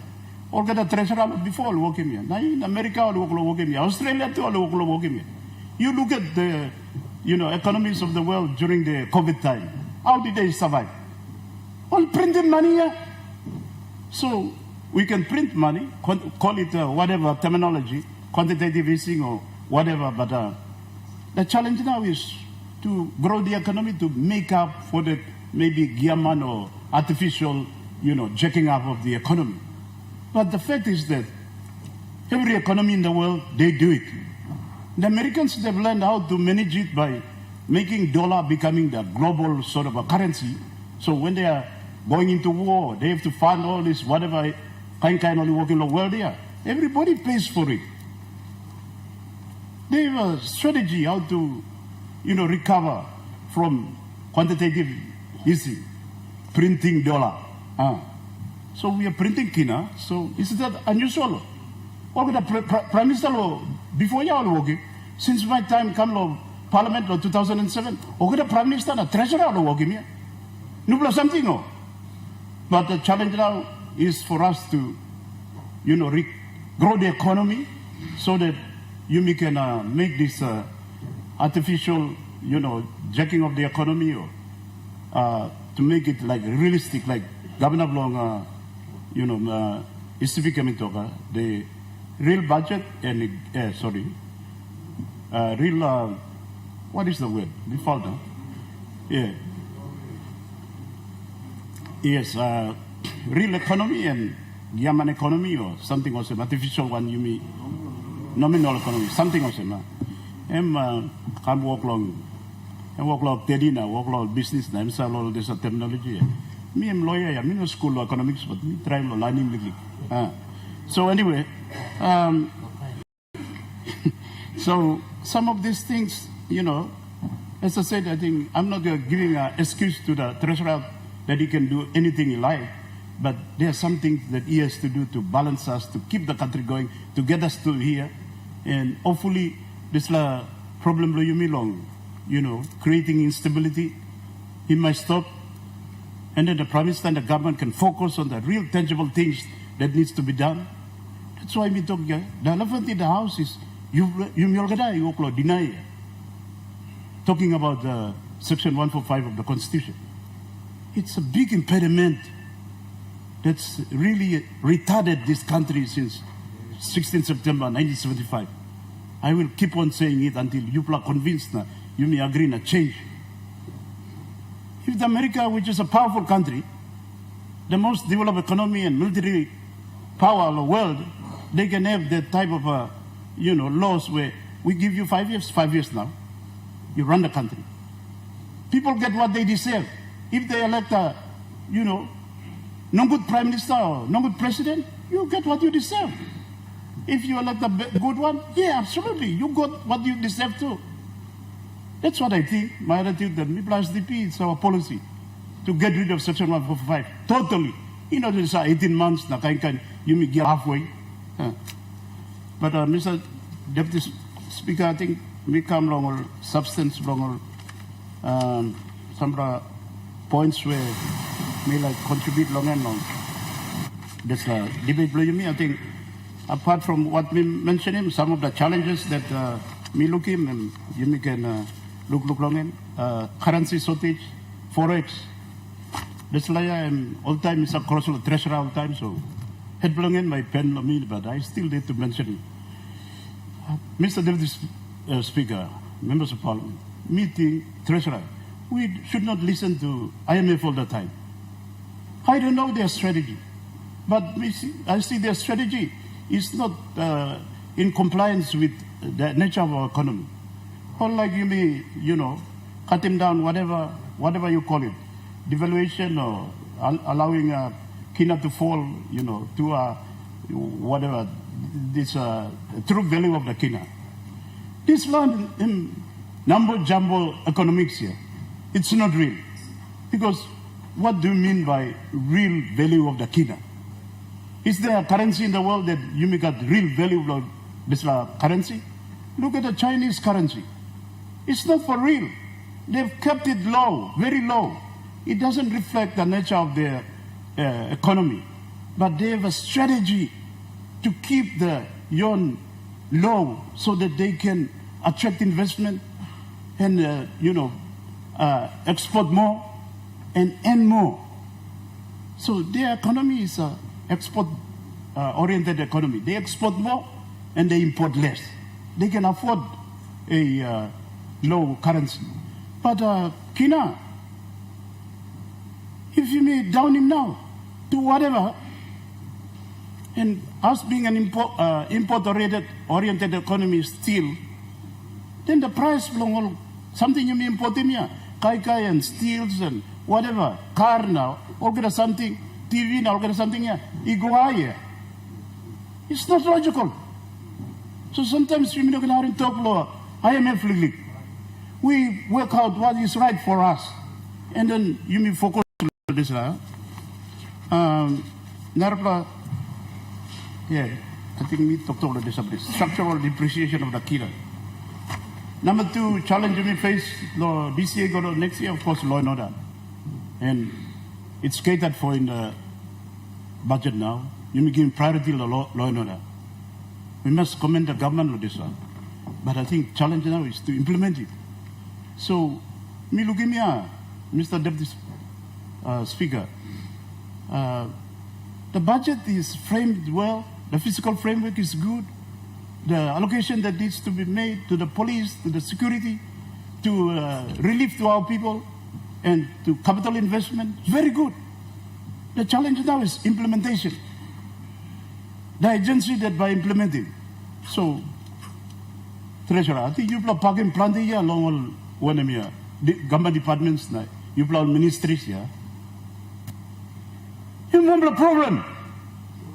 One problem you may not can deny. You look him now, you may talk long this year's budget here, and most of the PIP I'm stuck with. You come to me, plan province. I'm stuck with you, plan minister here.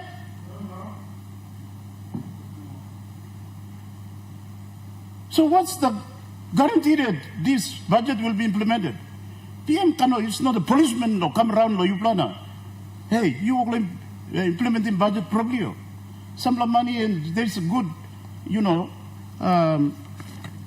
allocation in the budget towards growing the economy. For example, all the money allocated to different sectors of the agriculture, for example. That's a good allocation. But what's the criteria by you mean excessive?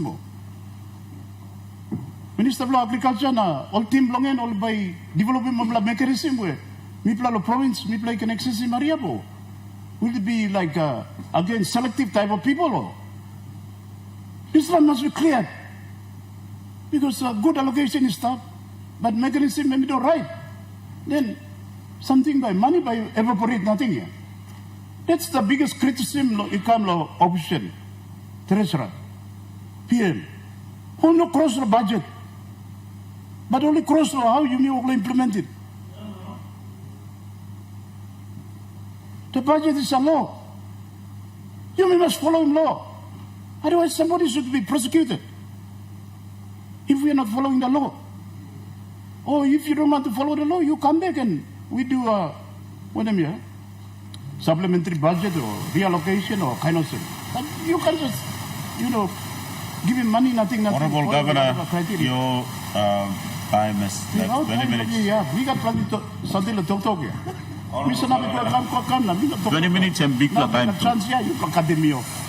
Honorable Minister for Labour. Thank you, Deputy Speaker. As we know, one of the key indicators of how healthy and how well our economy is doing is employment or jobs. So I want to contribute in this debate regarding the 2025 budget regarding labor and employment. Mr. Deputy Speaker, as you know, we had two big issues in the last 4 or 5 years that actually contributed to some of the statistics we see today. First is the COVID-19 reset, and second, Mr. Deputy Speaker, NSO recently released the statistics that our population has been growing at 4.9%, while our economic growth is at 4.5%. That means that there's a lot of people out there in the in the labor market that are actually looking for jobs, because we have a growth of population that is high and the economic growth is low. So what is our government, this government has done to address some of that issues? First of all, with the COVID, the Treasury introduced the household package, assistance package, and we saw income earners up to 20,000 being the tax-free threshold increased to 20,000.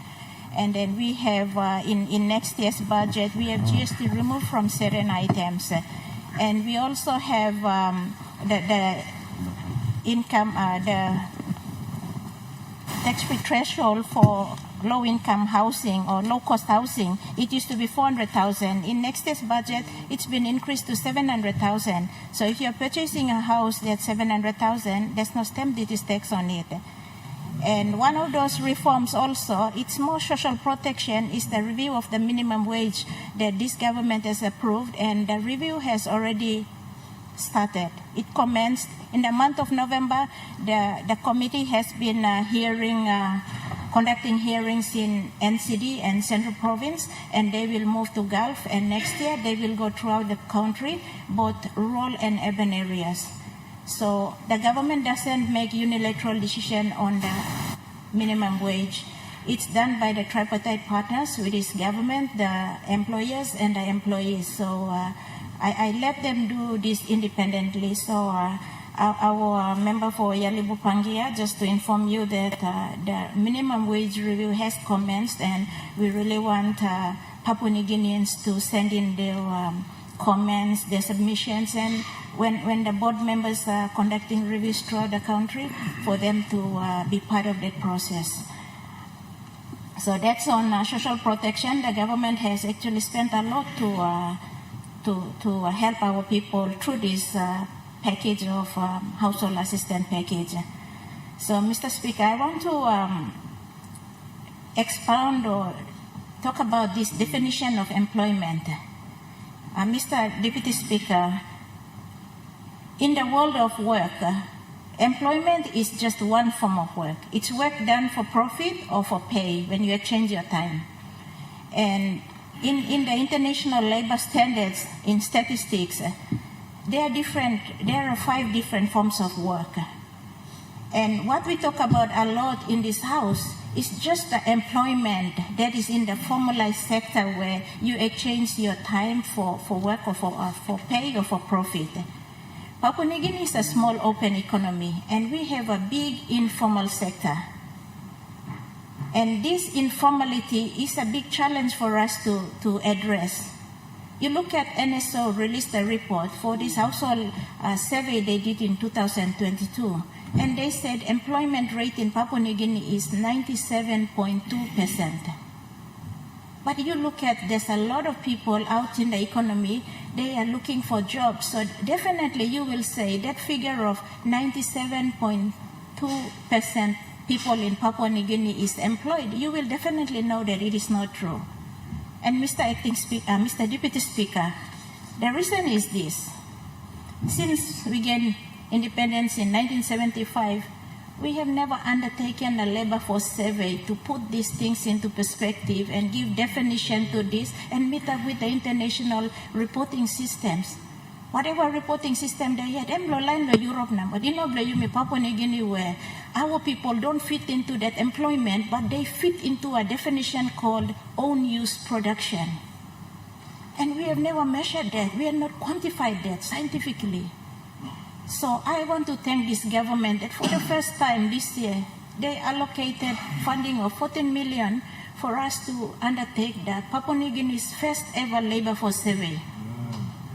And it's been delayed because I need the census to complete so that we can get a sampling frame from the census to conduct the labor force survey. So it will be conducted next year, first quarter of the year, and hopefully before we reach 50 years, we can know some of these things and probably go back and change the definition and adjust some of our statistics and figures. I'll just digress and talk about our natural resources. We say we are rich in natural resources, but we have never quantified these resources. We have not quantified the depletion of our natural resources. That should be reflected in our GDP. Likewise for labor and employment issues, we talk about the formal, but there's a lot of our people, we are, like I said, we are 85% or 80%, we are informality. And that informality, Mr. Deputy Speaker, by next year, we should be able to know where Papua New Guinea fits in and probably go back and adjust, our statistics and reporting standards. So, Mr. Deputy Speaker, informality is a big issue because there's a lot of, poverty of rights and poverty of opportunities that happens in the informal sector. These people don't have laws to protect them. The mothers out there selling their stuff by the roadside and that, they need proper, better laws to protect them. And our aim as a government and as a country, we must actually migrate these people from that informality into the formal sector. And labor, one of our key role is regulation of the labor market. Our labor market is not that well developed, and we got to continue to work on it and better regulate it. And Mr. Deputy Speaker, one major challenge we have is about skills development. And I thank the government for putting a lot of money into TVET. TVET concentrates on kids that are coming through the formal system and into TVET. But because of this informality issue, there's a lot of our Papua New Guineans that are out there, all savel or mechanic, all savel or, fixing tire or electrician and all that. But most of them, probably they've never gone through a formal school system. It's true, on the job they have learned a skill. And in order for us to increase our national productivity, we need to certify and move these people from that informal, maybe they've never gone through formal school, but get them through this certification system so they can get better job. We're not just talking about jobs, it has to be decent work. And that movement, Mr. Deputy Speaker, I'll share your statistics or story here that we haven't reviewed and updated our national occupational standard system that certifies these people in 22 years. Not 10 years, not 12 years. In 22 years, we haven't updated. I've been told that Papua New Guinea used to have one of the best, tradesmen and these tradespeople before, in the 80s and probably early 90s. But it's no more. Mr. Deputy Speaker, economies are built by blue-collar job. It's not a white-collar job. And in 20 years, we have not updated our standards, which is supposed to be done every year to meet with international standards. So we can equip our people to get better pay and increase national productivity that we haven't done in 22 years. And I want to thank this government that for the first time, they have put money in this next year's budget. It's called Labor Development Program of 20 million that we are going to update these standards.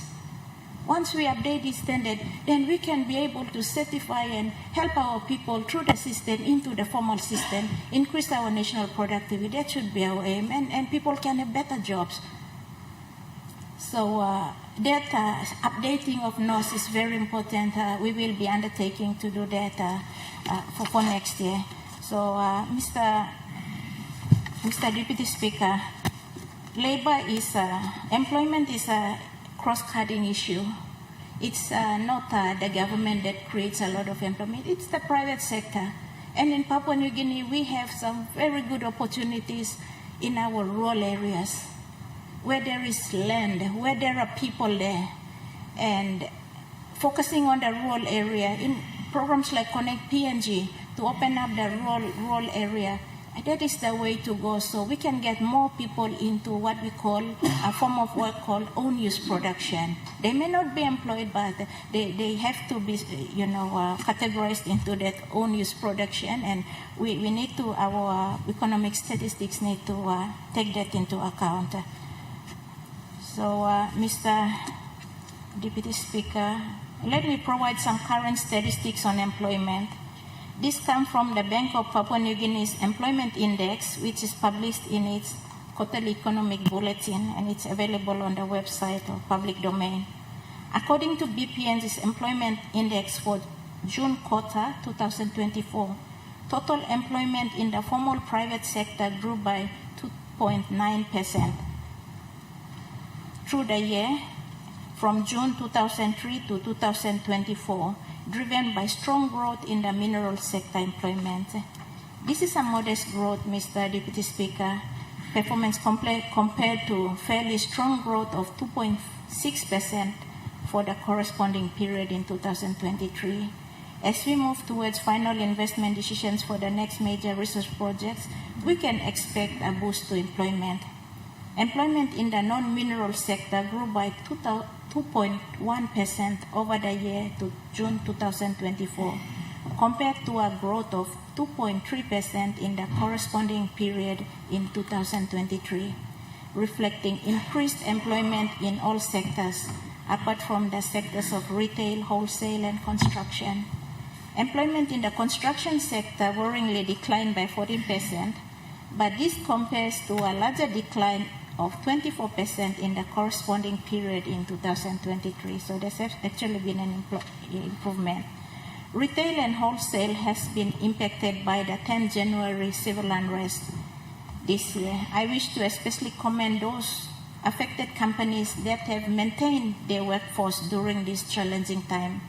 The government has also moved with a fiscal package of wage subsidy and interest-free loans to ensure these impacted companies are supported to rebuild and recover, and to ensure that employment is not adversely impacted.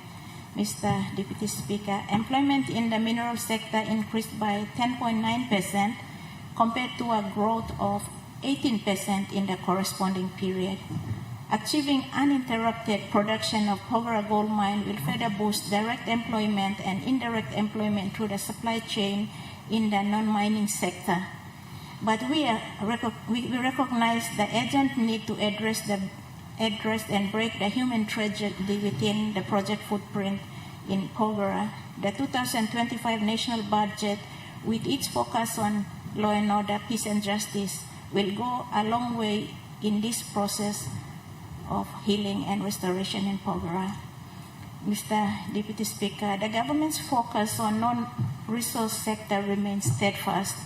The economic growth estimates for the real sector are impressive, with growth rates close to estimated population growth. The projection of 5.2% real non-resource GDP growth will exceed current estimates of population growth of 4.9%. We await the 2024 population census to better understand our evolving demographics.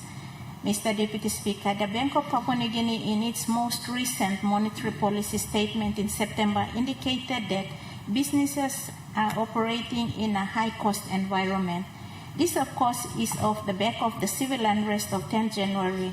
While many do not agree, I commend the Bank of PNG board for its monetary policy actions to address the foreign exchange FX shortages, which are stifling economic growth and limiting formal employment opportunities. But demand management in itself is not sufficient. We need to address the supply side issues concurrently.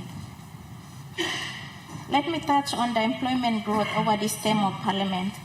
Over the period September 2022 to June 2024, employment has grown by 5.9%.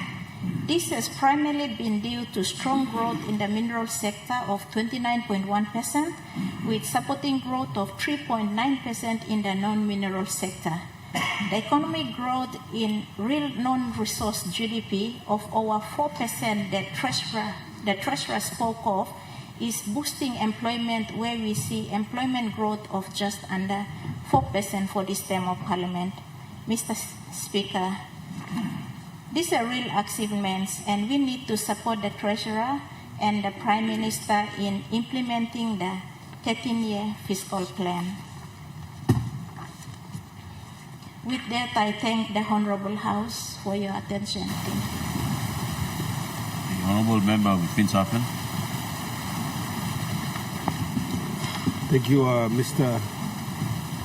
Deputy Speaker. Me, Senate lo contribute lo this la debate well Honourable House blimi talk lo budget blimi.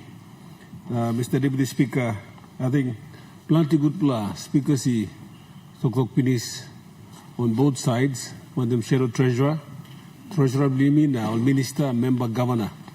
Na minuna antabim talk lol one them sample new talk, but one or two point where me like put him law, Yumi law, scaling budget where treasurer and the government is presenting today. Mr. Deputy Speaker, plenty good talk you make him, Mr. Deputy Speaker. I think particularly on this occasion, we must recognize that this is a very important budget.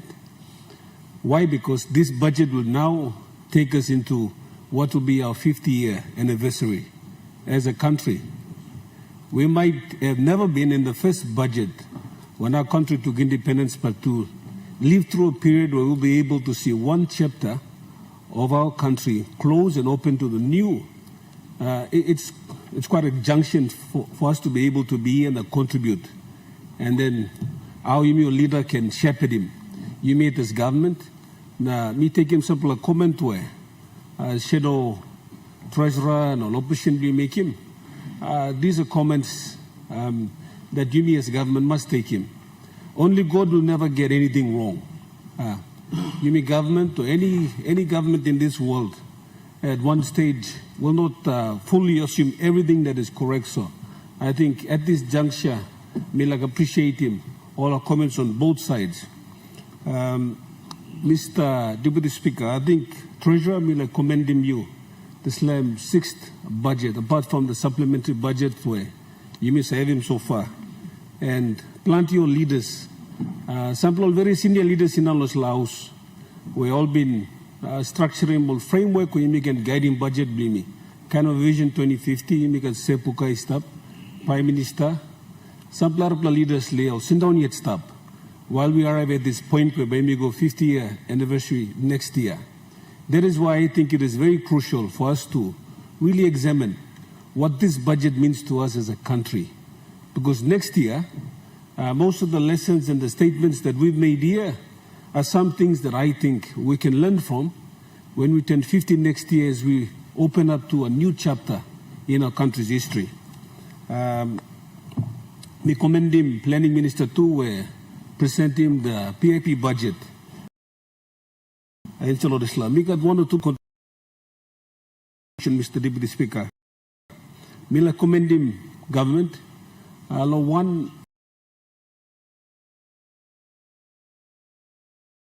increasing appropriation and the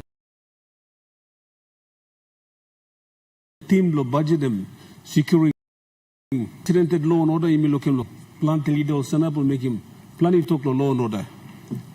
So one increased the budget belong law and order, especially police, to 200 million.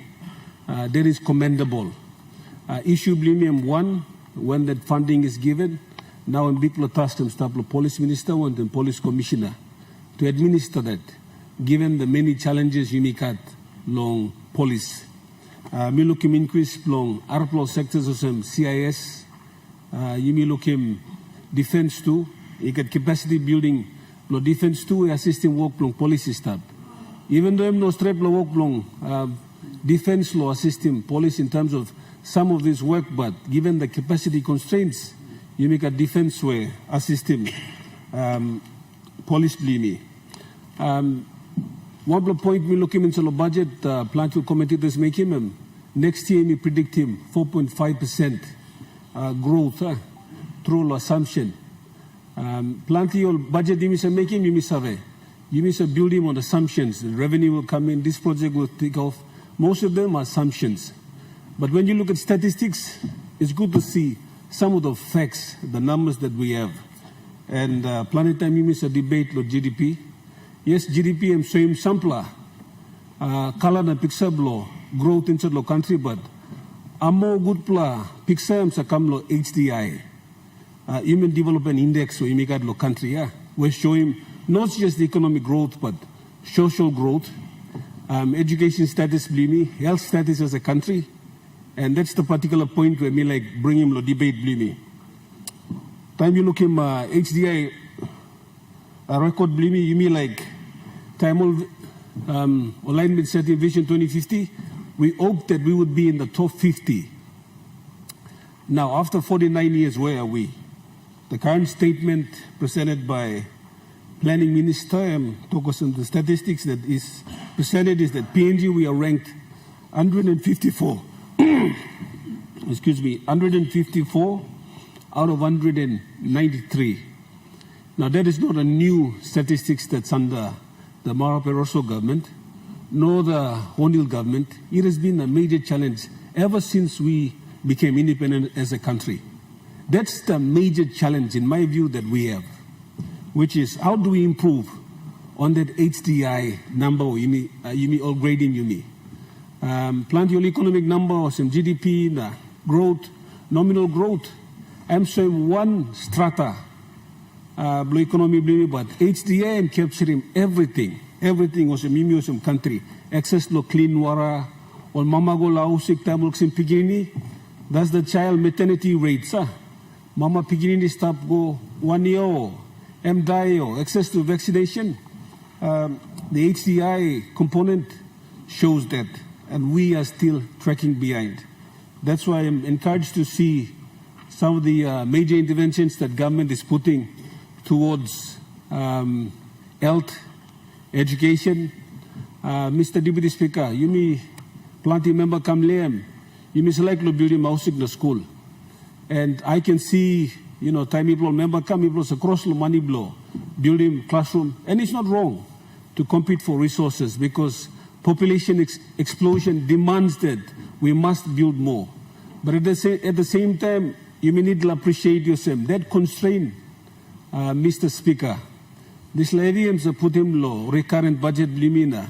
Every year you may look in recurrent budget, treasurer's table more time increase. Mr. Speaker, number 2 point Blomi. Mr. Speaker, number 2 point Blomi. I think now you may come law. This is the time when next year by mixing independence Blimi. More than ever, I am requiring you or leaders of both sides of this House, Prime Minister, through you, Mr. Speaker, our leaders on both sides to come together to see how we can charter the course for the next 50 years, if some of us live to see the next 50 years. One pressure me look him, time me look him, RM planted debate lo floor. You need to go some, why the government not like putting more money long, civic economic plane, special economic zones, driven by good minister for international trade. Agriculture minister stop, like making work on agriculture. Government sa got vision na thinking na plan, but pressure blimul member na governor tu narblo true. Narblo pressure. And that pressure is mounted by how you miss a come up member, where you make him a promise law, people blame me. You mean also talk by make him civic plane. Member of Finsafen time him campaign lo make him Finsafen road. I'm no campaign lo make him civic plane, special economic zone. So when we come to government on the floor, our vision sometimes look in the same eye to eye. That's why sometimes compromises are made. Now, Mr. Lukim time is established a minister before. Governments are trying to make him compromise on which are district priorities, which are provincial priorities, and which are national priorities. And sometimes government is forced to sacrifice national priority for provincial and district because people remember na governors too pressure blame me next level pressure. Kaya some people blame me and planting member you stop him time me when you member na come. Also come lausem time like him plus classroom money or housing money or coffin box money. You talk know him, hey, know him minimum some God pass him door kind of him. All not accept him no. All like him now at same speed. Now this la pressure him is put him lower and pressure lo treasurer. Pressure lo finance minister, pressure lo prime minister, lo pay him money na give him so that you can fulfill him expectation. Lord people blame me. My second last point will make him na, Mr. Speaker, I'm missing down. Mr. Speaker, I will speak on one issue which is culture. After 49 years, what culture have we created as a government and as leaders in this country? In my humble opinion, having said, I think I'm a 6 year going close to 7, culture now is Muslim. All man no like make him hard work looks him money, all make him lick work na more money. That is the culture now. So we are competing with this culture. If we do not destroy this culture will destroy us, not just leaders, but us as a country. So this la culture mo sem, you karim bilik money go, otok mi hatok man, mi day one man, mi campaign manager blue, member petroleum minister, now you got ministers or mi day one man na. You contract him 200,000, but you must give me 300,000. So that culture has become widespread, Mr. Speaker. And that culture is putting more pressure on us to come to Waigani na, come to Waigani Swampo, Waigani system na. Try to get more because the pressure on the ground is more. So, Mr. Speaker, meeting us and this culture, leaders must try to manage him now. If not, that culture will kill us of pressure. That culture that you must give him now it. Na culture where on man make him big walk, na more money. Always make him big walk, na lick money. So, Mr. Speaker, number one, awesome. Number 2 point, culture, on a very dangerous culture. President of America, me finish one quote, Mr. Speaker. President of America Togosem. The only way to predict the future, and Abraham Lincoln he talked, the only way to predict the future is to create it. Mr. Speaker, through you, Treasurer and government believe me, we should not predict the future for the next 50 years. We must create it. And this budget is important because it's going to lay the foundation for us to open the next chapter of 50 years for us as a country going forward.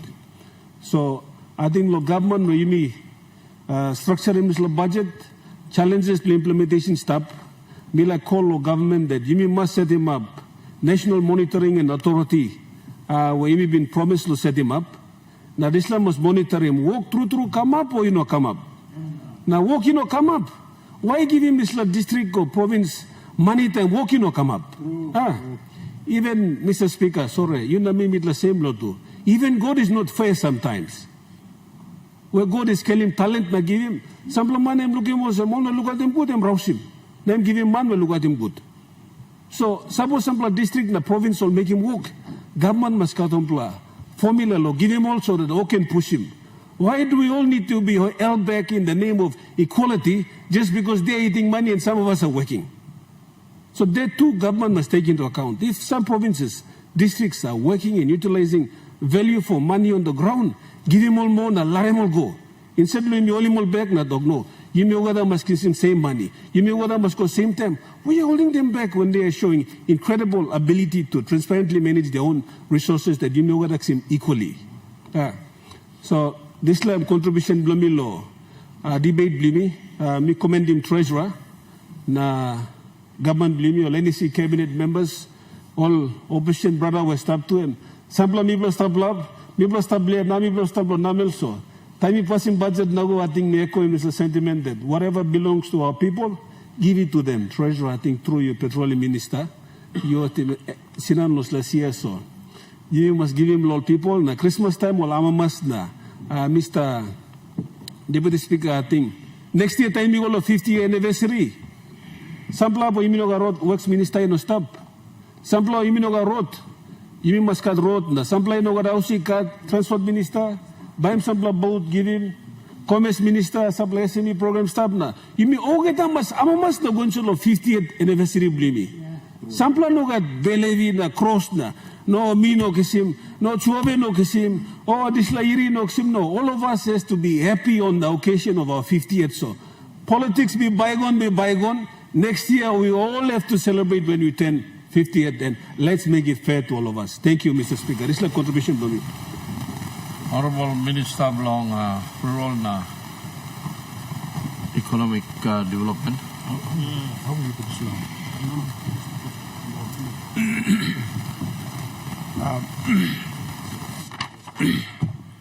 Thank you, Mr. Speaker. Thank you, long gives the opportunity. Long me long joining this debate. And before me go through all that, me commend him treasurer long hand him down table in budget last week Thursday. Me looks away too long all opposition all previous speakers only contribute to this debate. Before me talk me because I'm first time doing now lo sanap lo displaced or some minister too. Me talk thank you long Prime Minister lo looks away long all people lo Kendra and Gloucester lo appointed me lo inside lo cabinet. Whilst standing here, Mr. Speaker, I want to inform the House of the appropriation that I have got for my ministry, and I want to also tell them and tell the nation and the House what I will be using those funds for through my ministry. So, Mr. Speaker, by the agencies under my ministry, I'll just mention only two, which is the Independent Consumer Competition Commission, ICCC, which received an additional funding of 3 million kina in next year's budget, and the National Economic Fiscal Commission, NEFC, who received an additional 939,400 kina, which have an increase from 7,759,700 kina to 8,698,400 kina allocation for 2025.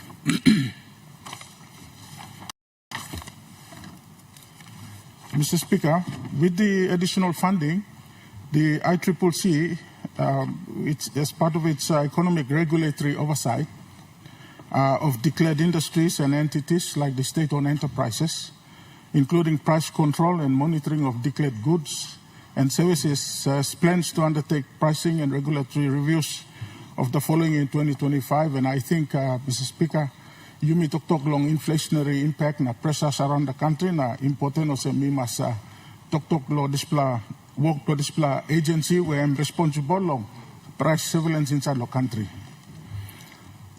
Firstly, this work with the Treasury Department and the Internal Revenue Commission, or the IRC, to monitor the 13 basic consumer items that have just been declared GST exempt in the 2025 budget. This will be monitored by the ICCC, and it's basically to ensure that traders adhere to government policies in efforts to relieve citizens of the tax burden of these imported goods, so that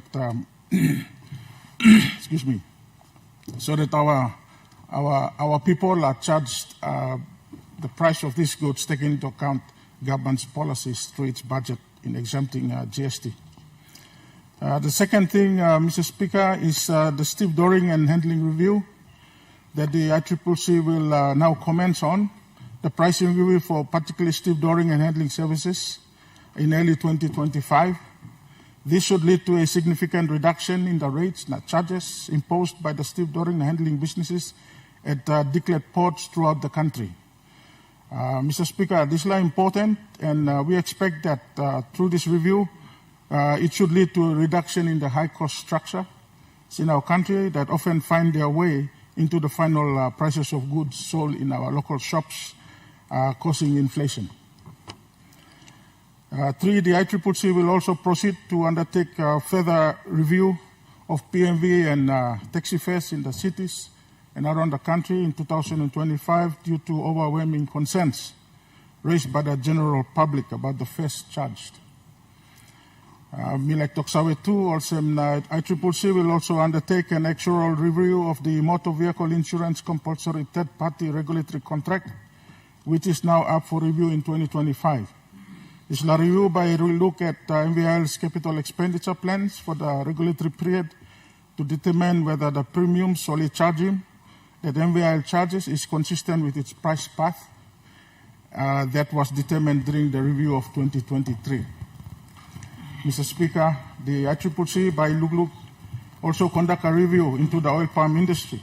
This market study will also look into the restrictive trade practices in the industry and seeks to establish if the main player in the oil palm industry conduct is unfair or not.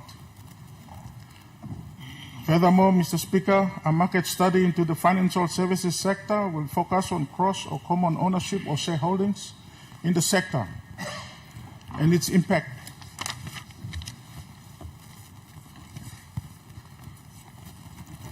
on competition.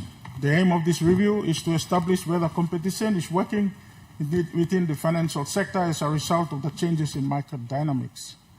Mr. Speaker, ICCC, by conducting market inquiries into industries and sectors that are considered as monopolies, that significantly impact on our economy and the kind of prices they charge on their goods and services they provide to the public.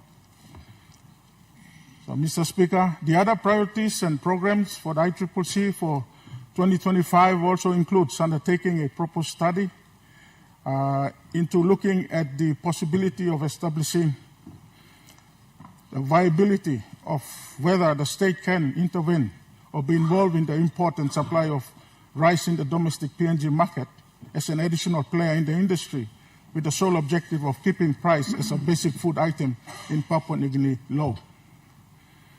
The ICCC also intends to propose amendments to the Habas Amendment Act of 2013, determining and establishing thresholds for other port operators to ensure its regulatory oversight not only cover declared ports but also private ports.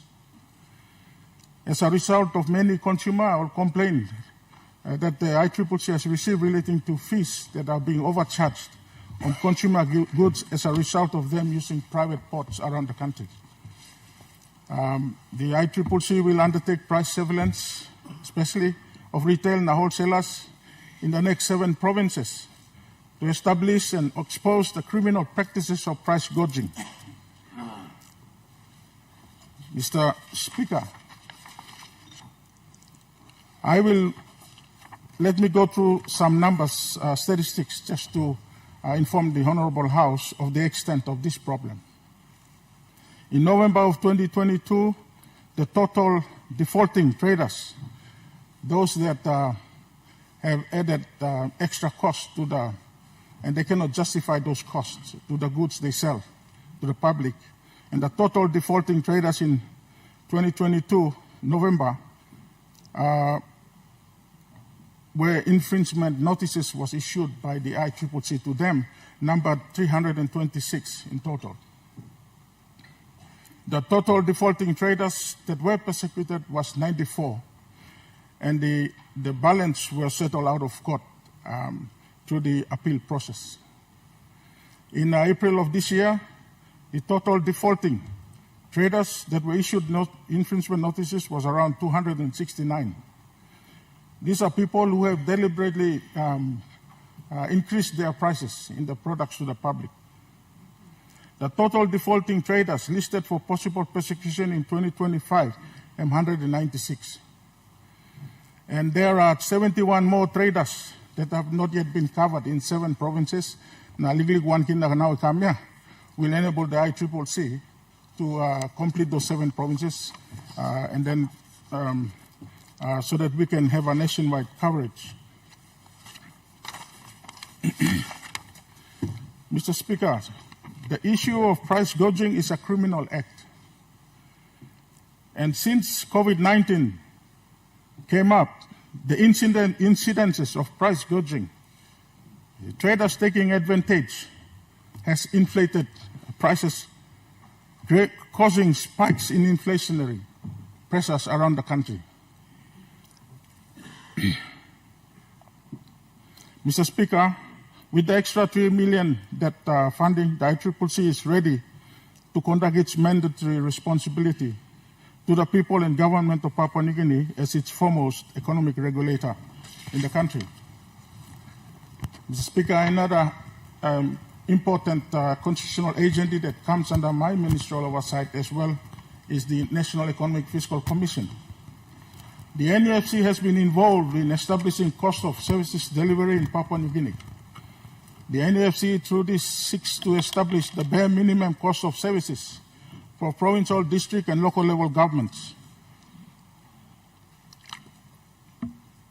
This study is central to NEFC's work as it supports the equalization formula, which seeks to identify the fiscal needs and capacities of provinces to deliver essential services, including extensive research, data collections, and consultations with various stakeholders. This is intended to benefit provinces, districts, and local level governments throughout the country by aligning funding with their service delivery functions and responsibilities.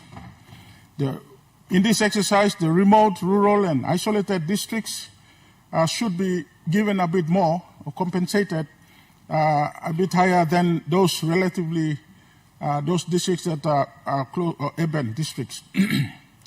The NEFC will review this in terms of both the current, the recurrent, and the capital expenditure starting next year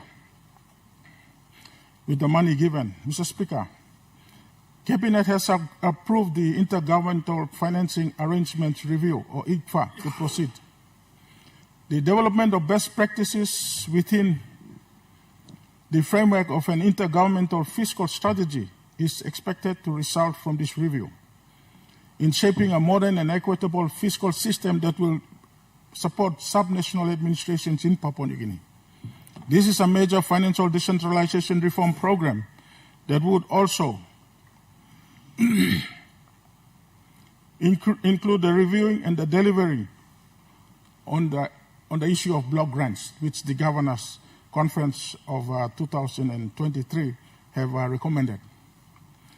And I just want to add here that this will be reviewed and the review will be completed on this particular important issue in 2025.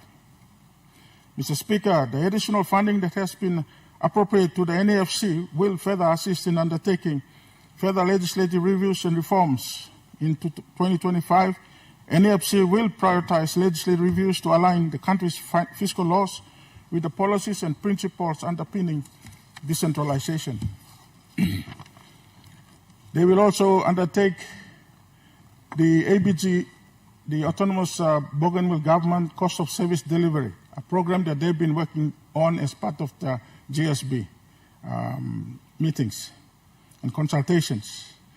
The ongoing work on assisting the Autonomous Bougainville Government to establish a cost of service delivery will remain a priority and is expected to be completed and handed over to the government of the Autonomous Region of Bougainville in 2025.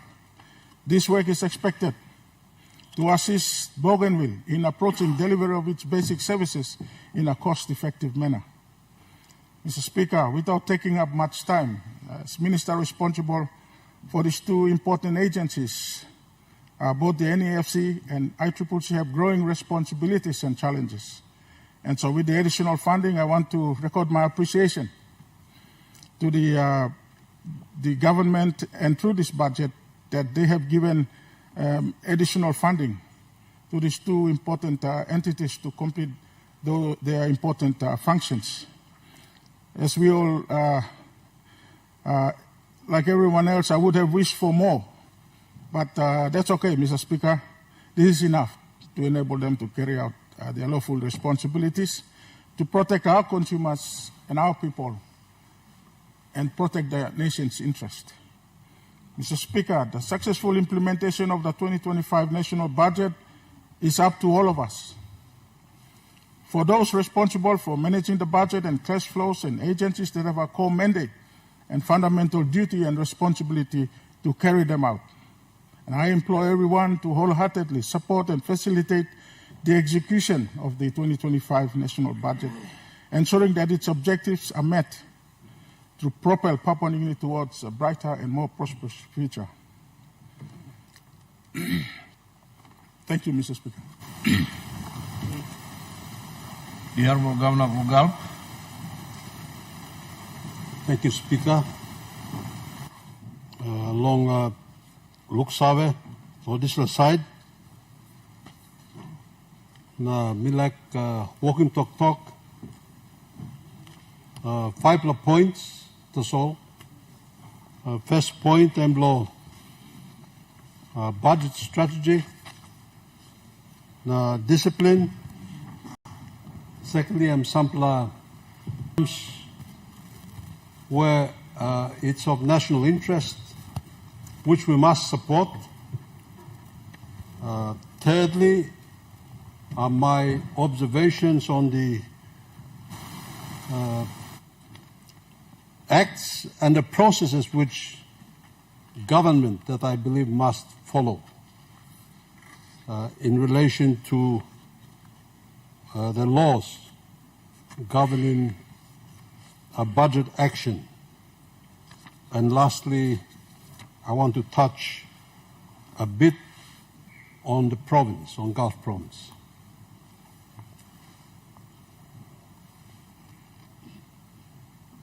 Mr. Speaker, this budget, the 2025 national budget,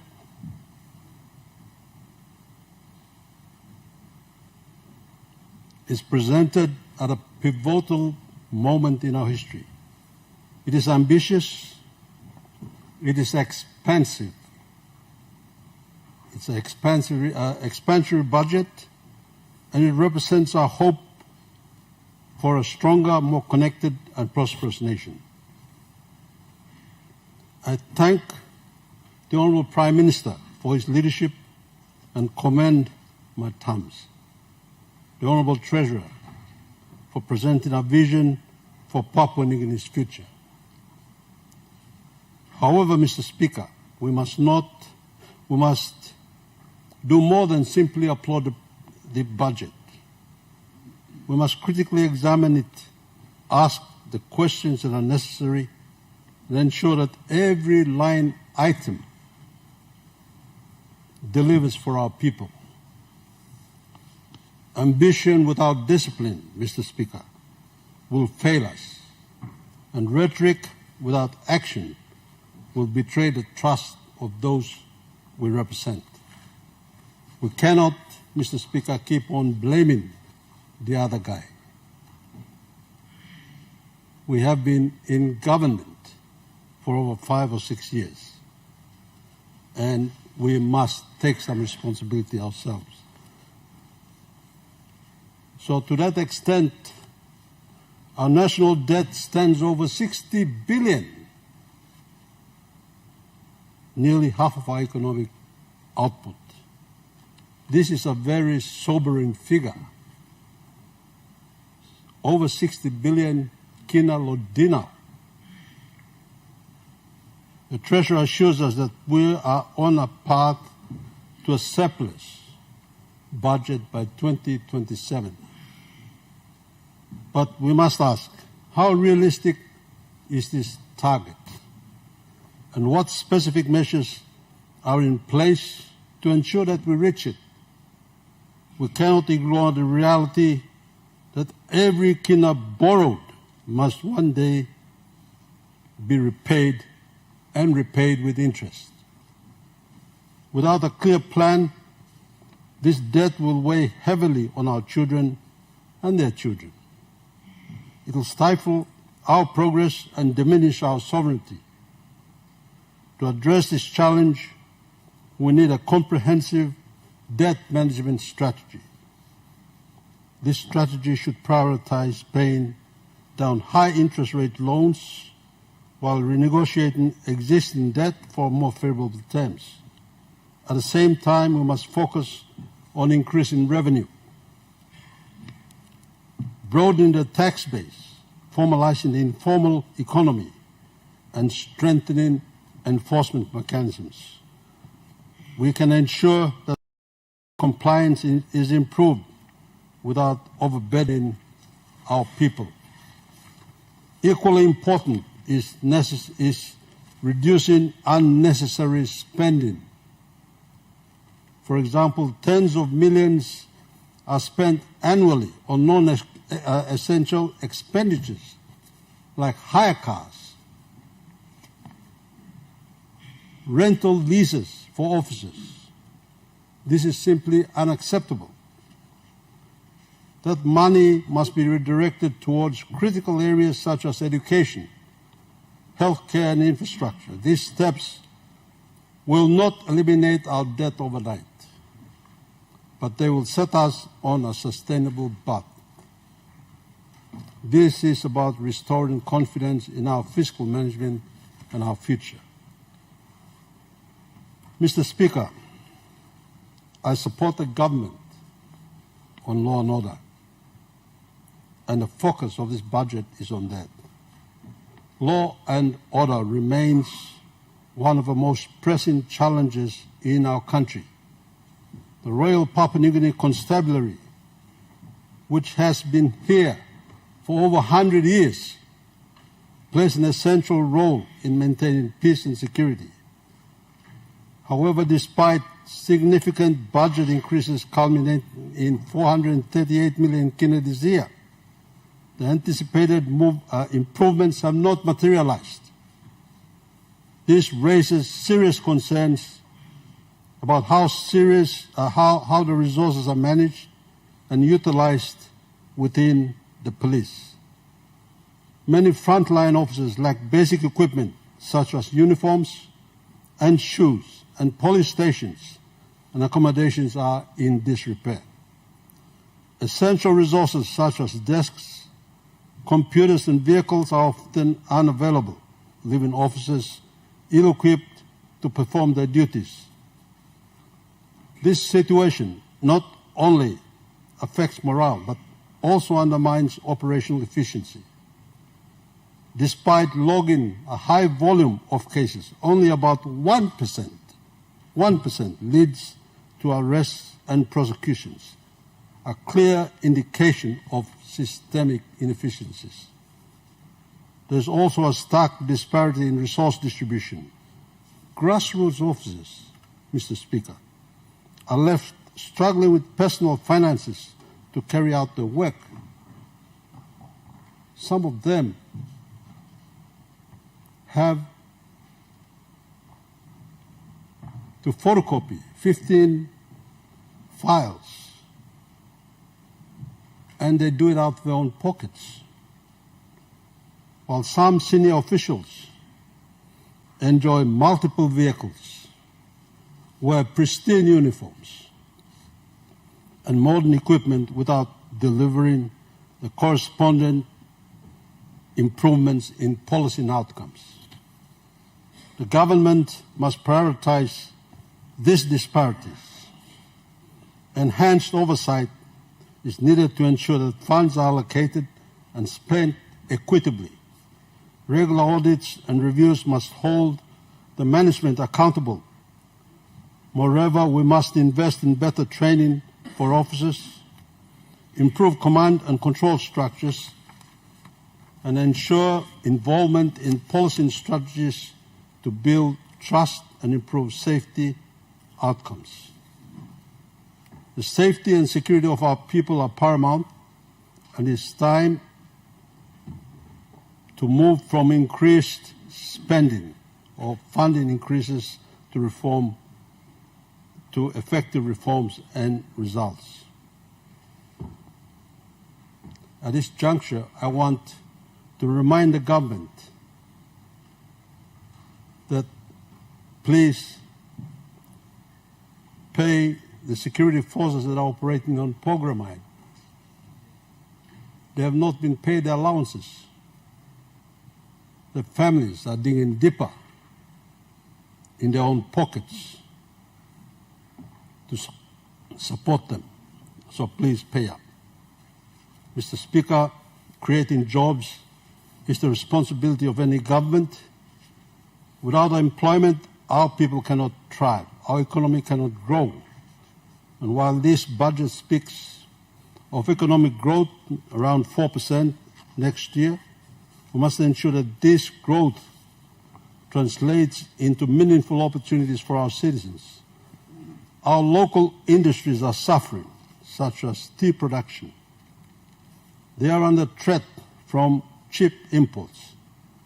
WR Carpenters, for example, employs over 800 Papua New Guineans in tea production, yet their operations are undermined by unfair competition. If Turkey, Burma, and other countries have their interest rate, their tariffs set at over 100%, or 115, 120, why can't we do it?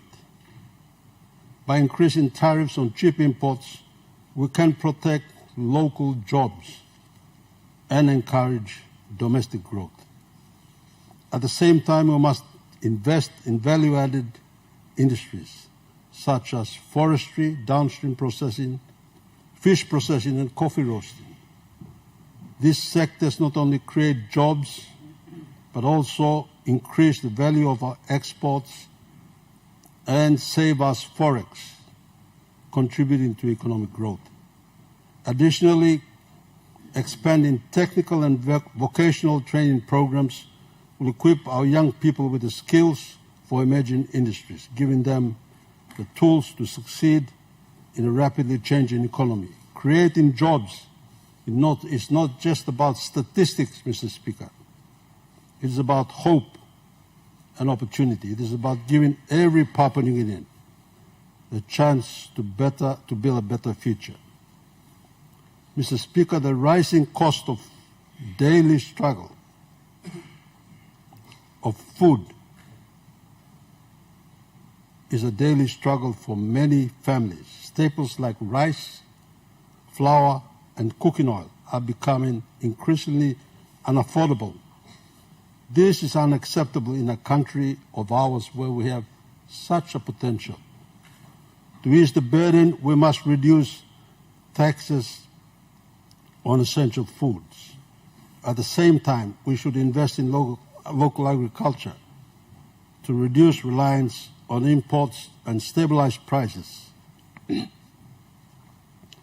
Extending the list of zero-rated GST items to include more basic goods will further ease the financial strain,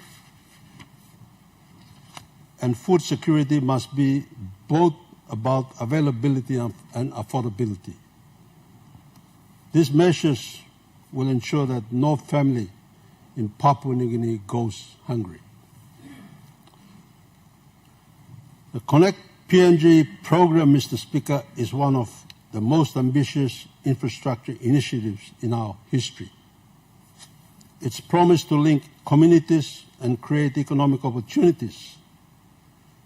However, ambition must be matched with execution. As these roads are being built, are they being built at where they are most needed? Are they connecting farmers to markets and families to schools and access to other services? This program must prioritize rural connectivity, focusing on roads that link remote areas to urban centers, to markets. Regular reviews and assessments must be made to ensure the projects stay on schedule and within budget. Local people must be involved in planning and maintaining these roads, creating jobs, and ensuring the sustainability of this initiative. Infrastructure is more than construction. It is about building futures.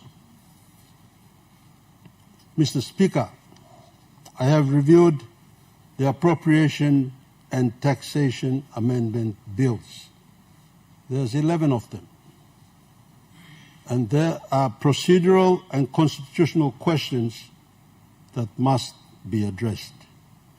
The compressed timeline of drafting these bills raises questions about whether proper reviews were conducted.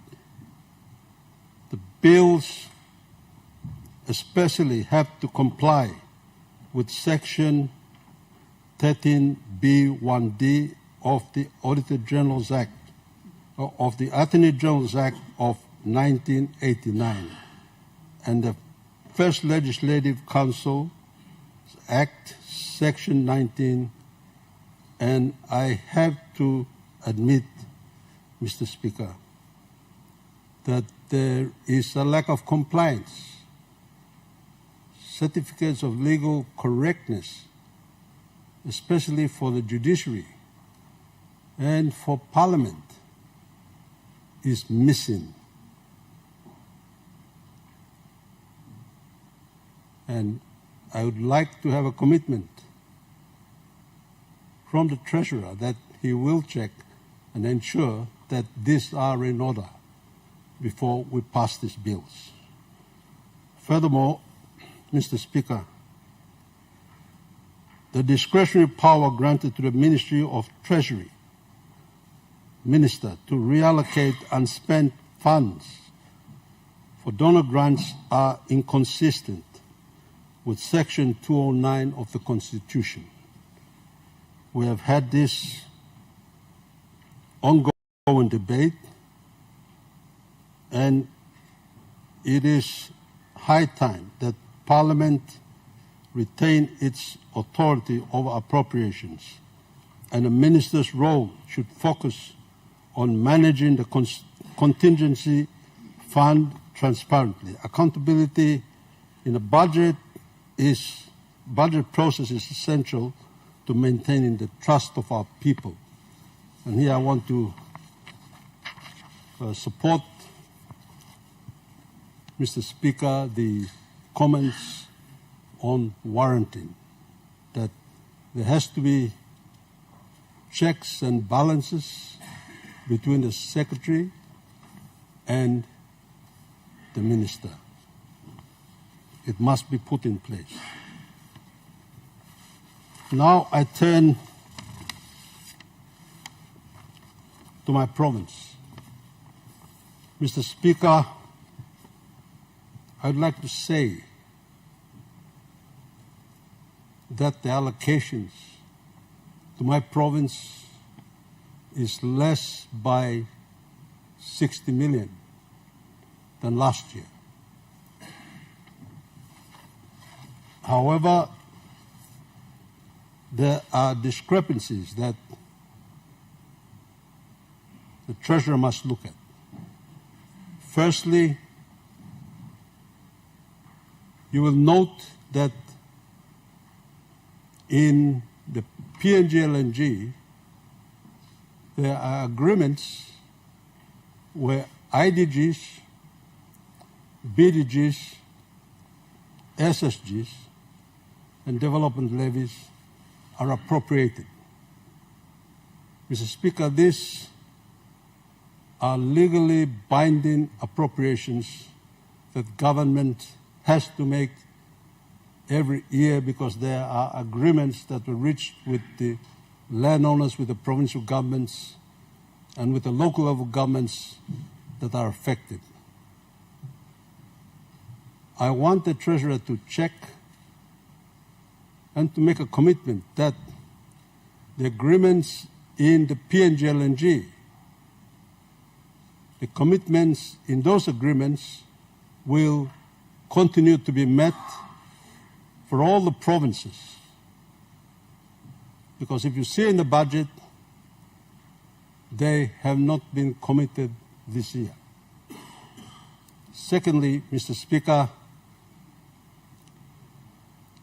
Papua LNG is missing. In 2025, we don't have the budget to conduct a development forum, Mr. Speaker.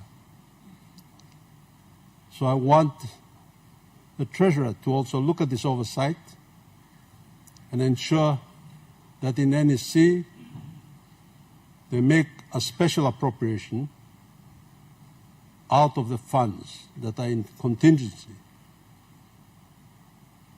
to plan and allocate, and ensure that we have a development forum and that the project has FID around September and October of next year.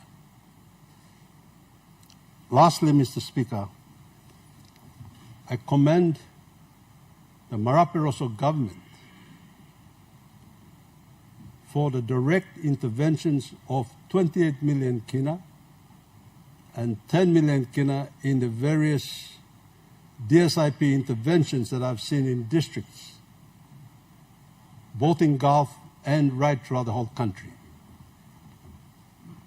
Mr. Speaker, I support this initiative as DSIP and PSIP, apart from what has been allocated in the budget for us, is committed, and we ensure that the money flows.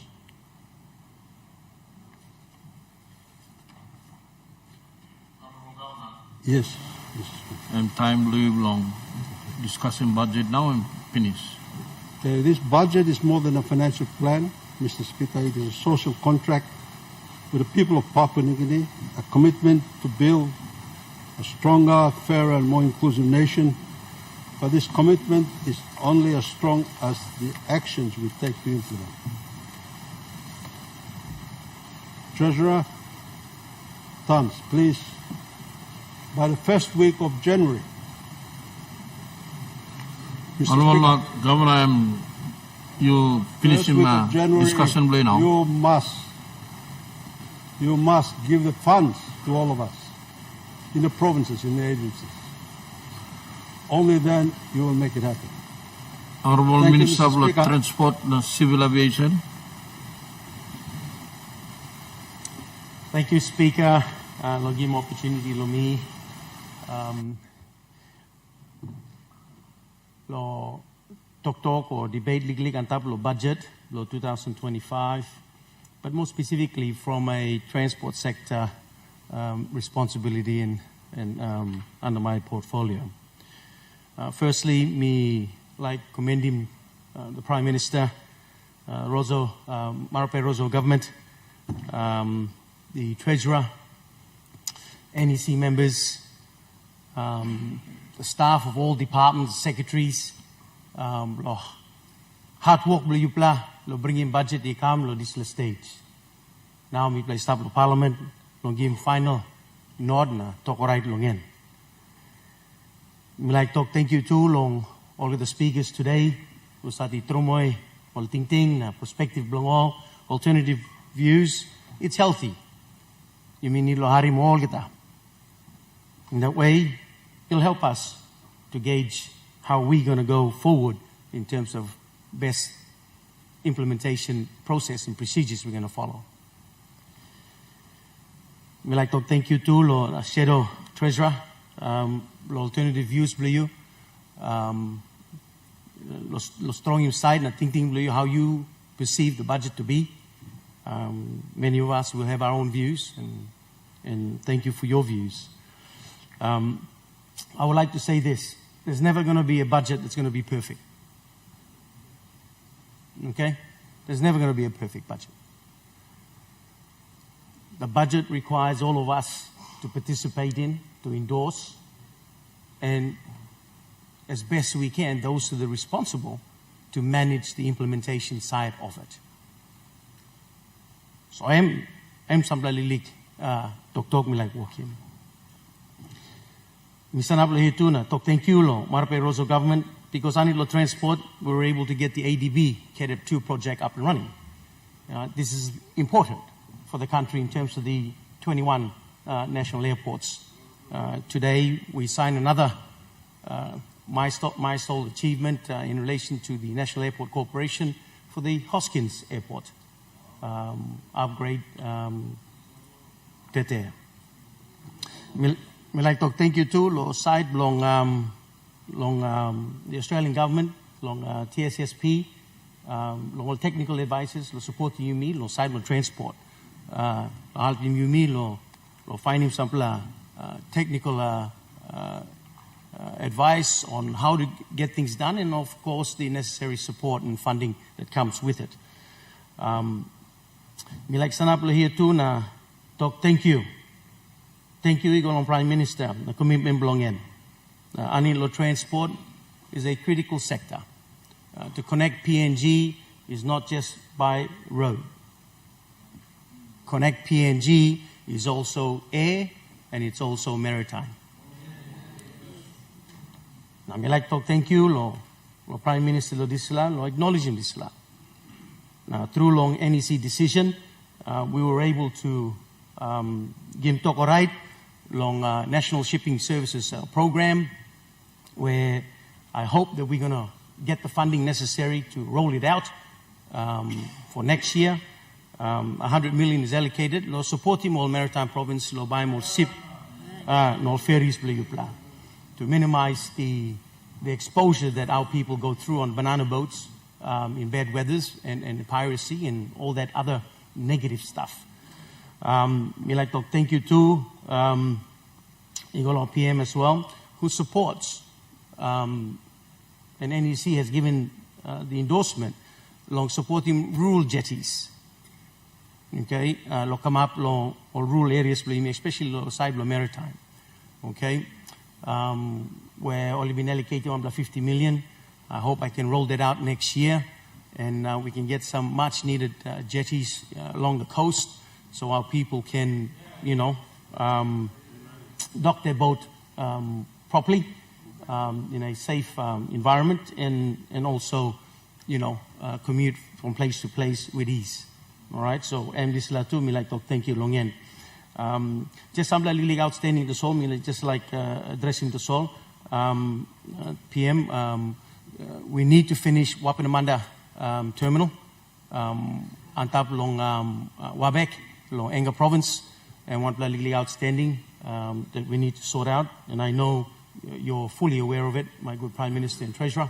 And it only requires another 4 million to complete it, and then we can go and open it. Emlo dis side. Narbla 2 emlo side long rural airstrip agency. We've budgeted for 10 million this year, and we budgeted again for another 10 million next year. Me asking the sole treasurer to make sure that we focus and facilitate the rollout of this funding, so we can get those 200 plus rural airstrips attended to accordingly. So I am along all this something that saw me like bringing me come up this opportunity me got lo sun up. Me like to thank you to the Prime Minister who's given his commitment. All right, the side along Tokua runway extension. All right, something that we've been working on right now. We're putting together a submission. It's going to cost over 350 million kina. But we're confident that we will find an investor who's happy to come in and sort this out and get the construction done sooner rather than later. All right.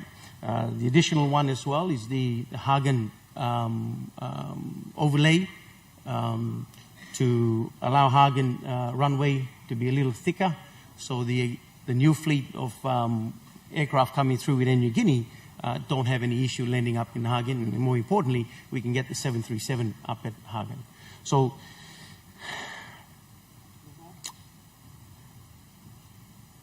implementation of the solo budget seems to be the challenging component side of Treasurer, I cannot stress any more the importance long Parliament. We got lapun Parliament now. We got lift them lapun. Equipment blowing me inside of Parliament old. We need to upgrade. We need to give the necessary funding. We like encouraging this la lo bianim sin out belong Deputy Speaker and bianim sin out lo Speaker yet that that funding for Parliament instead of giving so much months apart, we should schedule it and make it automatic. Every quarter they should get it, right? Because that's important for us to make sure that Parliament blue me all the something inside of Parliament and it's in operation, all right? So we don't have to walk stairs. We can use the lift. We got good audio system, all that sort of stuff. Good rooms, aircon working, all this sort of stuff. It becomes challenging when you don't have the necessary funding to facilitate, to maintain and upgrade all these facilities. So me like talk support us all this and encourage the good treasurer if they can put in automatic quarterly payments on time, so we don't have this lag behind of maintenance issue, and at the same time sample lumibla to embarrass lo kamlo here because house blow people it's not up to scratch. It's not up to the standard it should be at in terms of its operation. So I'm just on me like trauma legally support tok lo disela. Otherwise, Narbatu and Medang Airport. Thank you to the Prime Minister. Commit him and agreed to an additional 50 million. Trying to support him completion now. Medang terminal. So me like just talking letter so long all districts and all provinces where we call him Pinis or this airport and this terminal. Yeah, we're getting to it. We're getting to it. Okay. yes, we missed up a challenging time, but we will get there eventually. All right, and I ask for your understanding and patience to allow us this time to get there. So, that's all. Minong aplani tok let me finish him now and give him chance long on and at this point, my good speaker, on behalf of my people in the Matnai district, in New Ireland province, we like wishing you all get a Merry Christmas and a Happy New Year. And I look you long New Year of 2025. Thank you. See you now, me look savel honorable member of Talasia. But before we can make him talk long and me like ask him all speakers who said you like make him discussing the budget. Working also Minister of Transport, yeah, we can put him talk long inside the 10 minute na that all can get opportunity to make him the discussion. Member of Talasia. Thank you, Speaker. I rise to make a speech to support the budget. Mr. Speaker, I would like to take this opportunity to thank the Marape Rosso government for delivering a responsible budget aimed at securing our future, growth and prosperity at such a challenging time we are in. Responsible budget because despite expected revenue growth by over 9%, expenditure is only to grow by 5% in keeping with the Honourable Treasurer's own words, budget trimming since 2020. This is also keeping with the medium-term fiscal strategy to bring the budget back to a balanced budget by 2027. And this budget, starting from the Marape government first budget in 2020, is responsibly on the right track. As a responsible government, we must spend on what is essential, stop borrowing impulsively, and reduce our public debt gradually to ease debt servicing balance on our future generation. Despite the economic distress we face, the performance of previous 6 budget under Marape Rosso government up to 2024 June, our 10 reports showed strong growth in tax revenue, especially personal and corporate income taxes. This shows how resilient our economy is, with confidence from the private sector in our government. Mr. Speaker, in supporting the 2025 budget and its visionary framing, the good treasurer is adamant to achieve balanced budget by 2027. And yes, we can achieve this by rapidly increasing our internal revenue through increased agriculture production for export and our domestic growing demand for food. I would like to emphasize some key action we can take in investing in agriculture as the backbone of economic growth and prosperity for our country in the next 10 years, starting 2025. Mr. Speaker, the emphasis placed on the law, order and justice and infrastructure sectors in the 2025 budget to create the critical enablers to pave the way for the economic sector to drive the growth is the way to go. This is visionary indeed of the Pangu-led government, and we, the coalition partners, are in full support. As non-mineral sector will drive this economy forward in generating revenue, foreign exchange, employment, and generating wealth for our people. I am overwhelmed with the wisdom of Marape Rosso government in creating more ministries in the economic sectors, especially in agriculture. I have been on the ground involving in agriculture, specifically the oil palm industry in my district of Talasea before I became a parliamentarian, and witnessed what agriculture, for my case oil palm, can do.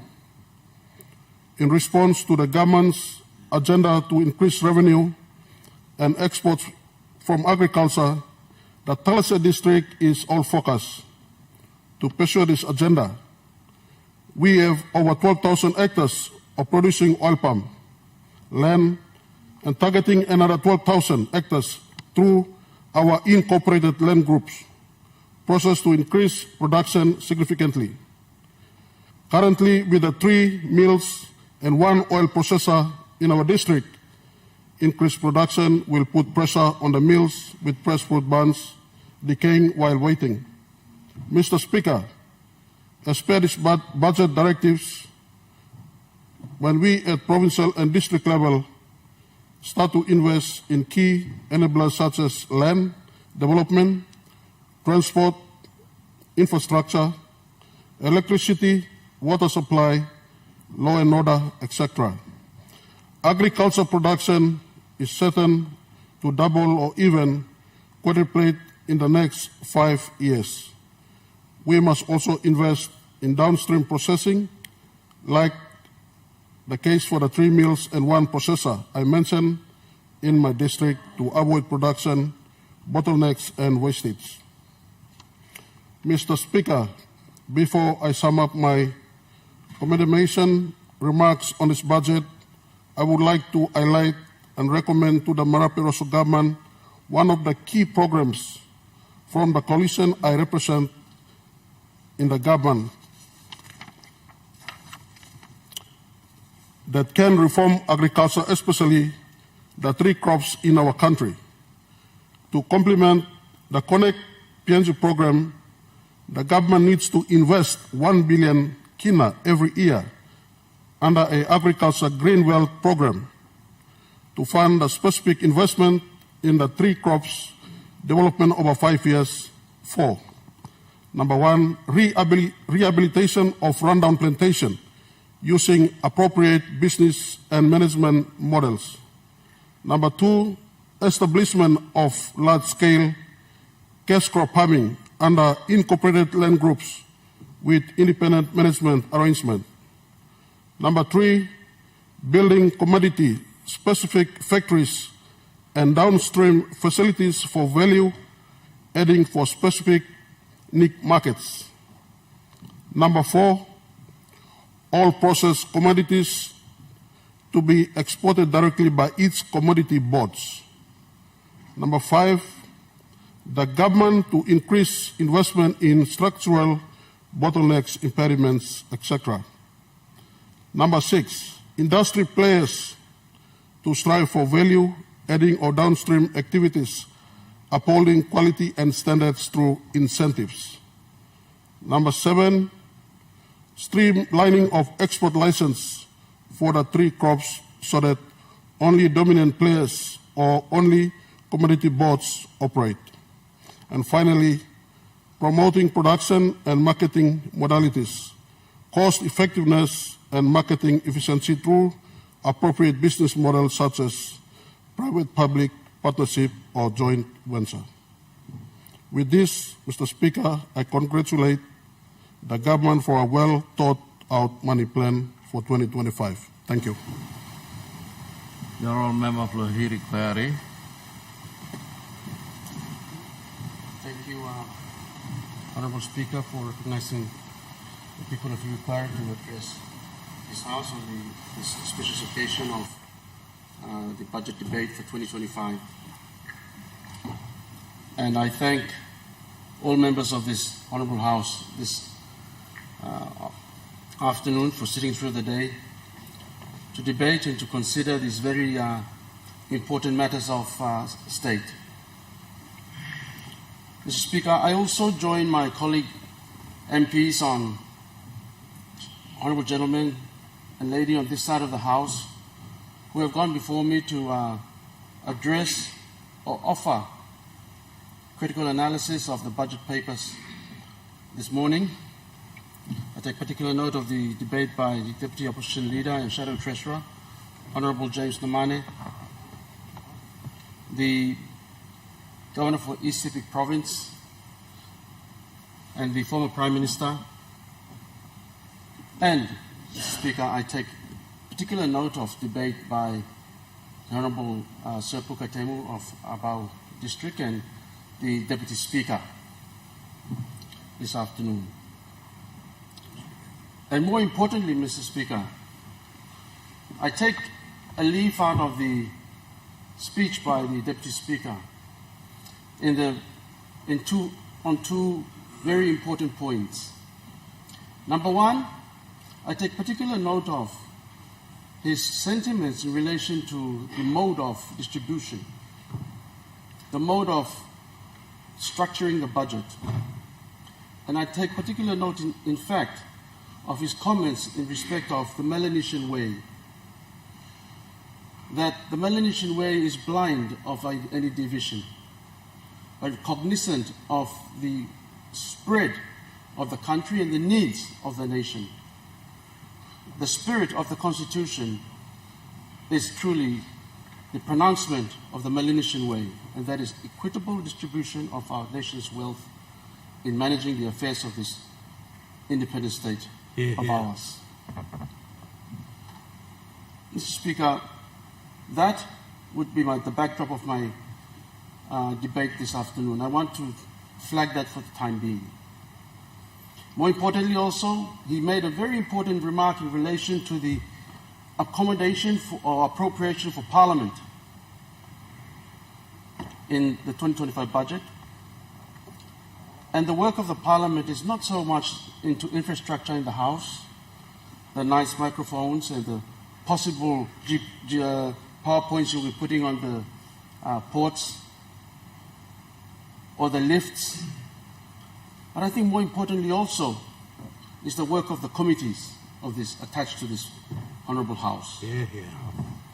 These committees serve an important function to the life of the first, if not the second or the third arm of government, and that is the Parliament.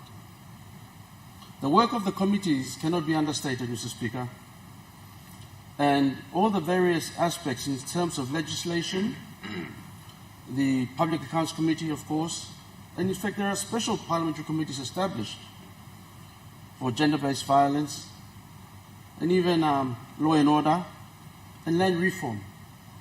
These are very important attachments of the Parliament. And to finance the Parliament, I am hopeful that we will make accommodation and not bother the Treasurer or the Prime Minister for accommodation, that this works of the committee should be accommodated out of this appropriation.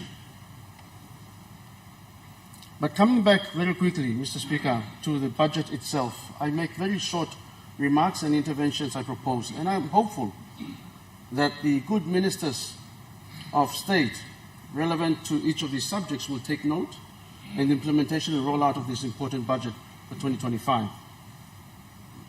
Mr. Speaker, there was a remark in relation to the much talked about and debated Connect PNG program.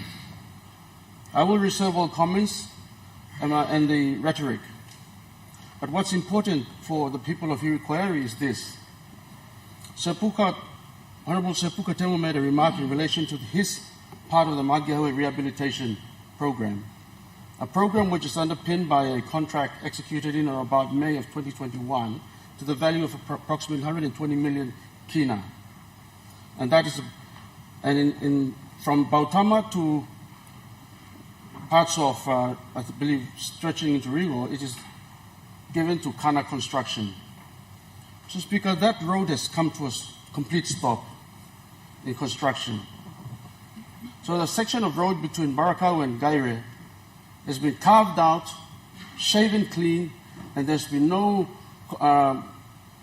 attention, no sign of any work to be given to continue on that road. As I say this, the Magi Highway is likely to collapse this Christmas should heavy rains come through. What will happen is Sabore or Johnson Farm, where culverts are accommodating water to pass through, that road is already going to collapse, and there will be no Magi Highway going forward into 2025. So I'm hopeful that the 600 million accommodated will give some time and some appropriation and some emergency funding to that part of the road. Meanwhile, I wish I could comment on the rough rides between Laloki Bridge and Brown River, which I understand is currently subject of litigation. I'm hopeful the lawyers charged with this task to defend the state are going to deliver the conclusion to that litigation sooner rather than later. Very important project for the rehabilitation of the Hiritano Highway, which serves not only Hirikwari, but Kairuku, Goilala, and the Gulf. So I flag this with the good minister to get cracking with the work and get to his lawyers to fix these two aspects of the Connect PNG. So far as relates Central Province. Mr. Speaker, law and order has been much talked about, and I am comforted to see that this budget is styled a secure budget intended for giving the bigger budget to the police, RPNGC. But what baffles me, Mr. Speaker, is this. Come November, December of every year, we have I'm sure many districts receive requisitions from the RPNGC to support them in police operations for Christmas.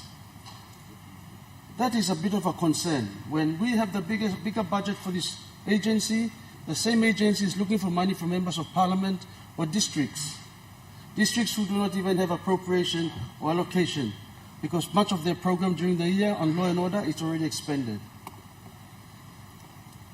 I hope also that the balance of the year, what remains before the accounts are closed, our policemen who are going to give us a safe and secure Christmas are going to be accommodated these appropriations, of course, from the balance of the 2024 budget. Going forward, however, this is something we should think again.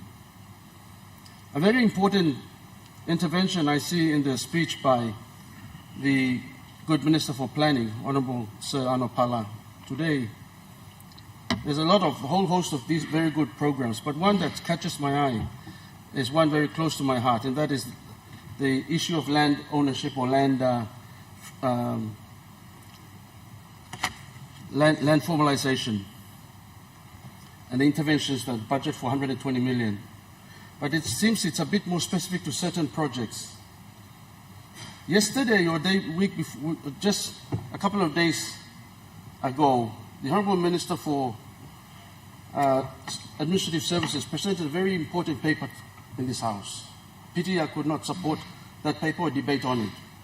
But in that speech, very important and salient remarks were made in relation to formalization. I believe the formalization of the economy starts with these two very important line agencies.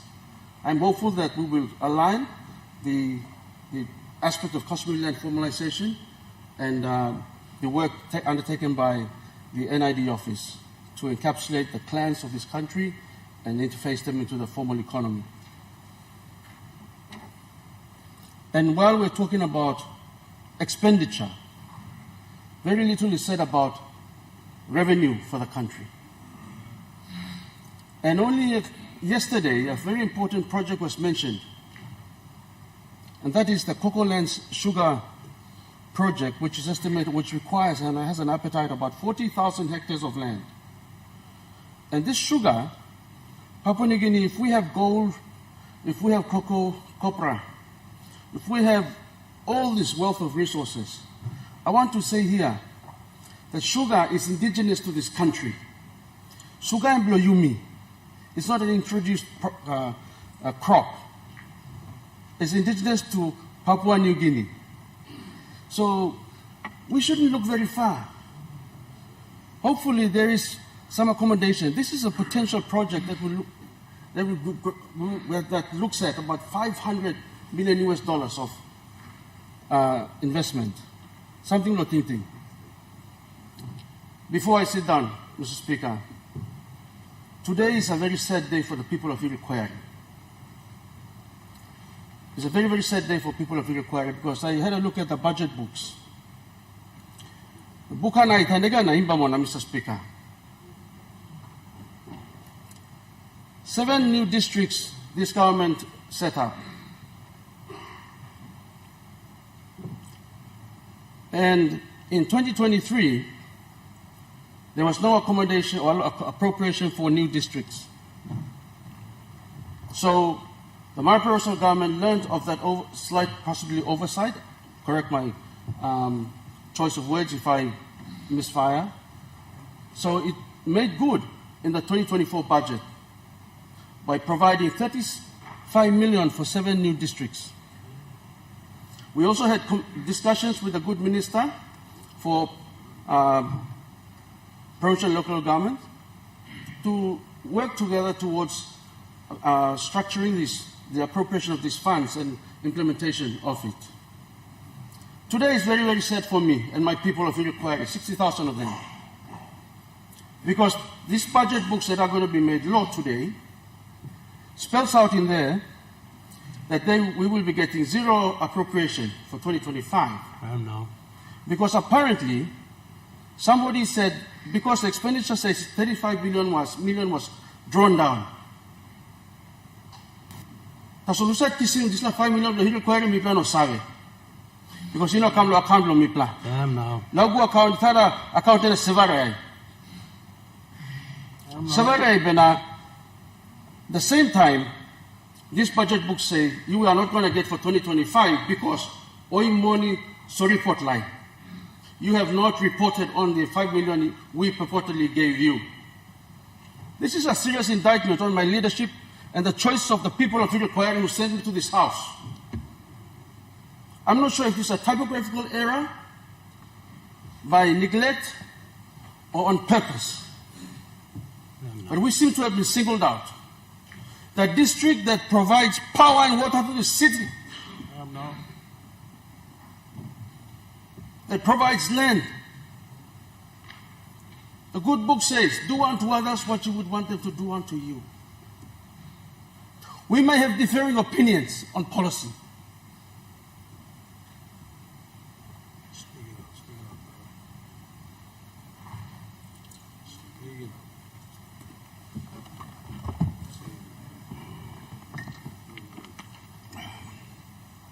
But my people of Iroquois do not deserve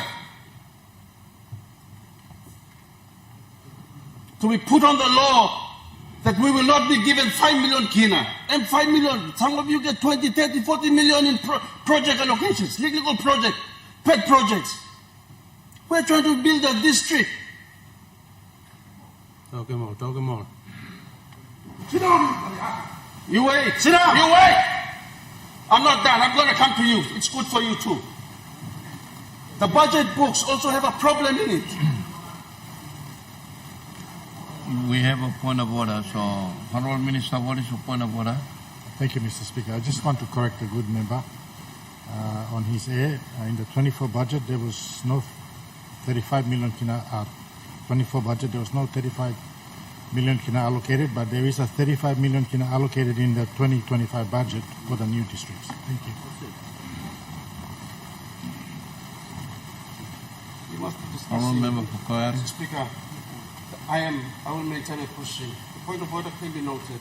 That's his point of order. That's his understanding of the books, and I will read it. Fact: 35 million is appropriated in the 2024 books for implementation for 7 new districts. Now, the expenditure aspect of the books also suggests 35 million has been drawn down. I'm only learning through the books themselves that apparently Iroquois will not be getting anything for 2025 because you have not reported on the funds you received. No. I'm just looking at my item in my book. You see, there's probably a mistake. I'm going to default it to mistake and typo. I don't think a good treasurer, the Prime Minister, would even think it up like this. Even Ijibitari and Poponeta is confused as to which is the newer of the districts. Because Poponeta assumes the old infrastructure. In fact, Afore should be a new district. The books are there. So what is the... Is this a mistake or misnomer? What is it? But Iroquois people, 60,000 of them, who host the heart and soul of this country's machinery, should not be penalized. You wanted additional power, a devil came on stream. Now you're discussing Narrow Brown. Yesterday, I saw some of my leaders sitting up in the gallery from Kokoda, from Kodu, Mount Kodu. We contribute just as much as many of you districts too. We pay inquiry. We don't. This is not rhetoric. We contribute a lot. The PNG energy plant site sits in our district. Damn no. We're not asking for much. We're not asking for what doesn't belong to our people. Something we contribute to. Just be fair. This is a real insult to my people.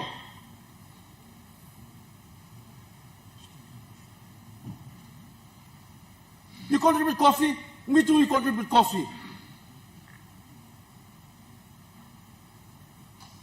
You host the well, we host the plant that drives this nation.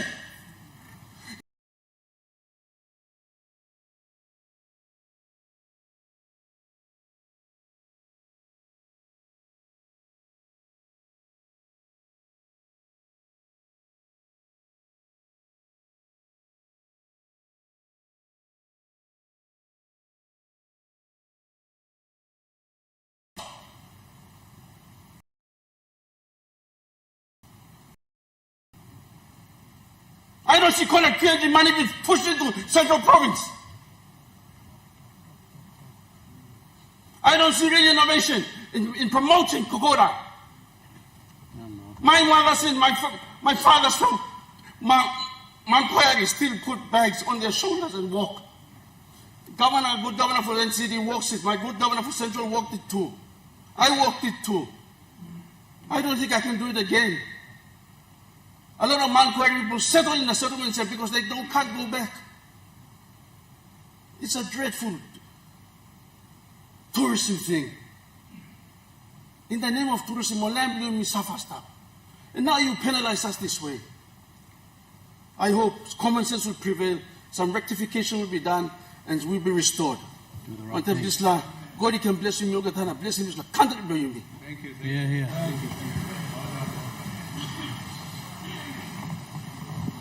The Honorable Minister for Information and Communication. Thank you. Thank you, Mr. Speaker. Na good plawin tulong you na all kita members long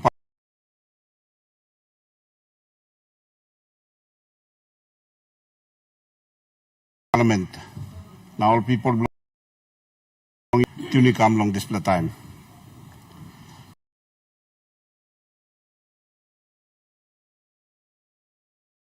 Due to the debate on the 2025 budget.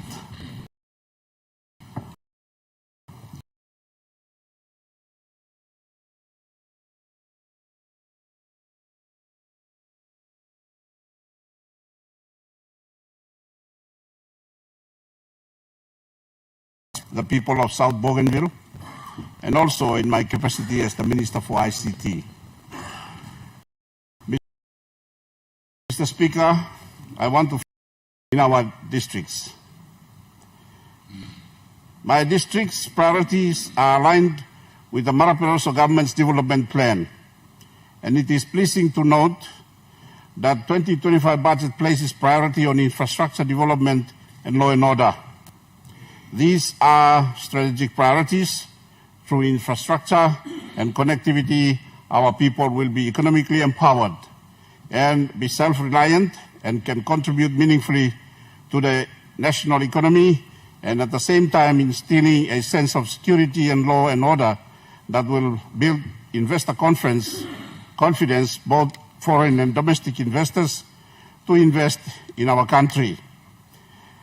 Mr. Speaker, as I speak today, my officers in the district were opening 2 new classrooms, and there are new roads being built, new health facilities, and the list goes on.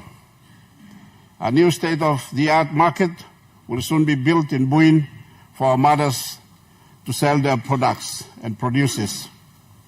And all this comes from the money and the funding that comes from this government, and this will continue next year.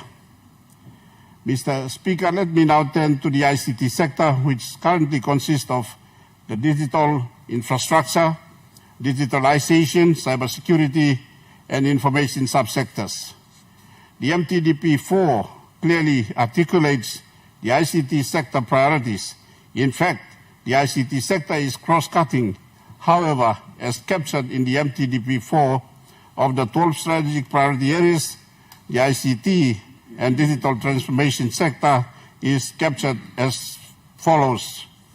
1, strategic priority area 2 on connect infrastructure, direct intervention program 2.4 on telecommunication and ICT connectivity. 2, strategic priority area 6 on national security, direct investment program 6.3 on cybersecurity. And thirdly, strategic priority area 8 on national government, national statistics, and public service governance, direct investment program 8.1 on integrated digital government system. Mr. Speaker, I want to thank the Maraperoso government again for the support accorded to my ministry. And over the past years, we have adopted key policies and are implementing these policies geared towards transforming the public sector and promoting the digital economy. This year, 2024, guided by the Digital Government Act of 2022, the ministry has commenced work on building the foundational digital platforms or the common shared services that all public organizations will share. These common facilities are clearly outlined in the Digital Government Act of 2022 and are captured in the MTDP4. It includes the government-private network and the government-private cloud that will provide connectivity for the entire public sector from national to subnational levels. There are over 100 public bodies that are now onboarded the government cloud. So far, we have expended and on average 1.4 million per year for the last 3 years to set up the cloud. To set up the cloud, build capacity, and maintain its current operations. We are in the ministry strengthening the National Cybersecurity Center established under the Digital Government Act as it safeguards our public body systems and infrastructures against cyber threats and attacks. This year we received 1 million kina in warrants to maintain the Cybersecurity Operations Center, which is now providing critical cyber services to over 75 government departments and agencies. In October this year, Mr. Speaker, we launched the G2C, that's the Government to Citizens e-Government Portal version 1, and we are continuing to upgrade the portal before opening to the general public. The portal will serve as a one-stop information hub for the government. We have expended 6.5 million kina to set up the original version of the portal, and in 2025, we will continue to upgrade the portal. Through the portal, the first 1,000 citizens are now being issued a digital ID, which we have locally designated and branded as Service Pass. Once you are issued the Service Pass, you can now be able to access digital services through the portal.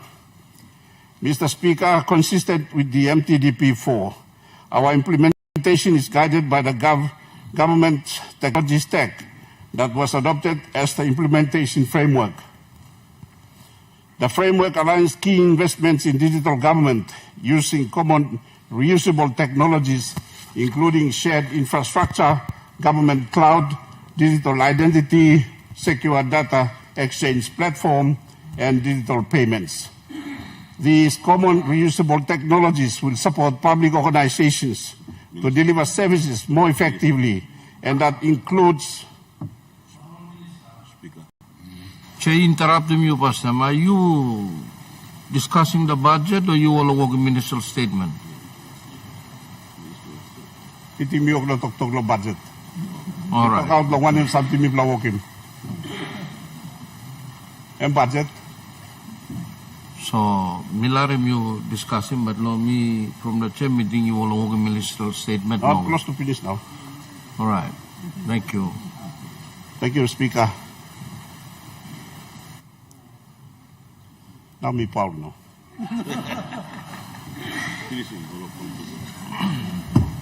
On that note, Mr. Speaker, I want to urge all ministers that because we have a whole of government approach and because of the importance of aligning to the government technology stack, your departments are now required to obtain certificate of compliance for any major ICT projects. Again, I want to thank the government for increasing the ICT sector's PIP budget in 2025 to continue the implementation of these key projects. The Department of ICT has received a 4 million kina increase with an allocation now at 18 million kina to progress cyber defense, cloud adoption, and digitalization activities. NICTA, which also comes under my purview, has received an allocation of 5 million to improve management of the internet gateways, while NBC continues with 10 million another PIP for rehabilitation and modernization. Honorable members, and Speaker, you will appreciate that digital technologies are transforming the way businesses are conducted globally, enhancing government efforts in delivering goods and services cost effectively, as well as improving government revenue-raising capacities and capabilities through tax and other non-tax revenue. And it is also transforming the way people conduct businesses and interact with each other. All this leads to broader outcomes of digital government, digital economy, and digital society. The projects are being implemented through my ministry and are setting the foundation for a digital government, digital economy, and a digital society. Mr. Speaker, in concluding, I want to once again thank the government of Prime Minister, Honorable James Marape, for the record and the strategic 2025 budget, and thank the government again for the continuous support to digital transformation, cybersecurity, and information sector. With this, on behalf of my people of South Bougainville and my ministry, I wish you all a very, very Merry Christmas and a prosperous 2025. Thank you. Honorable Governor Long Wesley Bredin. Thank you, Mr. Speaker. Misha very plenty by Bella Colson time and come long time all stop lo here na me like thank you lo. I'll get the member. Me plus sit down na ring so it's fair that some of our perspective is also heard. Thank you, Mr. Speaker, for allowing us, and we try to be short and so give opportunities to some others also. Looks like, Mr. Speaker, you mean lo Papua New Guinea you need him tupla house here. Economic growth too, so it's good and by you got tupla house where kind also Senate na the Parliament kind also. Bicameral system. But Mr. Speaker, I understand budget won't play easy plus something. Even at a provincial level, the presidents and provincial members all got by demanding kind something. Time all no looking LLG name long all by tagulsem, all by boycotting budget, all no attending. So it's not an easy thing. So I appreciate Honorable Treasurer and all the senior finance planning to put together this budget book for 2025 for 28.5 billion. It is one of the highest in the history of Papua New Guinea. Mr. Speaker, the success depends on how we prioritize, how we implement. One of the biggest challenge we faced is the spending efficiency. Time you may release him warrant, you may release him according to priority. Na nogat now, you may stop close to low year end. Na you may work lo him still the important sectors still need to be funded, especially our functional grants or our SIPs or our PIPs and all those important ones which are already appropriated. Me plus have also money by come. The so money I'll get the time by come low end of the month. Time you may karim go province too. We can't do anything which are appropriated low. This la yeah. I'll get by tagol sem. Oh, you bring him all get the come also unspent. So you are not efficient. You know spending money. Then the next year if I look also hey budget and look big plata so plenty money and carry forward money and by unspent stop low provincial budget. Mr. Speaker, I echo the same statement. Also, let us be fair. Let us be fair, and we support the equitable distribution, irrespective of wherever we sit. We also accept constructive criticism, Mr. Speaker. Also, opposition doesn't have to be in opposition. You must government yet. You must opposition too. You can criticize. You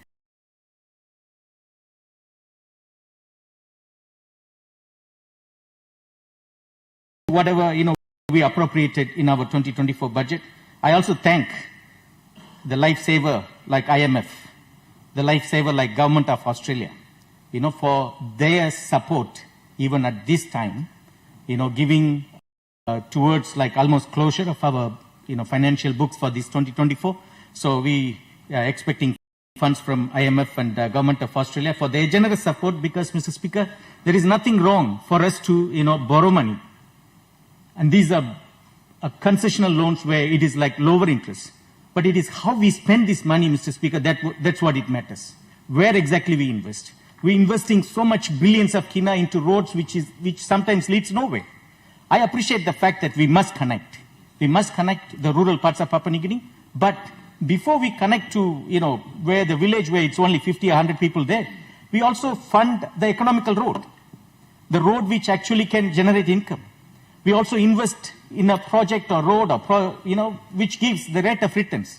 So without that rate of returns, then how you mean by justifying spending billions of kina? To give you an example, like New Britain Highway, that is one of the most economical road in the country. And that road, 24/7, you got oil palm fruit trucks, oil tankers, logging trucks, everything runs 24/7 between Kimbe all the way to Biala. You saw the 2024 budget, how much appropriation stop New Britain Highway? 5 million kina. I thank for that 5 million kina appropriation, stop underneath the DOW, but release yet. This is the most important economical road where it supports more than 19,000 oil palm growers and two big investments like Hagi Oil Palm and New Britain Oil Palm. And the investment you do in this road, and by increasing production, and by increasing timely harvest, now increasing revenue of farmers. So that will increase the GDP. But road you may go now put in 300 million, 400 million, low sample remote place, I appreciate. But whether any priority now or you may focus on all economic road, now you may generating more revenue, increasing GDP, then you may invest in this money go to this remote area. So me like appeal, Mr. Speaker, through you, this is New Britain Highway is a economic highway. Through government you put him on investment law towards border below West New Britannia, law connecting east and west. But before you me connect him east and west, me like him, people below me, also focus law, province below me play it inside. So where these two economic activities can be supported, especially this agriculture, oil palm industries and cocoa and copra. Mr. Speaker, I appreciate the effort, hard work done by our treasurer.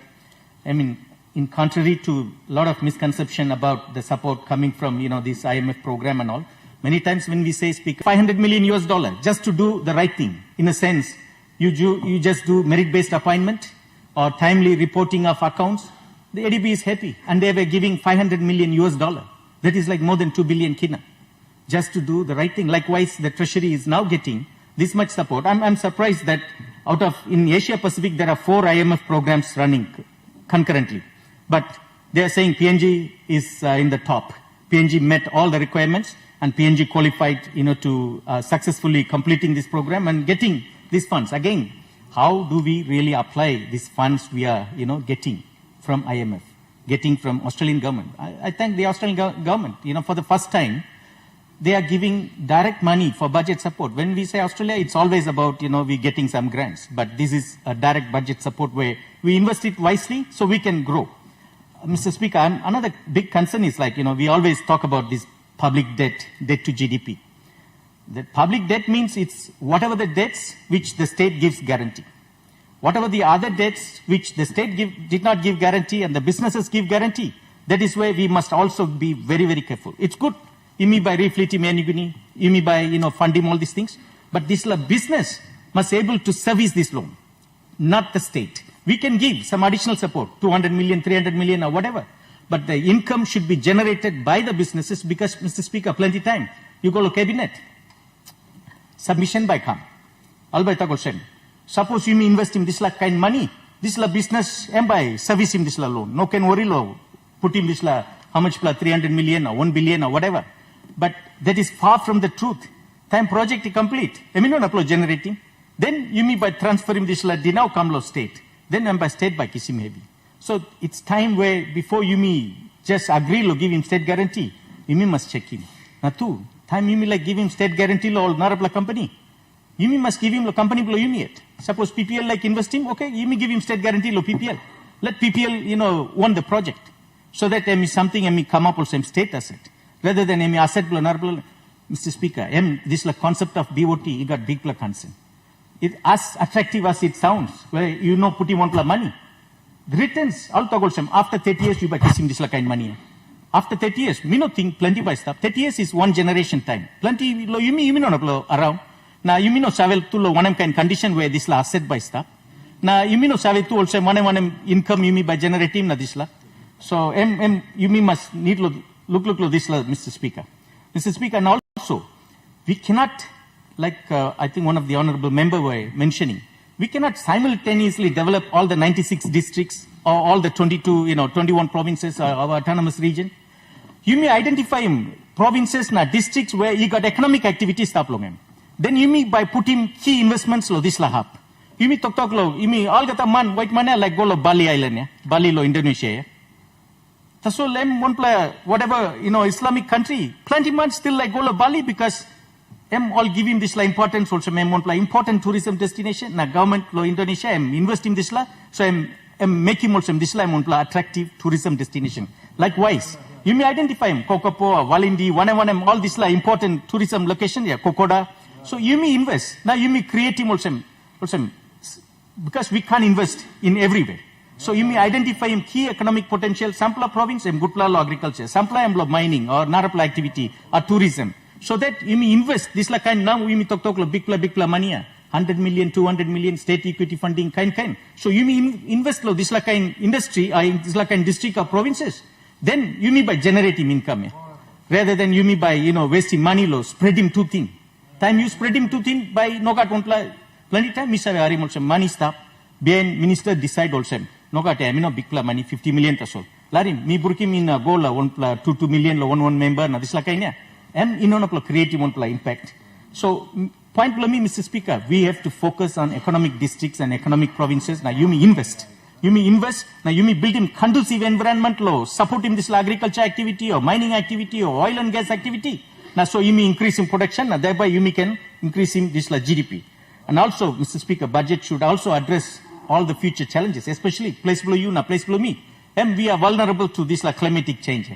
Now rising sea level. Now I'm working bagrap how much place na villages na places come up also vulnerable this kind danger where budget you must got some kind support to addressing this climate change.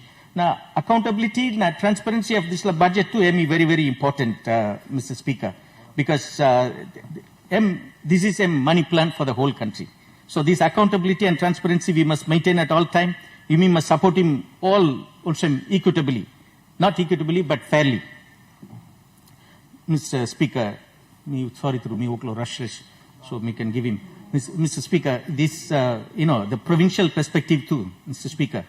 When are we going to really make the, why do we really want all the provinces, you must come, na crawl, na beg, na cry, ask him, la likely toya, one kind something, stop the budget.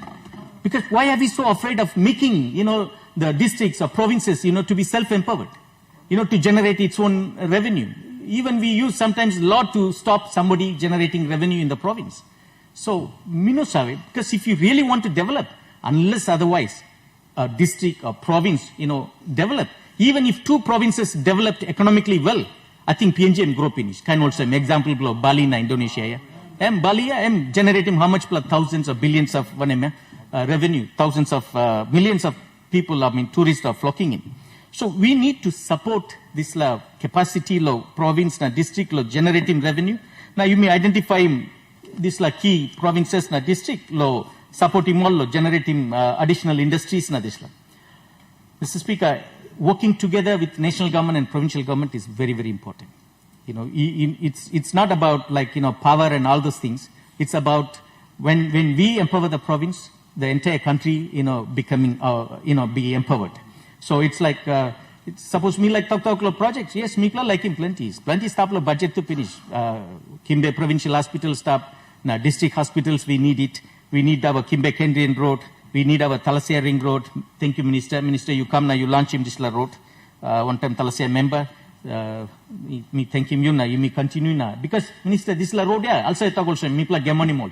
People Thalassia tagolsem, you pla time al tagolsem Thalassia Ring Road, all thing also mem olsem me pla koni mol or gemani mol ta solo time lo election na this la. But thank you, contractor staff finish na, but me appeal lo you also, you me continue na, completing this work. You me starting on work, you me completing. Indian Exim Bank, Mr. Speaker, plenty time. Bureaucracy is strong. You know, easy lo making one plus something in this country. We have to, even you, Prime Minister, Usat, you by go through this hardship. Lo deal one time all bureaucratic one blockages. We just have to please so many people on the way. Indian Exim Bank loan, Mr. Speaker, when the former Prime Minister was there in 2014, 15, we went to India. Until now, you know got one final decision where one time this $100 million by come. Now you me by benefit because I'll talk. Mr. Speaker, you want to believe. You come, lo Kimbe na, you drive, take a drive, go lo Hoskins. Close to also 10 plus 20 plus car by stop. You by stop also backside through. Because the population, Kimbe, Western Britain is not just like any other province. Suppose me go lo New Ireland. You talking like 2 talk place or 3 talk place, you deal with one particular group of people. You go to East New Britain or other places, not too many. In West New Britain, you have 25 languages, also recognized languages within the province. Now you got all over Papua New Guinea staff. You got compound blow and Wabek compound staff, Hella compound staff. Name blow one big plantation, I'll call him also Hella plantation. Kandiptu staff. All got the province staff. Why I'm saying, Mr. Speaker, along with the economic development, the social challenges also come. We make our best effort to make sure to support police. Even last time, me buying 5,000 liters diesel to support him police operations na disla. So West New Britain, I'm also mini Papua New Guinea. Me pla look out him all got a man Mary lo Papua New Guinea inside lo West New Britain. So and now they are like 2nd, 3rd, 4th generations now ME stop. So this la province too ME one pla economic province. We are not depending on oil and gas. People depend on green gold tasole, oil palm tasole. And this industry generates, revenue of like almost over $1 billion kina every year and adding up to our GDP. So any investments we do, Mr. Speaker, I'm telling you that the rate of returns will justify all those investments you do. And I'm thankful that Minister just announced that he has signed, sealing of Hoskins runway with asphalt and all, making it permanent. So this will greatly help these 2 investments like in Hagi Oil Palm, New Britain Palm Oil, SBLC and all those people. So the point, Mr. Speaker, the traffic is so congested. The town doesn't even have stormwater drainage. People no got one plus sewage system where you got low city in this like even in Kokopo. This 4-lane road, at least 1 plus 5 kilometer or 10 kilometer towards town is really, really important, necessary because the town is grown, population has grown. Then imagine the number of, big oil palm fruit trucks running up and down between Thalassia, still have to come through this road to go to Mosap oil mill and all. And the main wharf, the 3rd most busiest income generating wharf is Kimbe Port. After Port Moresby and Leh, the 3rd most busiest port is Kimbe Port. Mr. Speaker, these are some of the challenges where, we are continuously facing. But I thank the Treasurer. And one point is also, Mr. Speaker, that a lot of money is abused by this tax credit. This tax credit, we hardly get any visibility as to this money can be used wisely, even using through budget. It should be even captured in budget as to how much we can get it from this tax credit. But that is also not, really addressed properly. So this is something to do with planning and treasury, who actually sits in that, tax credit committee, who analyzes the programs which the companies are applying. Tax credit is nothing but government money. So we need to treat it exactly as it's a public finance. But Mr. Speaker, I appreciate the government, the Treasurer's effort to reduce the fiscal deficit, and I'm happy that 2025 budget, it is almost 1% of the entire GDP has been captured, to reduce. That's almost 1.2 billion to reduce the fiscal debt. So we are not, putting too much strain on the future generation. Since COVID, we've been running this deficit budgets. Now it's right time, a step in the right direction that we are continuously focusing on reducing this debt to GDP. I thank also Treasurer that the health sector has seen almost 10% increase from the previous budget. Education likewise, 12%. I thank Prime Minister and Treasurer also this NRL. I don't really understand the impact, but then Governor Pakop was saying, when you say NRL 500 million, 600 million, it's not about just spending on game, but it is also building like over 300 million kina worth of various infrastructures related to this game, which will greatly help our youths and our population. And also, for the first time, we have seen like a little bit reduction in public service in 2025 budget, like almost 6%. 6%. This we need to implement those recommendations made by this public service reform committee chaired by Governor Juffa. So I think we can save lots and lots of money by implementing some of their recommendations, and also to allow all the retiring public servants to go, so that that creates that creates vacancy for other people. So and Mr. Speaker, I appreciate the Treasurer's effort to give nil tax or nil GST for all the 13 essential goods. But I really appeal, help in whatever ways you can, because once we give some promise, we have to honor our word with all our actions and make sure this happens to save our integrity, because it is not an easy task of selecting only 13 goods and reducing GST for 13 goods and expecting all these Asian business people and all those people to pass on that 10% discount. So that really needs a proper strategy to implement. And Mr. Speaker, finally, I sincerely thank all our stakeholders, all those people worked day and night to put this budget together, and also thank all our stakeholders like ADB, Australia, JICA, IMF, and World Bank for also funding as a source of funding to this budget.